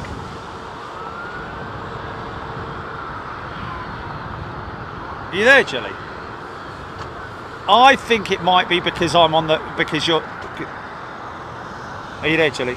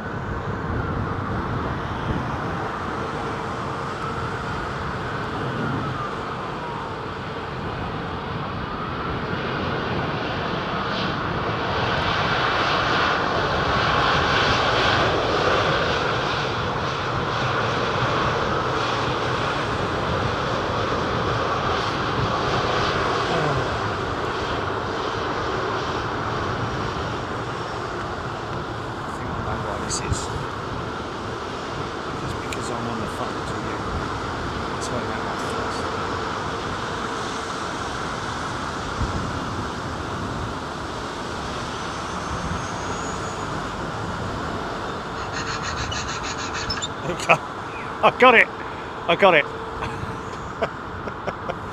Okay, are you ready, folks? Now, like I said, on the A320, on the Airbus, there is a recharger, hydraulic recharger system, which is located in the undercarriage bay, and this is the sound that you hear regularly, whether you're taxiing, whether you're I've had it as we've literally lifted off the ground, so here it is.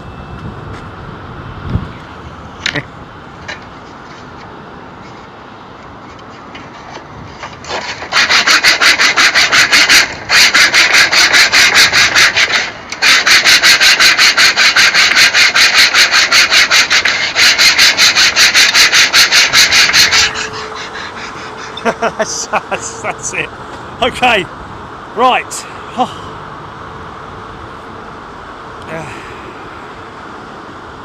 Oh, dear, dear. Oh, I've got to turn the headset on again now, haven't I? Your headset.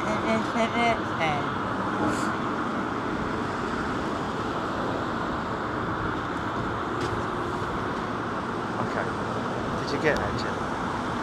Okay. Can you hear me, Jill? Oh, flipping heck! Turn the volume right up, didn't I?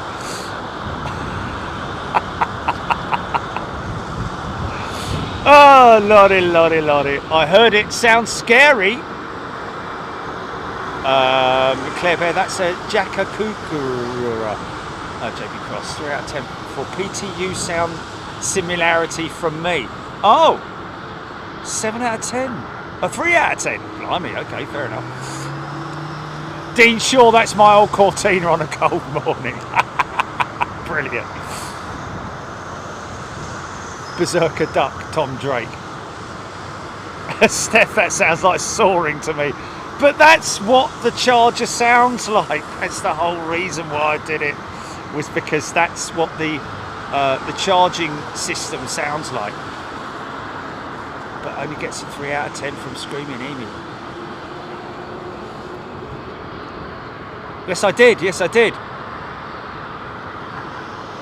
I'd get off that aeroplane, Jeremy Smith. Muttley, Nathan Pulling. I'll get you, Penelope Pit Stop. H, what was the question?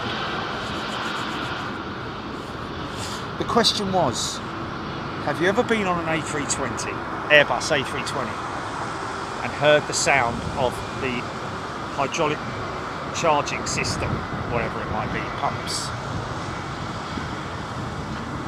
Okay, it didn't work really, did it? Hardy UK, yes, thank you. Eagle Atlanta, it's the manual pump toilet. Oh, okay, I think it's a joke. Okay.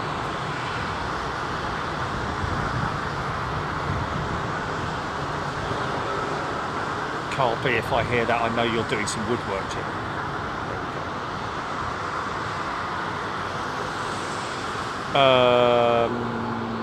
No. Why, can you only just hear me?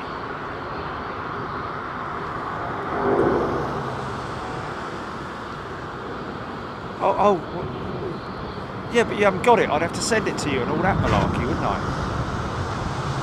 Oh, okay. Yes, but Jilly, I would rather be in control of it before you play it out and then don't stop it and then you hear me effing and jeffing. Is it 17 minutes to cut for a piece of flipping it? No wonder me bleeding arms were like Popeye. One off for the kick. Flipping heck. Don't use a rusty saw, folks. Just don't use a rusty saw, is all I can say.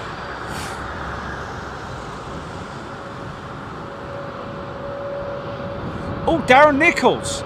Yes, that does sound remarkably similar to the Airbus PTU, aka electronic barking dog. Oh, is he joking? But that is the PTU, isn't it? Something transfer unit. Pneumatic transfer unit, maybe? I don't know. Or pressure transfer unit.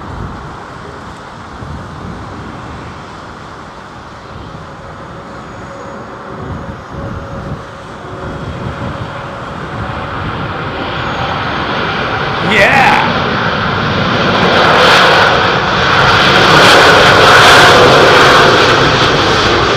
Nice!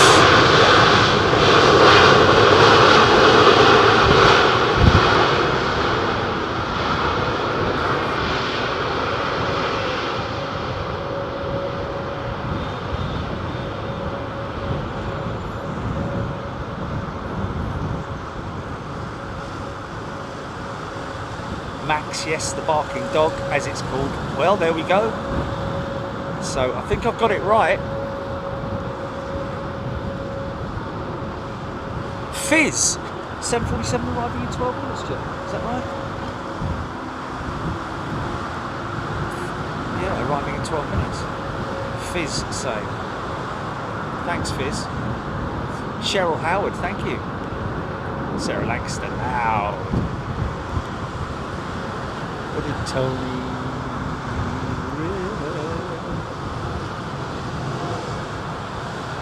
tell you what Rusty saw? Was she not a TV cook in the 80s? I seem to remember something like that. Rusty something or other. No, Rusty, there was a Rusty, wasn't there? A woman called Rusty, I'm sure. Was it? Rusty Lee. Oh, Rusty Lee, that was it, yeah. Calvin Grant, I've seen photos of a British Airways 320 in One World livery on it. Well, we caught it just not that long ago, Kelvin.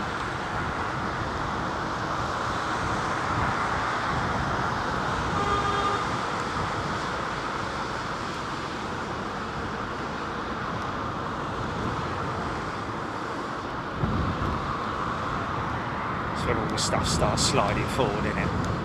Even under braking, even under heavy braking, the loose objects in the overheads.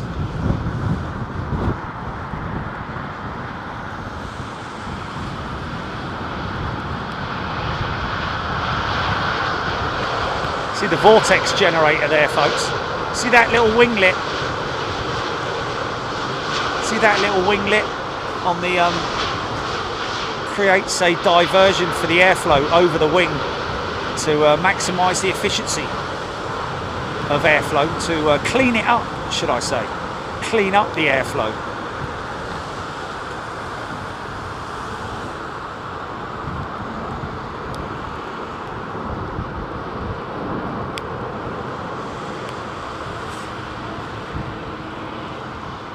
Nayad, amazing landings as usual from the A350 1000.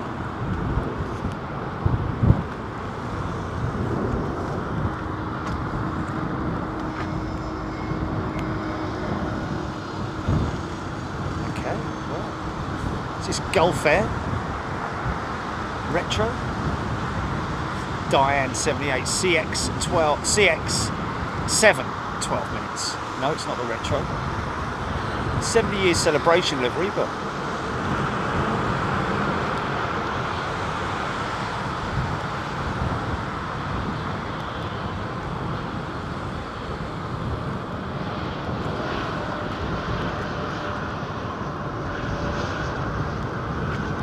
Jeremy Smith soaring for 17 minutes takes some doing. I think it was because I was so bleeding annoyed that it was like, I was like, well, you should have heard me, yeah.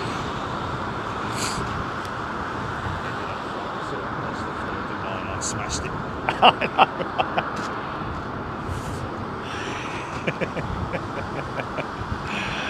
I think I should put it up, but I need to bleep out the swear word bits, don't I?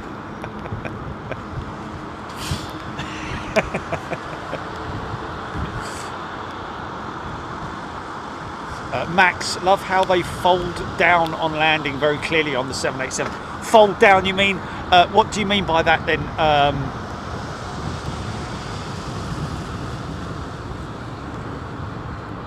on a minute.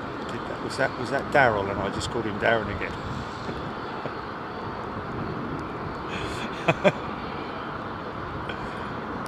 Hold on a minute. Okay.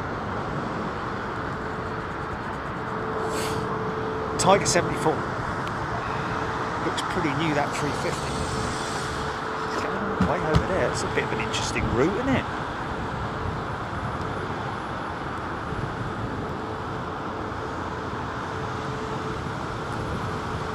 Bravo Oscar.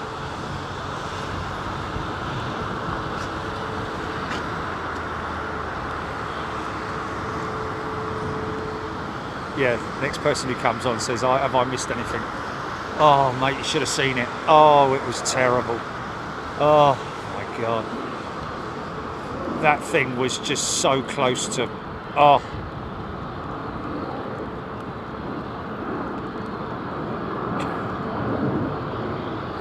Another out of alignment. Nose, look. migraine now looking at that. Mind that! 747 in the holdover a month that I'm hearing. Does it look like she's coming in over this side? Is she in the northern hold? Dean Shaw, I'm with you, Dean. I miss TriStars as well. If only we could travel back in time for even if we're given 48 hours to travel back in time to maybe what 1989 or something like that at Heathrow. Oh my goodness me. Oh goodness me. 85, 89.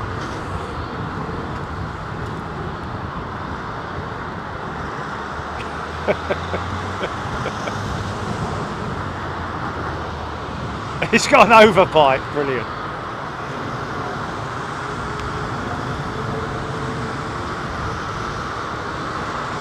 Scott McKenzie, just seen a report on the Sky News app that they are expecting another large volcanic eruption. It's not coming from my pants.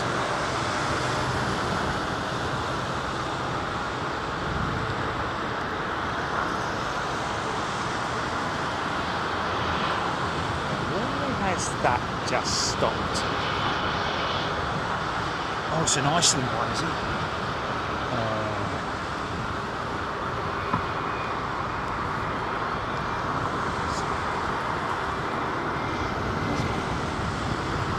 What are those things doing?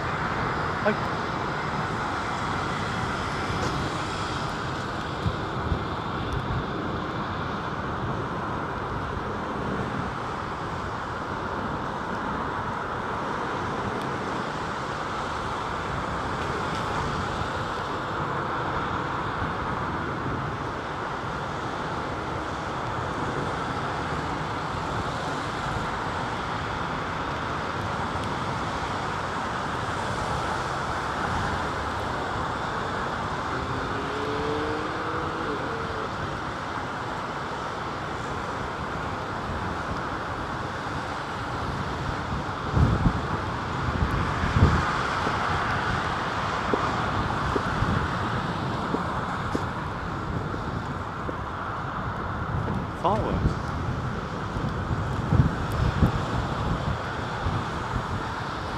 Bit early in the day, innit? Whee!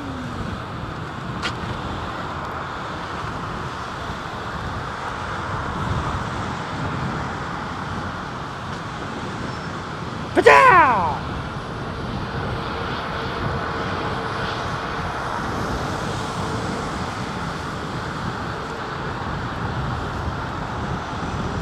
That's alright, Ronald, leave it on, it's fine.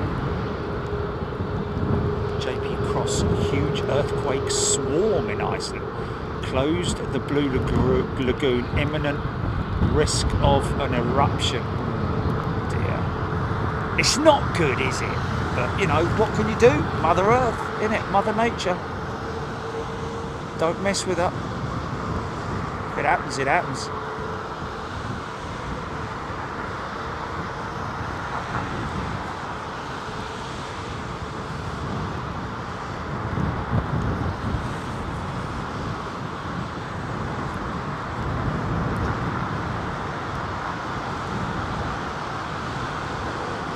CX7, isn't it?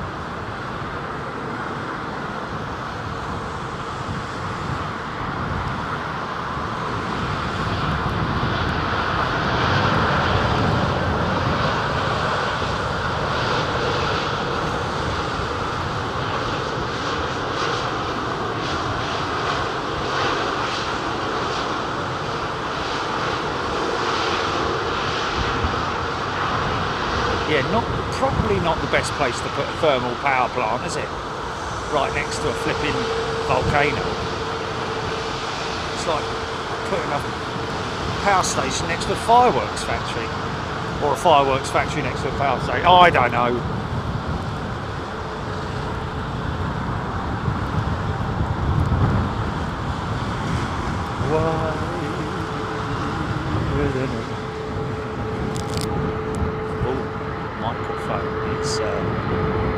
Switch the microphone out, stand by. nice around here. Yes, somebody mentioning earlier on, I'd love to see the weight. Easy! There you go, son. Get it down. There we go. See the weight transfer. Ooh.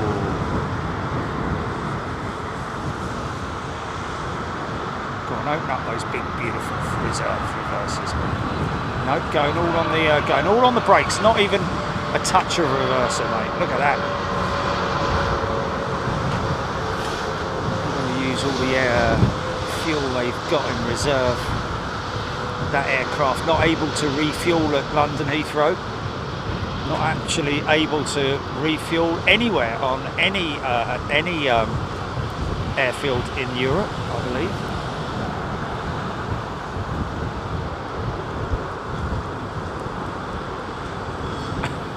Right. I don't know if I can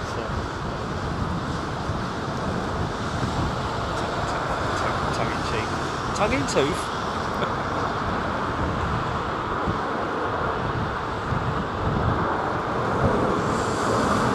Okay, Melanie saying Virgin Atlantic GV dot due into Frankfurt at 3:21, or due to go to Frankfurt at 3:21.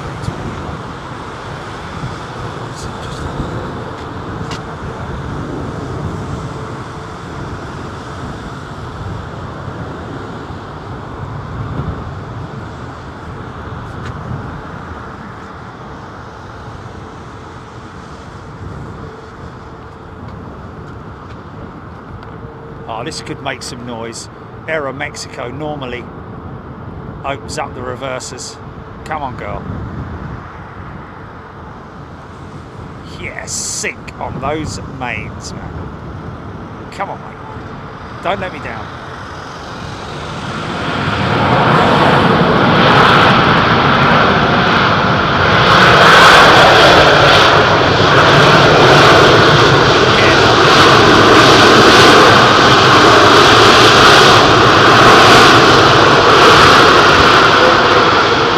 Yeah. Good lad.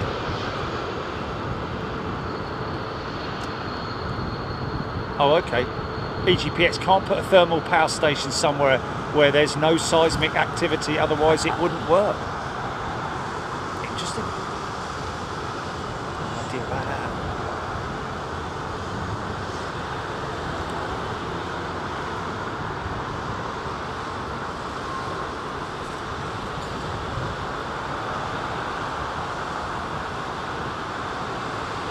Ian Morrison, nice racket. Max, great airline.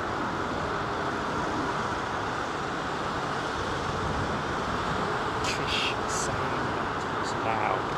Trying to find an opportune moment to grab hold of the standby mic, which is somewhere around here, I think. And there it is.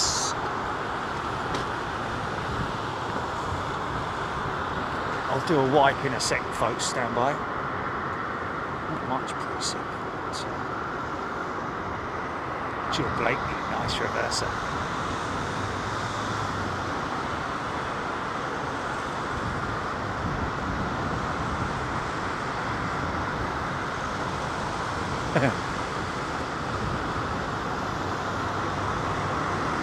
Oh, Manny Falcon, thank you. Uses full reversers all the time in his Airbus. Good lad.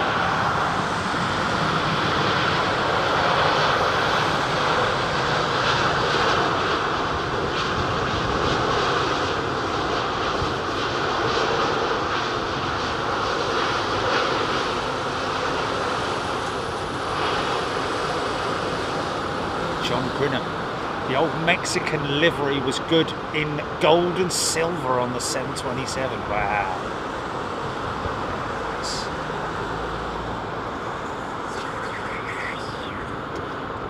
Just switch these mics on.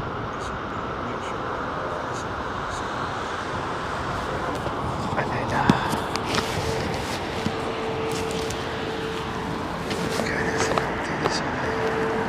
switch out.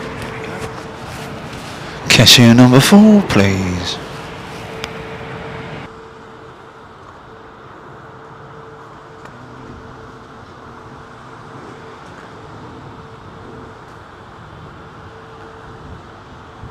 welcome. It's good to be the captain. Yeah! Denise Canning, smooth landing. Had a good mate called Mike Canning many moons ago. Lost touch with him. Fuzzball, 350 best looking aircraft since the 747s. Paul Skilling, 747, not far out. Is she coming in on this runway, GP?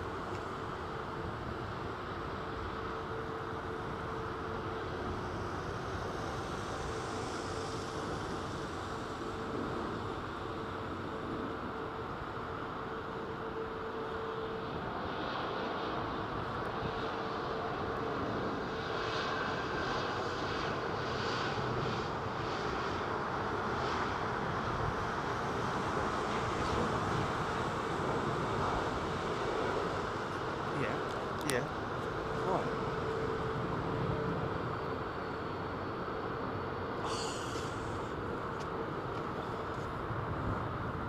Seriously? Mate,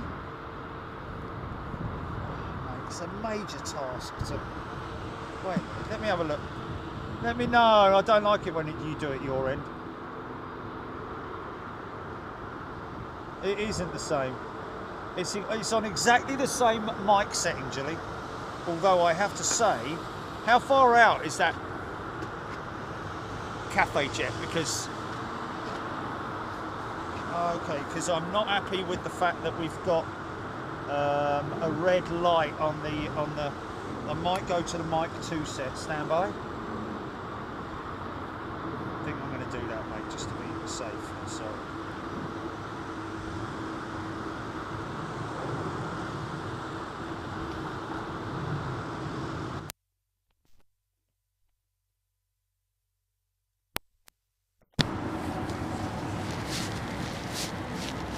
Julie to the pet shop aisle, please. Julie to the pet shop aisle, thank you.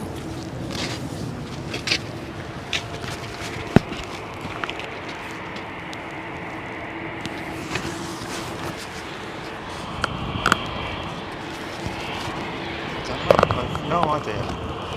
Oh, setting changes on that. Okay, well, I'll check that. It's not the sort of thing you do out in the field. Because I'd have to link it up to the phone and do the check and the blah blah. Roger Norsworthy, 747 number 5.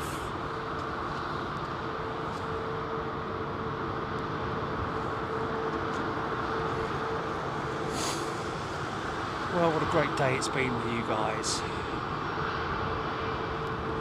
Royal Jordanian 787 number 2 on finals, Daryl Nichols. Nearly said Darren! I nearly said it, but then I looked back and I just caught the L at the end, and Daryl, thank you.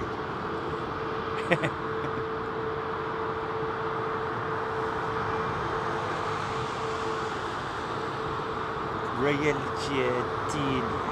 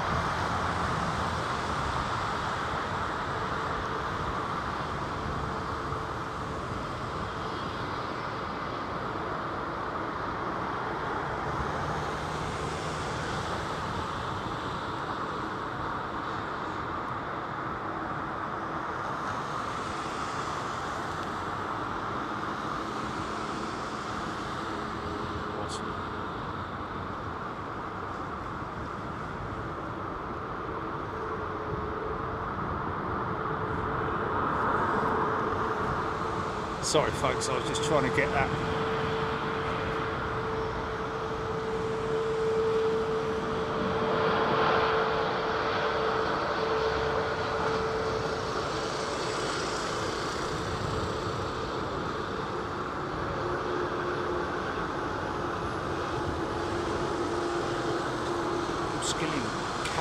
cargo 747 on radar for Sharjah.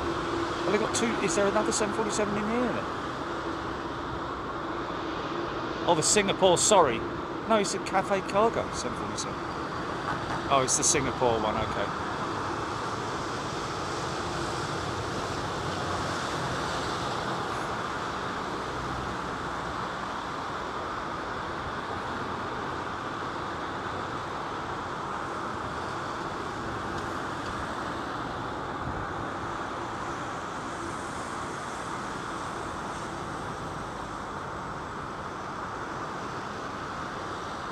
Screaming Emu was on a 13.5-hour flight on a 330. So, yeah, they've got some serious fuel capacity. I bet they're really strict on checking baggage weight, aren't they? Probably limit each passenger to, what, 20 kilos maximum, I would have thought.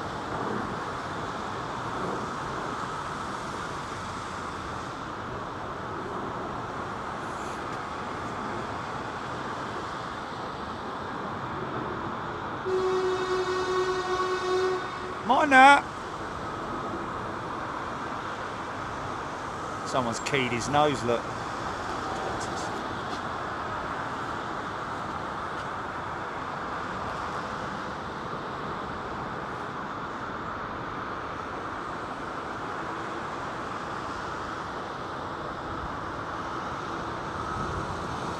Dying to the 86, 2 minutes out.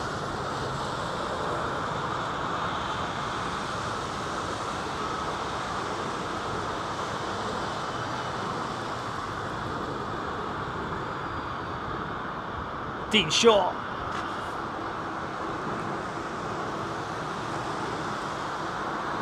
By the way, folks, can I just give a big shout out before we end today's show to all our good friends at the London Fire Brigade. Collectively, thank you so much, boys and girls at the London Fire Brigade. As always, putting everything forward and working so hard, relentlessly, 24/7, 365. Chances are we might even be here on Christmas Day, and they'll be here, won't they? Yeah, a big shout out to them. There's a QR code right there on your screen, ladies and gentlemen, which we do ask you to go and take a look at safety in the home in terms of your,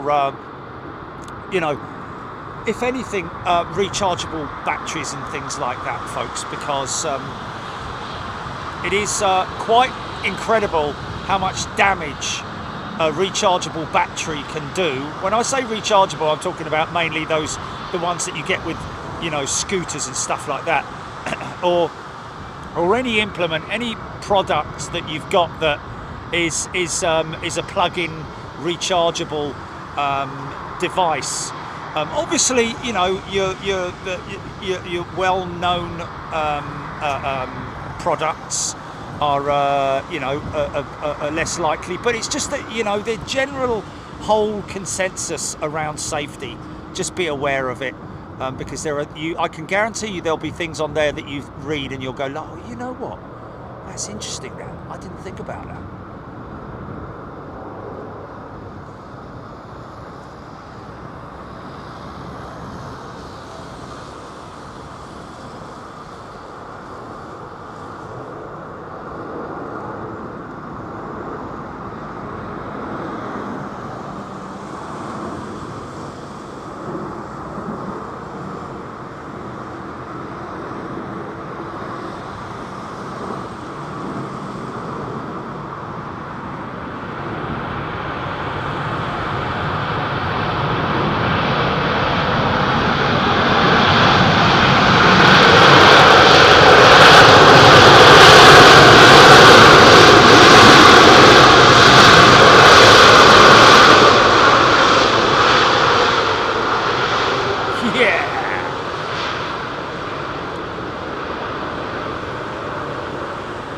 Power of two 787s right there, folks.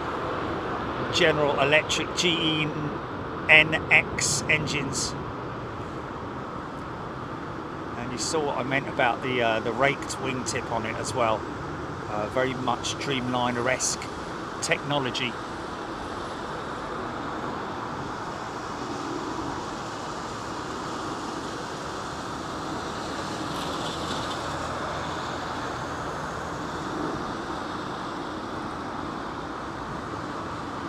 Everyone loving that, man.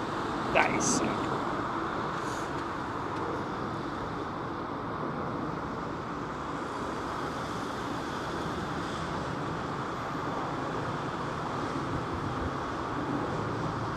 Yeah, we'll be keeping an eye on Storm Debbie, folks.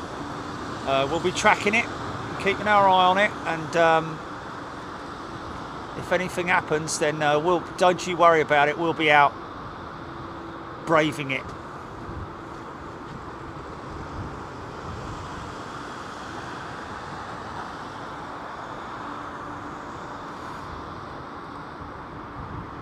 Real edition. Or real edition, sorry. So look at the barn door flaps on that thing, man. Isn't it insane? It's, sorry. Was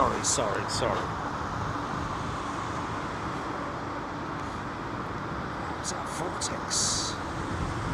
So I think that was just a reflection on the wing.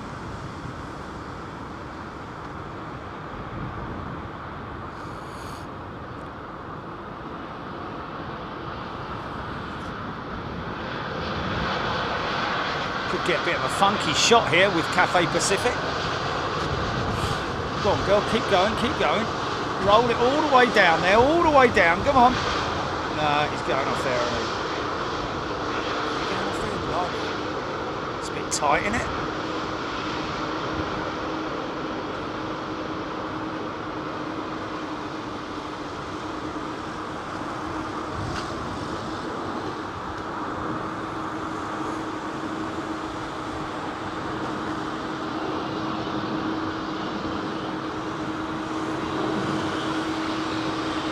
Rob Ash plant, take care. Off to watch physios expand. What's that? Oh right, okay. I guess people are going to be. Oh, it's live, is it? Is it live, the volcano? Okay, folks, let's get one more, shall we? One more for the road, yeah.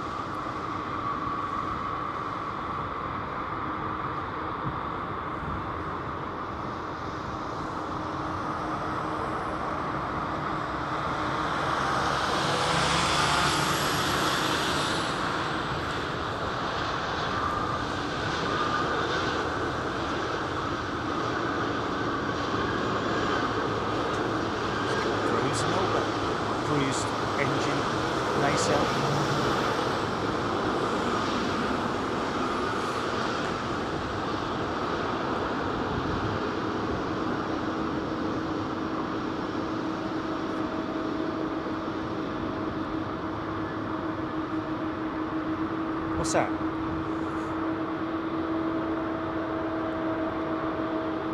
How long?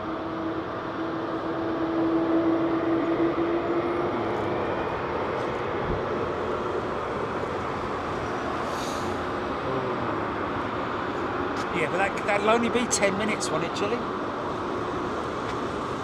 Who fancies a bit of slinger action, folks? Who fancies a bit of Singapore Airlines A380 slinger action?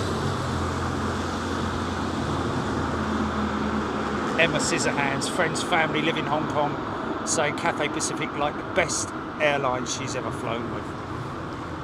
Well, I have heard that a few times. That they are a very good airline to fly with. John Brennan, cheerio. Steve Stibbins, thank you. Diane 78, Vicky Denning, Helen Clapp Fizz, John Driscoll, WV Islandia, Beverly George here now. think we're going to stick around. Might stick around for the.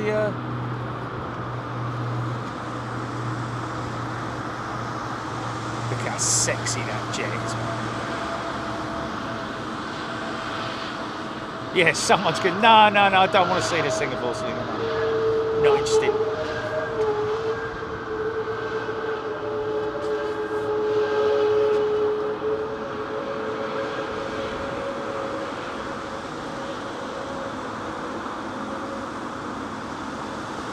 Margaret Burnett, thank you. Ian Hannah, waiting for the Slinger now. Yeah, go ahead, GP.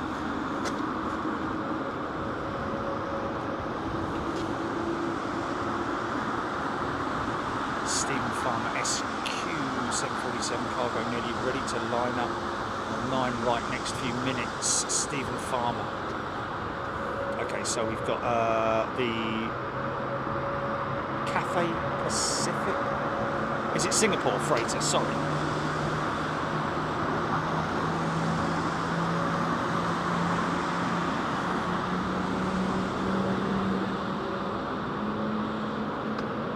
Jules Harris, BA380 in 8 minutes as well. So a couple of 380s to round off the show. Nigel Coxon. She's a good-looking jet, that ETA jet, isn't it? In the Neo, going to be operating their 321 Neos early, starting in December, I believe.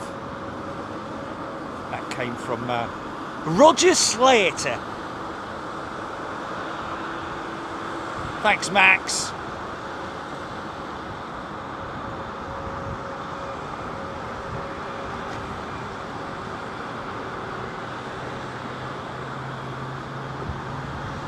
Rubbish mechanic.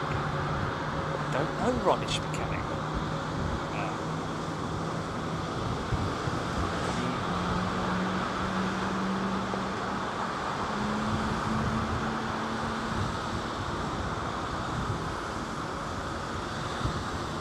Euro Aviation TV BA 18 minutes.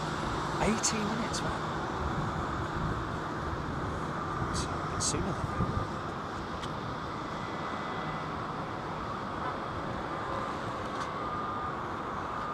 Look out on there. Make sure you see no fox.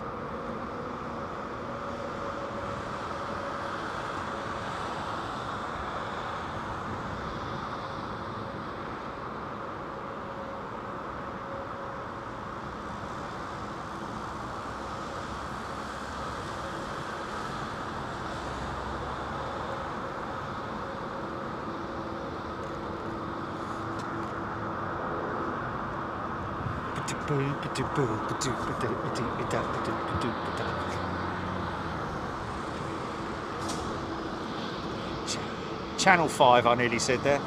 Terminal 5 starting to light up. Lights are coming on.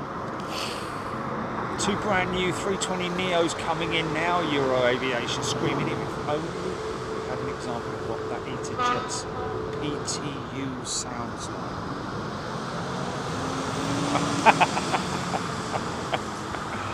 Funny guy. There's mine that. There's the Singapore 747 lining up. Euro Aviation BA380 starting another circle. Slinger 9 minutes out, Steph.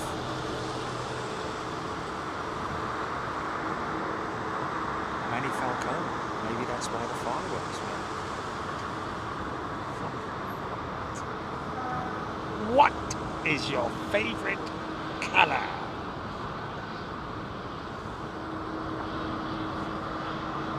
Yeah, I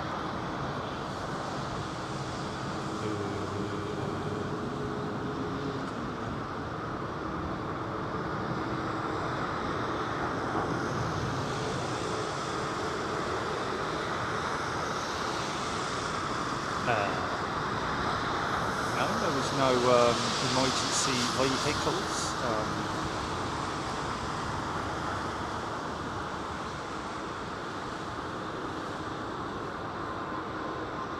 Yes. No, it was yesterday, I think he said, wasn't he? Or did he say we had an emergency this morning? Oh yeah, it was a regional flight. Yeah, from Edinburgh or something like that. Oh, right, okay, right.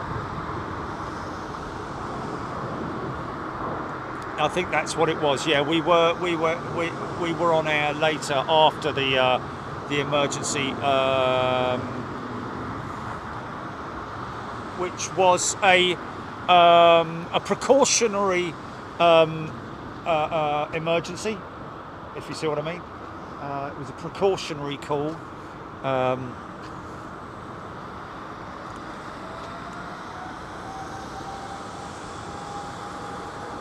Simon, to be honest with you, I don't have a preference on airline to fly with. I like them all.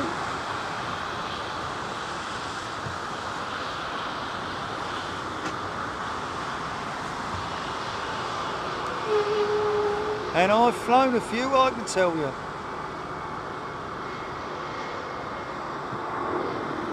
Sandy 350. Eater livery looks particularly stunning on the 350.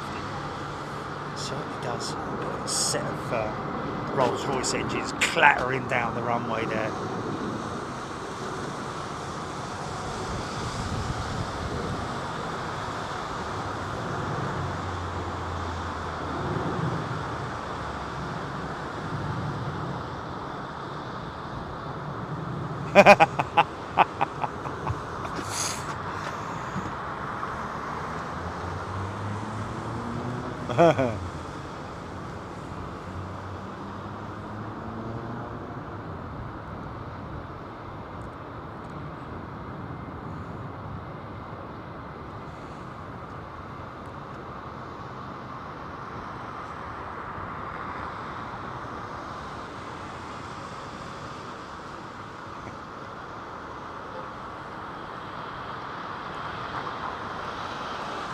Nick Gray thought I heard a Rolls-Royce growl. Brilliant. I'm glad you heard it. 6 minutes out for the slinger.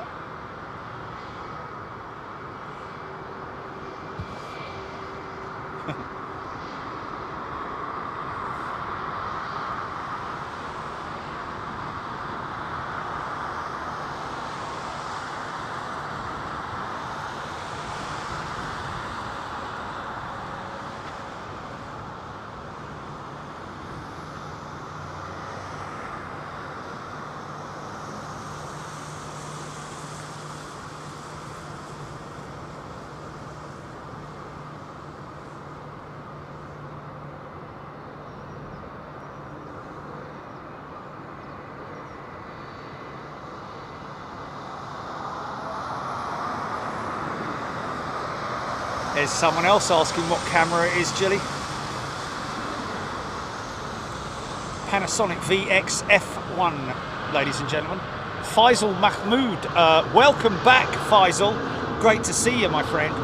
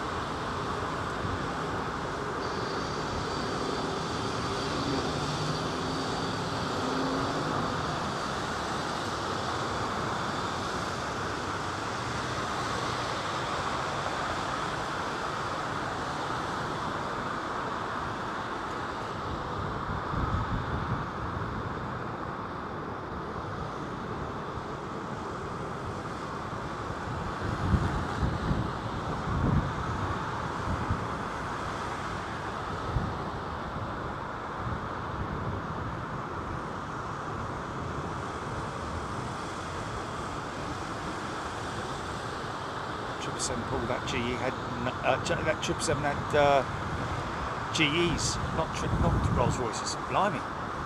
Okay, fair enough.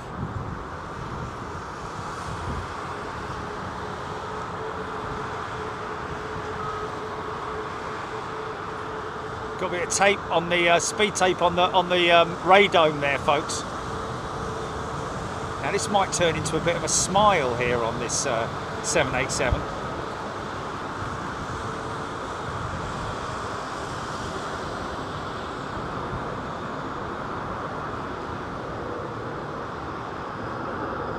Gordon Freeman watched the Pretty Woman Farewell 747 last night from 2020. Most memorable and most poignant as well, isn't it?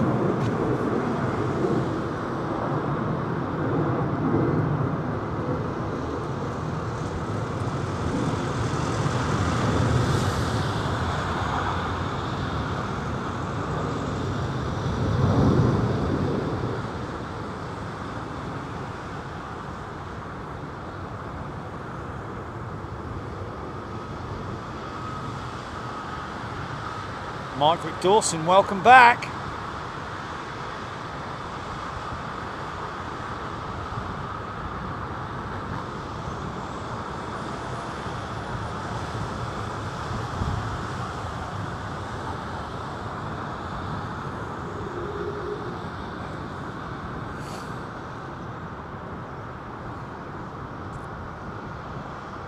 Crazy. Obviously there's maybe something on the runway here. Have we possibly got something on the runway here? Or if they no, they're going, they're leaving, that's right. A couple of ops vehicles on the runway, that's all.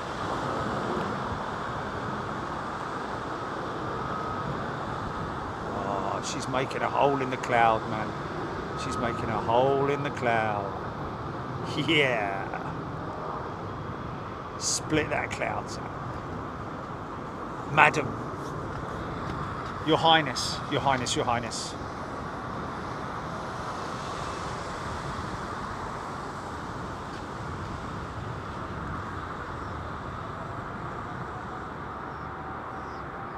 Nick Gray has gifted a membership. Thank you, Nick.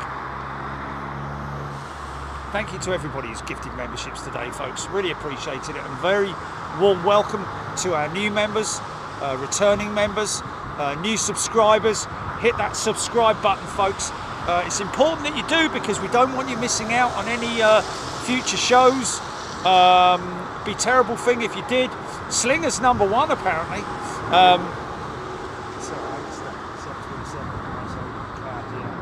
She did slice a decent, carved a nice hole in that cloud. 308 is #1.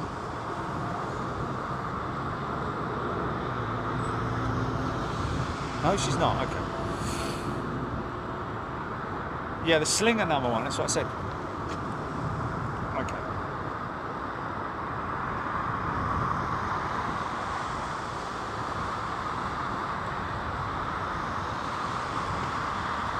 Five minutes out.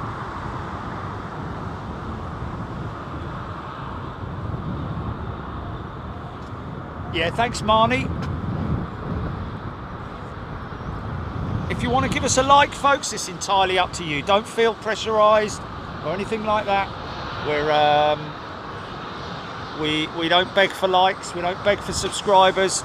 All our subscribers are homegrown, natural subscribers as well, which we're very proud of. It is great to have so many wonderful, like-minded people who are members and subscribers and viewers on this channel.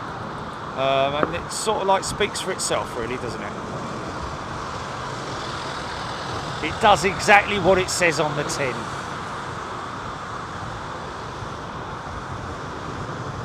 I just couldn't sleep at night constantly asking people for money, or having a shout out every 5 minutes. So super chat this, super chat that.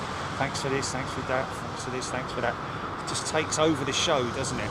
I mean, gifting membership is a oh, look at 380. Oh my gosh. Roseanne Green is a returning member. Welcome back, Roseanne. Nayad Abdallah, thank you. Tony Chuti, Real Edition. Portugal will be between two A380s. Portugal will be between two A380s. Sure, I understand that one. Aidan Campbell, next international show is on the 28th and 29th of this very month. And we are not telling where we're going yet. And we will have a European show in between that. And that will be not next week, but the week after. The week after. Just like we say, folks, you know, we give.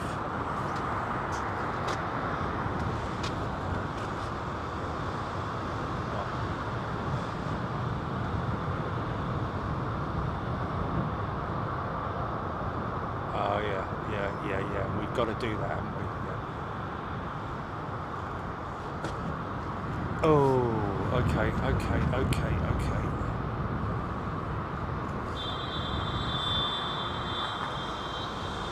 Mind that.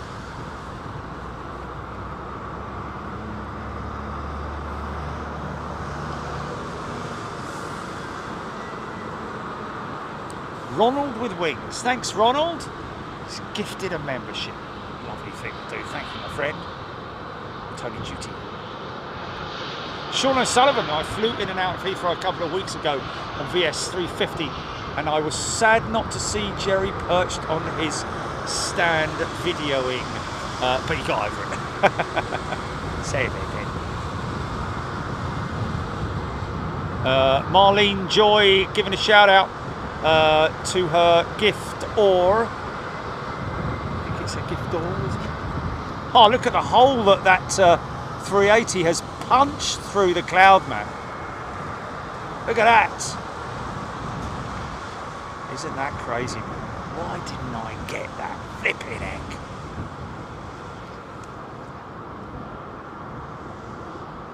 Screaming Amy's a free range subscriber. Let him out in the morning to roam the fields, eating grass stuff.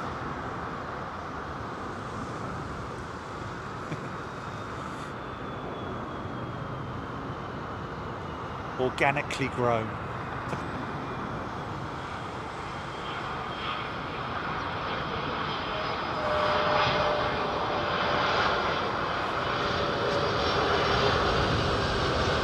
Mark Barr has gifted a membership. Thank you, Mark.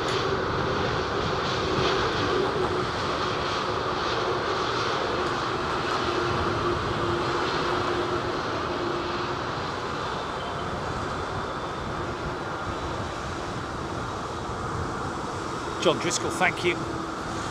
Appreciate it.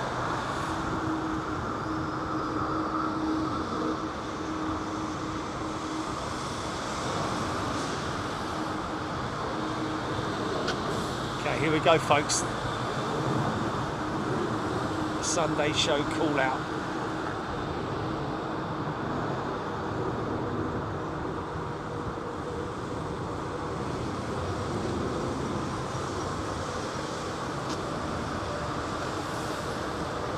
Oh, 380, listen to him winding it up. Oh, it's 777, sorry.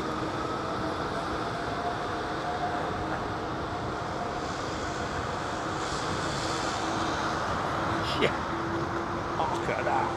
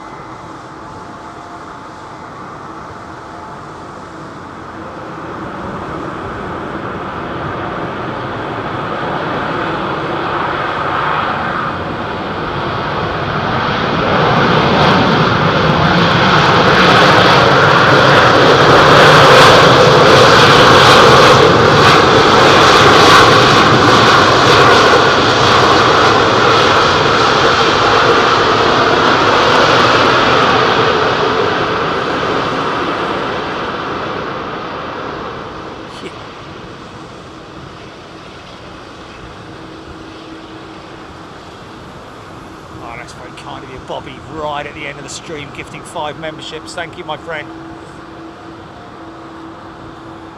Chantel Trudeau is a new member. Can you hear that wind up in the background there, folks?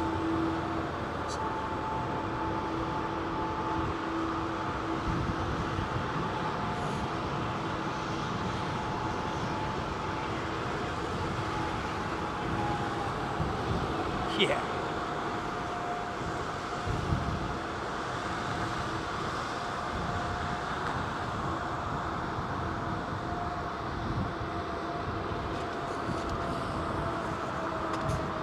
There you go. Well, folks, it has been yet another great show. Sorry about the little bit of thing there up on the top right there. That's just you know what that is. That's me little thing, isn't it? Oh, it's me little thing. Hold on, let's try and get rid of it. There we go. Sticker come off. Folks, thank you. Thanks, Jilly. Thank you to all our wonderful friends down here at the London Fire Brigade, folks. Without them, we wouldn't be able to do what we're doing. And thank you to the Heathrow Police, by the way, folks, for looking after us all the way around here as well, and for doing everything they do, all the emergency services. And thank you to Heathrow, all you amazing people at Heathrow that managed to, you know, keep this whole infrastructure running to bring 60 million people through their gates a year. It's what I heard anyway. I don't know if I'm right there. Is that right? It seems quite big, is it? I don't know. But anyway, we'll double check on that and come back to you on that. Is that a sticker? Yeah, it's coming. It's just a sticker, folks, because we haven't got any winter coats in the stores. Yeah, so we'll announce the show. Listen, stick around just in case tomorrow we might be able to come out and give you a bit of sort of like sideways action. If we don't, then we'll of course be back on Wednesday. Then of course we have a show the following week in Europe, yet to be announced. And then the week after that, we will be in United States of America. We're not going to tell you where it is just yet, because if we do, someone else will go there. So we kind of want to make this our own little thing. But listen, thank you so much. Really appreciate your company. Give us a like on the way out. Thank you to all our new subscribers, all our wonderful members who have gifted membership, some of whom have been gifted memberships and have now gifted memberships and now have renewed their memberships. We really appreciate that. Thank you for your support on the channel, folks. Allows us to obviously travel as much as what we do. But all in all, it's just a wonderful community that you make up. Thank you, everybody. Thanks, Trish. Oh, could have told me that, like flipping. We're talking about. Look behind you, mate.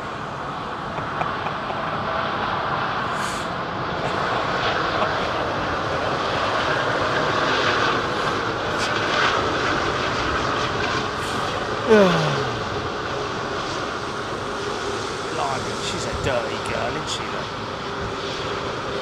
Canuti has just joined. Welcome, Canuti, to first class. Going to be joining us in the United States later on this month. Thank you, everybody. And Frank Jennings is also a new member. Okay, folks, listen, if you join after the show or between now and the next show, let us know and we will obviously give you a shout out to welcome you. Thank you so much. Look after yourselves, folks. Be good to you, yourself, humankind, and the animals as well. And we will look forward to seeing you next time on the show. Welcome, everybody, and thank you all. Good night.